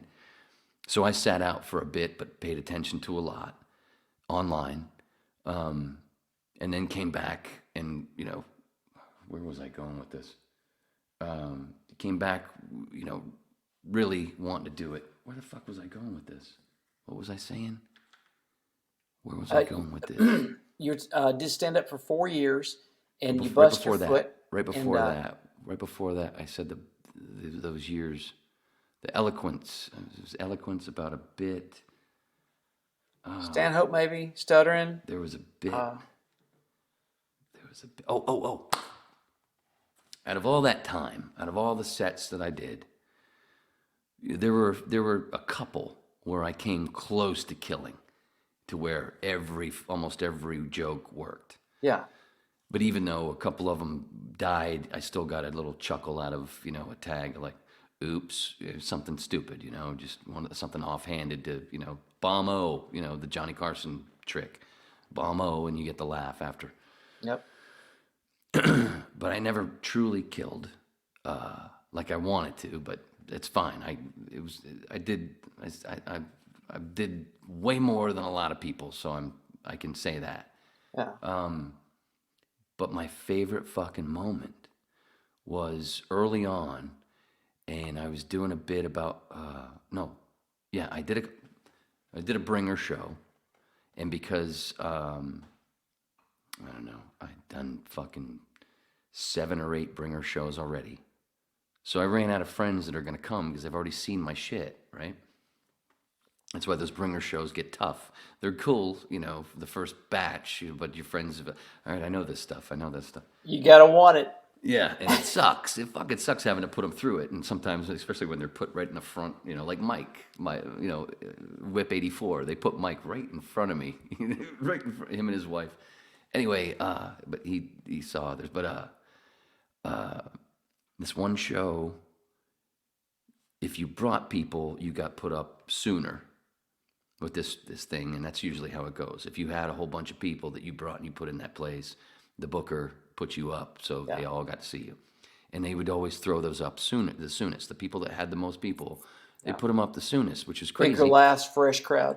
And most of those people were bad and drove out people. So then when they were done, their friends would leave. So by the time, if you didn't bring anybody like me this one night, I got put up right before the headliner. I wasn't the feature. It's just that's how it came out, because I didn't bring anybody. So by the time I got up there, I felt bad for the headliner. Number one. Number two, I was like, what the fuck is this? There's only a third of the room left, and this shouldn't be this way. But whatever. So I started doing stuff. I did like 2 minutes of stuff, and some of it worked, some of it didn't. And then I went, you know what? And I saw a few people like doing this with their phone shit, and I went, you know what? It's Friday night. You know what? Let's do Friday night Google search. Let's do this. This is fun. And almost of the people that were there, the ones that weren't paying attention, went, huh? Google search. Sure, I've already got my phone right here. I'm doing it. And I start going, Google Vatican fountains, mushroom fountains. And everybody does. I'm like, oh, and I hear a little, whatever. And then Google Vatican pine cone statue. And they do it. And I hear a couple of, And I go, now Google Pope clothing. and they all do it, and a bunch of them do it. And then I go, it kind of looks like a mushroom, doesn't it? And all of a sudden I hear this. This woman just she pulled it up and it exploded on it. It wasn't a punchline of mine. I didn't do anything. But that reaction is my favorite fucking reaction in stand-up ever. And it wasn't even anything I did. I just told somebody to fucking pull something up on Google. It was the best. And because she laughed like that, the rest of the room started laughing. So it was like, I was like still the king. I'm like still standing there. Like, yeah, I did this. I didn't say anything. And that's a great feeling too. It is. Like when I think of killing, I think of, what Bernie Mac did to audiences, just destroyed. Every line works. And I've never done that. There's premise, setup, and punch. I try to get to it quickly, but it's I've never been a destroyer like that. I've had several good shows where everybody was laughing, and that's a great feeling when you get that boom, that big bust, it's such a great rush, But for them, it doesn't happen all the time. It doesn't happen No. most of the time. One of the things I did one of the things from listening to so many greats, one of the things I made sure of, where I always did get a laugh, is I came up with it. I don't know. I don't remember what it was. It's something stupid and simple, but I always wanted to be, because like the radio thing, where keeping it tight, hitting the ramp, keeping it, it says an hour. You look at the thing and it says 100. That's an hour, not 102.3. He didn't. He hit the light. He got. Like the Steve Sharippa thing. You got 7 minutes. You don't do 6:50. You don't do 7:10. You do 7 fucking minutes. Yeah. So I have that thing. So I always wanted that with my sets as well, to where I always made sure when I got up on stage, it bothered me when somebody got up there that it didn't bother me if I knew they were new, but if I knew they'd been around for longer than me and they got up on stage and didn't say and say another hand for the host and the other comics. Yep. If you don't say that, that's very unprofessional. It was very unprofessional. Yep. So I always tried to remember to do that. Keep it going for so and so and the other comics. And then my first joke was I always sat in the back. So especially for the first couple of sets before me, and to hear, hopefully a couple, anything that worked for them, especially the comic before me, use when I got up there for something that I could do right away, because keep it in the same head. So I always try to do that. But then at the end, and then whatever my set was, open, close, whatever. But with the close, I always wanted to say, I always wanted to do the whole thing about take care of your servers or whatever. So my last thing was, and always close with a laugh. What will always work. Yeah. And it worked, especially because my shit was crazy sounding, especially with the mushroom stuff. But then if something didn't work, if there were things that didn't work, my close would always work. Well, not my close was about psych ward, but my closing line, thank you for letting me prove I should be confined to my apartment. It worked every fucking time. Yeah. I would say that before I said, take care of your servers, I got to go pee. Thank you. Enjoy the rest of the show. One thing I always did at open mics, like, I would just say, hey, do you mind if I go up last? Not as a headliner at all. Matter of fact, the complete opposite, because with open mics, your first couple of comics, it's a fresh crowd. Nobody's drunk. Everybody wants to laugh. They're on your side. It's easy to make a crowd full of people in a fresh audience laugh. It's easy. So my thought was always, I'll go up last, because most of the people have peeled off. Now you've got a room full of 6 drunks. They're tired. They're tired of hearing anybody talk anymore. And if you can make those 6 drunks after 3 hours laugh or just get a giggle, you may have a joke with some meat on the bone. Now it's going to make you tough, and you've got to want it. But those 6 drunks that don't owe you shit, and they can't wait for you to get off stage and go home. And that's what I started doing, towards the last couple of years, was, seeing if my jokes had meat on the bone by going up in that scenario. Because I just thought I've got to get tougher, and I'm older, and I don't have time to work my way up. I've got to do something that makes me not mean, but just stand out. Yeah, toughen up. I don't have time to workshop these jokes. I've got to, if I'm not creating at least a new 5 minutes every single week, I'm not working hard enough. So, theoretically, at the end of every month, I want to have 20 minutes that I can work on, because I'll do the same 5 minutes or so every week and just chop, chop, chop, chop, chop, chop. And hopefully splice older stuff in, and that's. And isn't it funny though? No pun intended, but one of the things it dawned on me was because coming from radio, I mean, I was I knew repetitive stuff, like with doing a play for 6 months or 3 months or whatever, with the repetitive stuff. I knew that, but it wasn't as often as doing stand-up. So I thought one of the things I started to realize was, like, as you keep coming up with material, and that material that really works, that constantly works, you've done it so many times, you're kind of sick of it. So then part of the secret is, because you don't really give a shit about it anymore, that's why it kills. Is as it works once, right? You know, it'll work, okay, boom, and it gets better and better as you kind of like throw it away, which is how they teach you basically to do acting. Okay, yeah, now throw it. You learned it all. Now throw it away, so it's natural. And yeah, it's not only just throwing it away. It's like, oh my God, I'm about to say this again. Yeah. And then that's one of the things why comedians go crazy, is because you're like, oh God, you're so sick of it. But it makes a whole room laugh so loud that the fucking roof could come off for like 2 seconds. Yeah. And you're like, oh God, how can you think that's funny? Because, you know, you've got to listen to your set, which I hate my voice. And it's just horrific to listen to my set again. It's you tough. know, it's brutal. It's brutal watching these back when I have to listen to my whole hour. When I do, because I listen to them twice. I listen back once because I'm usually got a buzz by the time I'm done. And I'm like, okay, maybe let's see. That should be, now it's fun to listen. Now it might be fun to listen to. And I listen back to make sure the audio quality is good and it's not complete shit and that I sound like a complete idiot, and to maybe put a bleep somewhere where I might want to put a bleep. And then I'm like, okay, sit on it, let's put it away. And then I go to bed and I wake up a little bit hungover going, oh God, what a douche. Oh, I'm such a fucking douche.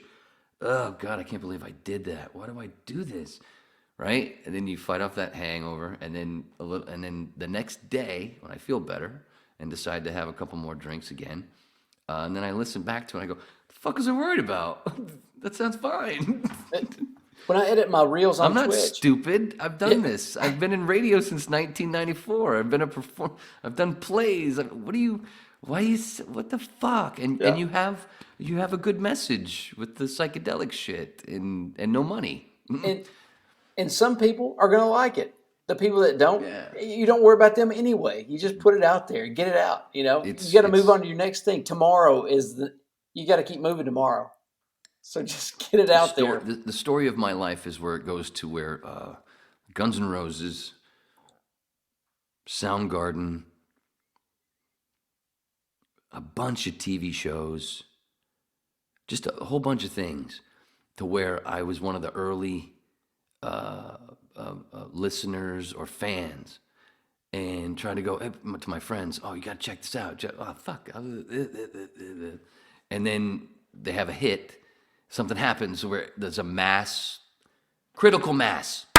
Told you we'd get it. Wait. I told it, critical mass. I knew mass is like, fuck, it's one of those phrases that I always want to use and it just slips every time. It happens every time. But anyway, what was I saying? Seriously, what was I saying? Working the next day, listening back. Story of your life. Critical mass of...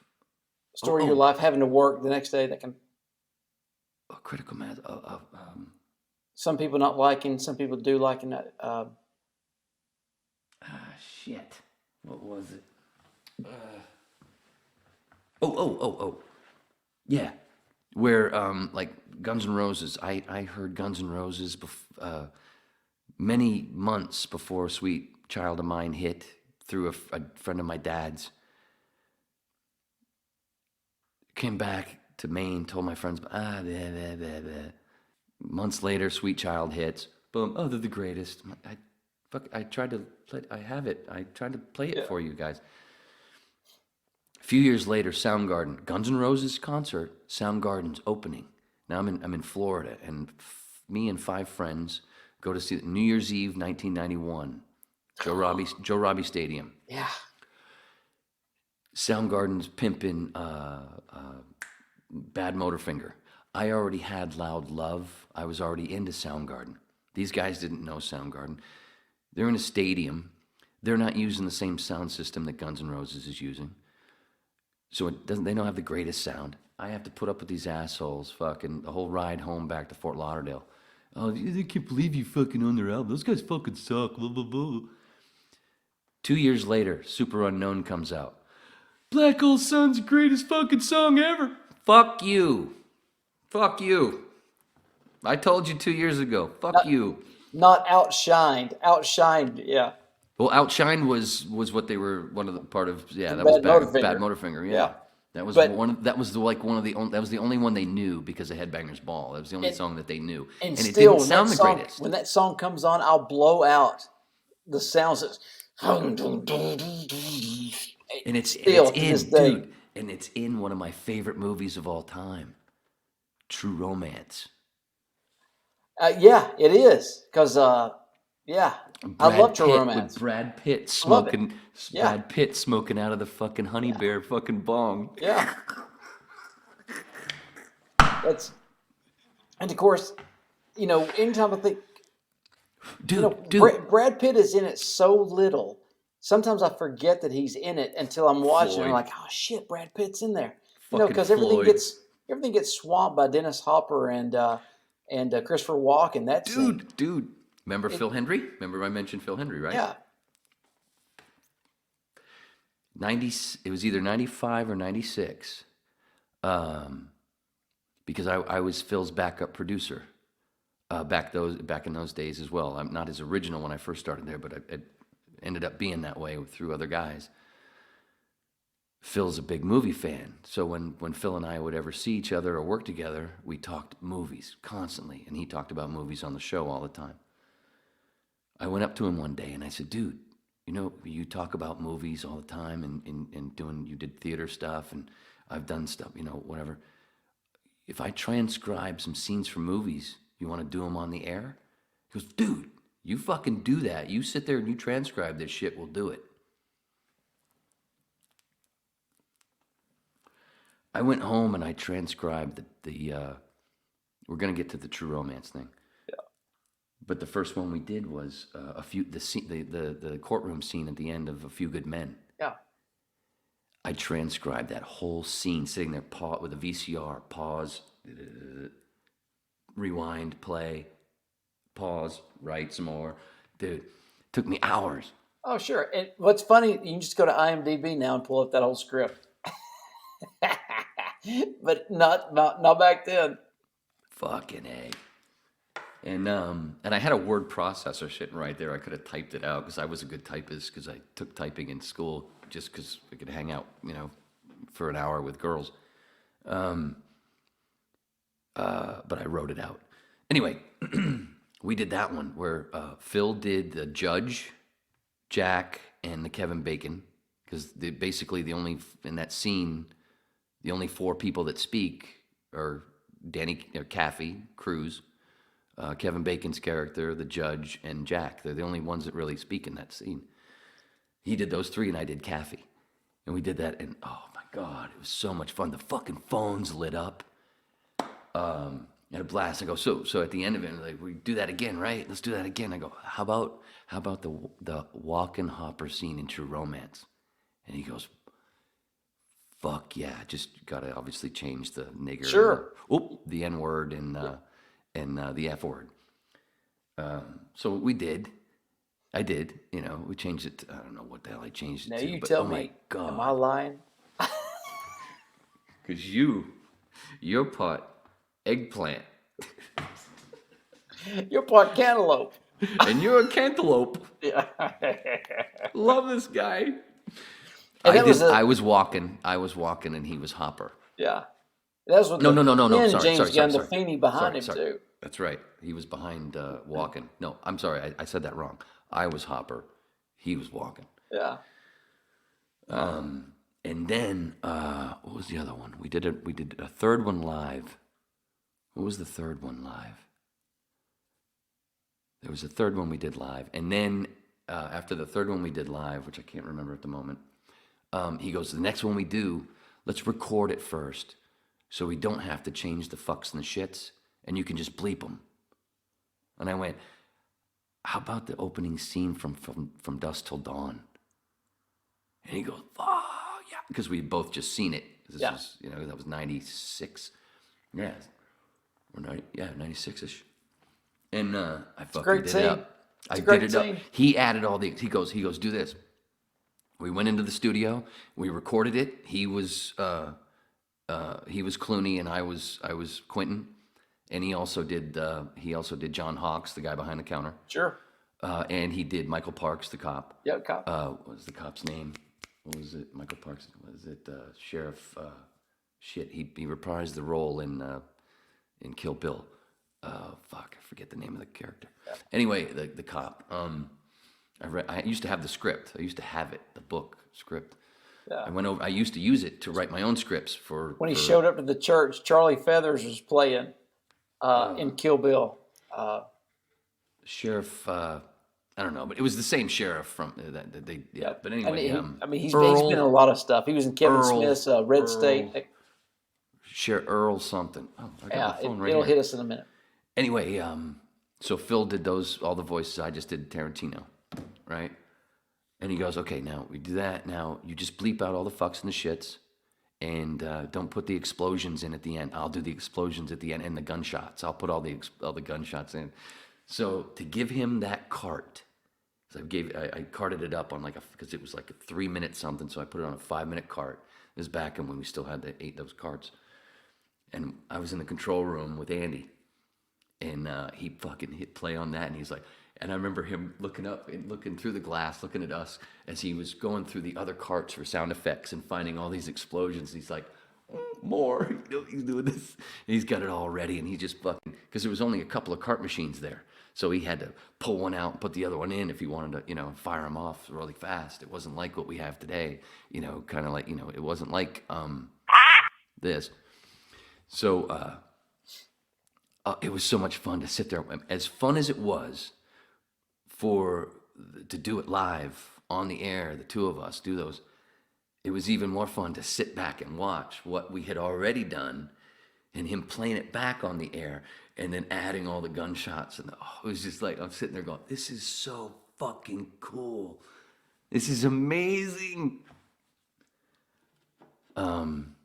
What was the point? Oh, because you mentioned the walk-in hopper scene, so I had to tell you that story. I had to. I can't remember. I don't know if I ever told that one on the podcast. I do not recall. Anyway, but what it comes back to eventually is the psychedelic aspect, and there is no such thing as death.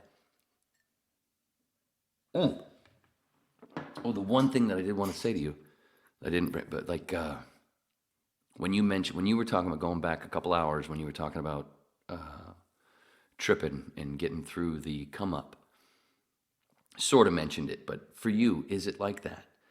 To where all that twisty stuff where it feels like where people usually lose their shit because it feels like their brain's doing this, but it's actually going like this, and they're not used to it.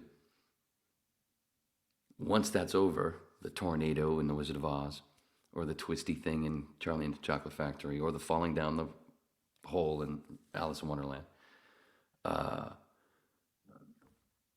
when the peak starts, and like you were talking about when you go out to nature after an hour, when you open the door, isn't it just like when Charlie opens up that fucking door to the factory and starts singing the Imagination song, where everything is just so wow. So I've never really put Charlie and the Chocolate Factory in there. It's just, again, I'll try to be responsible, try to stay inside, and I'll have some music going. And so I'll have these mechanical things indoors. And when I go outside, it's just this massive fresh air, this an awakening type thing, a rebirth. Well, I wasn't going to say rebirth, but you're just kind of, I mean, I can see where you go with that, but you're just walking away from man-made stuff. You're untethering yourself, I guess, from in your possessions, that kind of thing. It just you're just connecting how you should connect, if that makes sense. And at the same time, do you feel where it's like, wow, you feel this connection, but at the same time, you feel like, wait, I kind of know this. Kinda, but at the same time, it's like, I hope I don't see another human being right now. like this is really cool, and I'll tread very, very lightly, but this is for me. Like I killed some ego back there, and I'm going to be very lovely to my fellow man. But right now, if somebody jumps in my purview, it's going to just ruin my vibe. That's one of the things with when Tim and I, we would do it late. So when we would take that walk, we wouldn't run into anybody. Once in a while, there would be somebody walking their dog real late at night, you know. But one of that first night, though, that was one of the other fun parts about that first heroic dose with him, where after the snake thing that I told you about, where he was just like, wow, this is so fucking awesome. I've never been here. He'd lived there for a year and a half. He'd never taken that fucking jaunt 200 yards down the street. But when we were coming back up, it's like fucking 1 a.m. Dude, we're walking back up the street, heading back towards our building, and all of a sudden, this tree is kind of like, to me, it basically, when we came around the corner, it was kind of like, hey, you know? And I'm like, whoa, look, I've never seen that tree like that before. And then all of a sudden, right around the corner, like staring right at us, a fucking raccoon, and just sat there and stared at us. And I remember going to Tim, you see that too, right? That's not just me, right? That's a raccoon. Is that right? Is that what's going on right here? You see that? Oh my, yeah, but I remember Tim saying something like, I think he's tripping too, because he won't look away. This would go great. And we sat there and stared at each other we sat there and stared at him, and he stared back it felt like a couple of minutes. Yeah, oh yeah. I was like, oh dude, and I remember, I think at some point I said something like, I ain't going, I'm not going to walk any further unless you say so, unless you're cool with it. And then a few minutes, and like not too long after that, he went up the tree. He went, I think that's an okay for us to keep going. Yeah. He's done with us. Oh, that's the thing, that nature thing. It's so beautiful. And for me, like Charlie and the Chocolate Factory, we get the Oompa Loompas. Wizard of Oz, you got the Munchkins, and you got the Smurfs who live in mushrooms. What else, dude? When I'm tripping, one of the fun things for me, I've explained this before, but it's like I got the Smurfs on my shoulder, but you never see them. Leprechauns. That's why you never see leprechauns. Same thing. The gold is the healing that you feel after the trip. That's the rainbow, the gold. It's not just the gold, it's the yellow brick road. It's the whole thing of, but you never see them. Like, so it gets to a point right after the come up where I can hear like a bunch of little things giggling on my shoulder. And then as I go to turn to look at them, and I'm laughing because it's fun, it's not scary. And as I do this, it's like when you get a twitch in your eye and then you look in the mirror and it stops. As soon as I get over here, they're gone. Right? And then all of a sudden, I'm like, oh, you little fucks. You know, and it only happens a couple of times, like 3-4 times. I fucking love that so much. God, I love that part. It's so fun. And then it's like, and to finish, to get to the end of this, yeah, we've been going fucking 4.5, talk about epic, 4.5 hours. I fucking love it, because it's been full of great shit. When I first did my after all the homework, as I'd done mostly an 8th for the most part, all the times I'd done it before my first heroic dose, and I learned all the stuff about how it helps with depression. But when I did my first heroic dose, it was a fuck it moment, because everything was so bad. Everything, I was down, and that was a fuck it moment. I wasn't thinking about, this is going to help me, whatever. I mean, I'm just want to My whole thing was, I want to know what that's like. Let's go to Oz. Fuck this. I'm tired of fucking around and everything sucks anyway. Day and a half later, I realize, holy shit, that black cloud that seems like it's been following me around for the last 6 months, most of it's gone. Yeah. And it lasted, and then I swear I timed it. I did the whole thing, like 3 months, 6 month thing. About right around 3 months later, it was started to feel that everything's starting to feel icky again. Yeah. It straightens me right out, man. Another trip, and I was good. And then the next heroic dose, I was good for 6 months. Yeah. The next heroic dose, I was good for a year. It's awesome. And it does you nothing but good. You can't overdose. And it just, you're in such a positive mental headspace for, like you said, months. You're a better person when you come out, and it's great and relatively cheap. Yeah. And now there's so much on where we're broadcasting from. You could go learn how to do it right now. You could click as soon as this is over. If you're watching, you can go look up how to grow your own mushrooms right here on YouTube. Dude, what a great closer. What a great closer. Man, 4.5, man. We fucking rule. I'm not kidding. 435, man. Dude, and it was, and there was no dead spots. Even when I went to take a piss, or you took a piss, we just kept it going. And then the bullshit I spewed, you popped off, and then brought it around to other things. Like, dude, when you said Nikki Taylor, I swear to God, I almost shit my pants. I'm gonna send you a picture, privately. I'm gonna send you a picture of who I was talking about, and you're gonna go, dude, that's dead on. Sounds good, man. Dead on. I love it. All right, brother. Husky. So yeah, your stuff is gonna be in the description, but it's Husky Boyo at Instagram, Twitter, Twitch. Yeah. Check this month. Can you reach?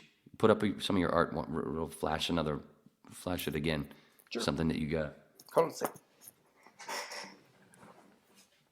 Make sure I don't run over a dog.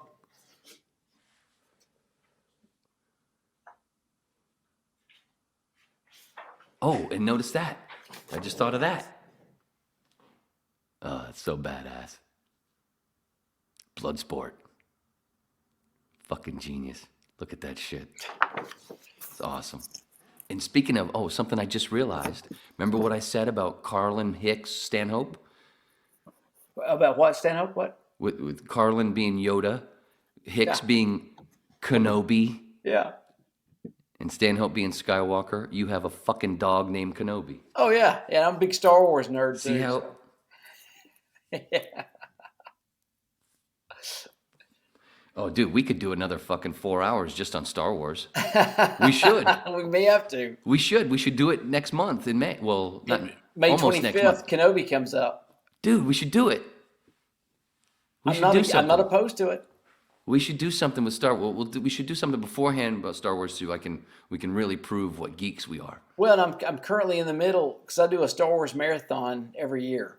And so I'm currently in the middle of Clone Wars right now, the animated series. So, what it just takes forever to get to those last 2 or 3 seasons in Clone Wars. So, yeah, I'm right that like season 2, and it's just, come on. My dad took me to Star Wars the first fucking time. Same. I didn't, dude. He was saying, but the way my dad spoke, like, because my dad talked like fucking Richard Pryor. Yeah. So he comes out and interrupts. We're playing football on the neighbor's lawn. He's like, "Let's go. We're going to go into town and see this space picture." He says, "Picture." In my head, as a 7-year-old, I don't even think I was 7 yet. 6, because it was 77. I was born in 71. Yeah, it was before my 7th birthday. I'm thinking he's saying we're going to go to a museum and look up at fake stars. I'm like, no. So we end up getting there late. As we walked into the theater, boom, the door opens and Vader walks in with the smoke and all that stuff with the other stormtroopers. And we hadn't even sat down yet, so we missed that first part, Yeah, which is insane. Now, epic. jump to The Force Awakens. I watched The Force Awakens not because it's a great movie. It's got some great moments, like that Sure. first scene with the Falcon, with Rey and John Boyega. Yeah. I can't remember. Finn. That's fucking wonderful. Some of the shots that JJ put in there, the way like, whipping the camera, and the way the Falcon. We saw the Falcon in different ways. And then the whole scene with Solo, that first scene with Solo and those things. I forget what they're called. But anyway, one of my favorite parts about watching that movie, even though it's kind of a rehash and it's not, it gets its shit and it deserves it. Yeah. Dude, I watch that movie. It's like I'm watching my dad. Yeah. Harrison is like, I'm like, I didn't realize how much my dad was like Harrison. Holy shit. And it's really so much like him. And it's fucking, that's why it's one of my favorites. Because I'm like watching my dad. It's so cool. All right. I know you have to pee. I'm going to have to pee again. So we're not going to stretch this any longer. All right, brother. So I'm going to set this up, get this ready. Don't want to play it yet because I got to get the other thing ready. But yeah, everybody go check out Brett and his art. It's killer shit. Check him out on his Twitch stream. It's a lot of fun. I sit there and listen to it, and it's a fucking blast. But also watch the Corbett Report, not Steven. Fuck that cunt. Corbett Report, Jimmy Dore Show, Russell Brand, Kim Iverson, but look for yourself. I'm just a fun babbling lecturer, dabbler. Remember, we're all Neo, a.k.a. One. Sorry ran long, had to bump comedian Big J. Okerson. Thanks, Gary. Whew. Daddy loves you.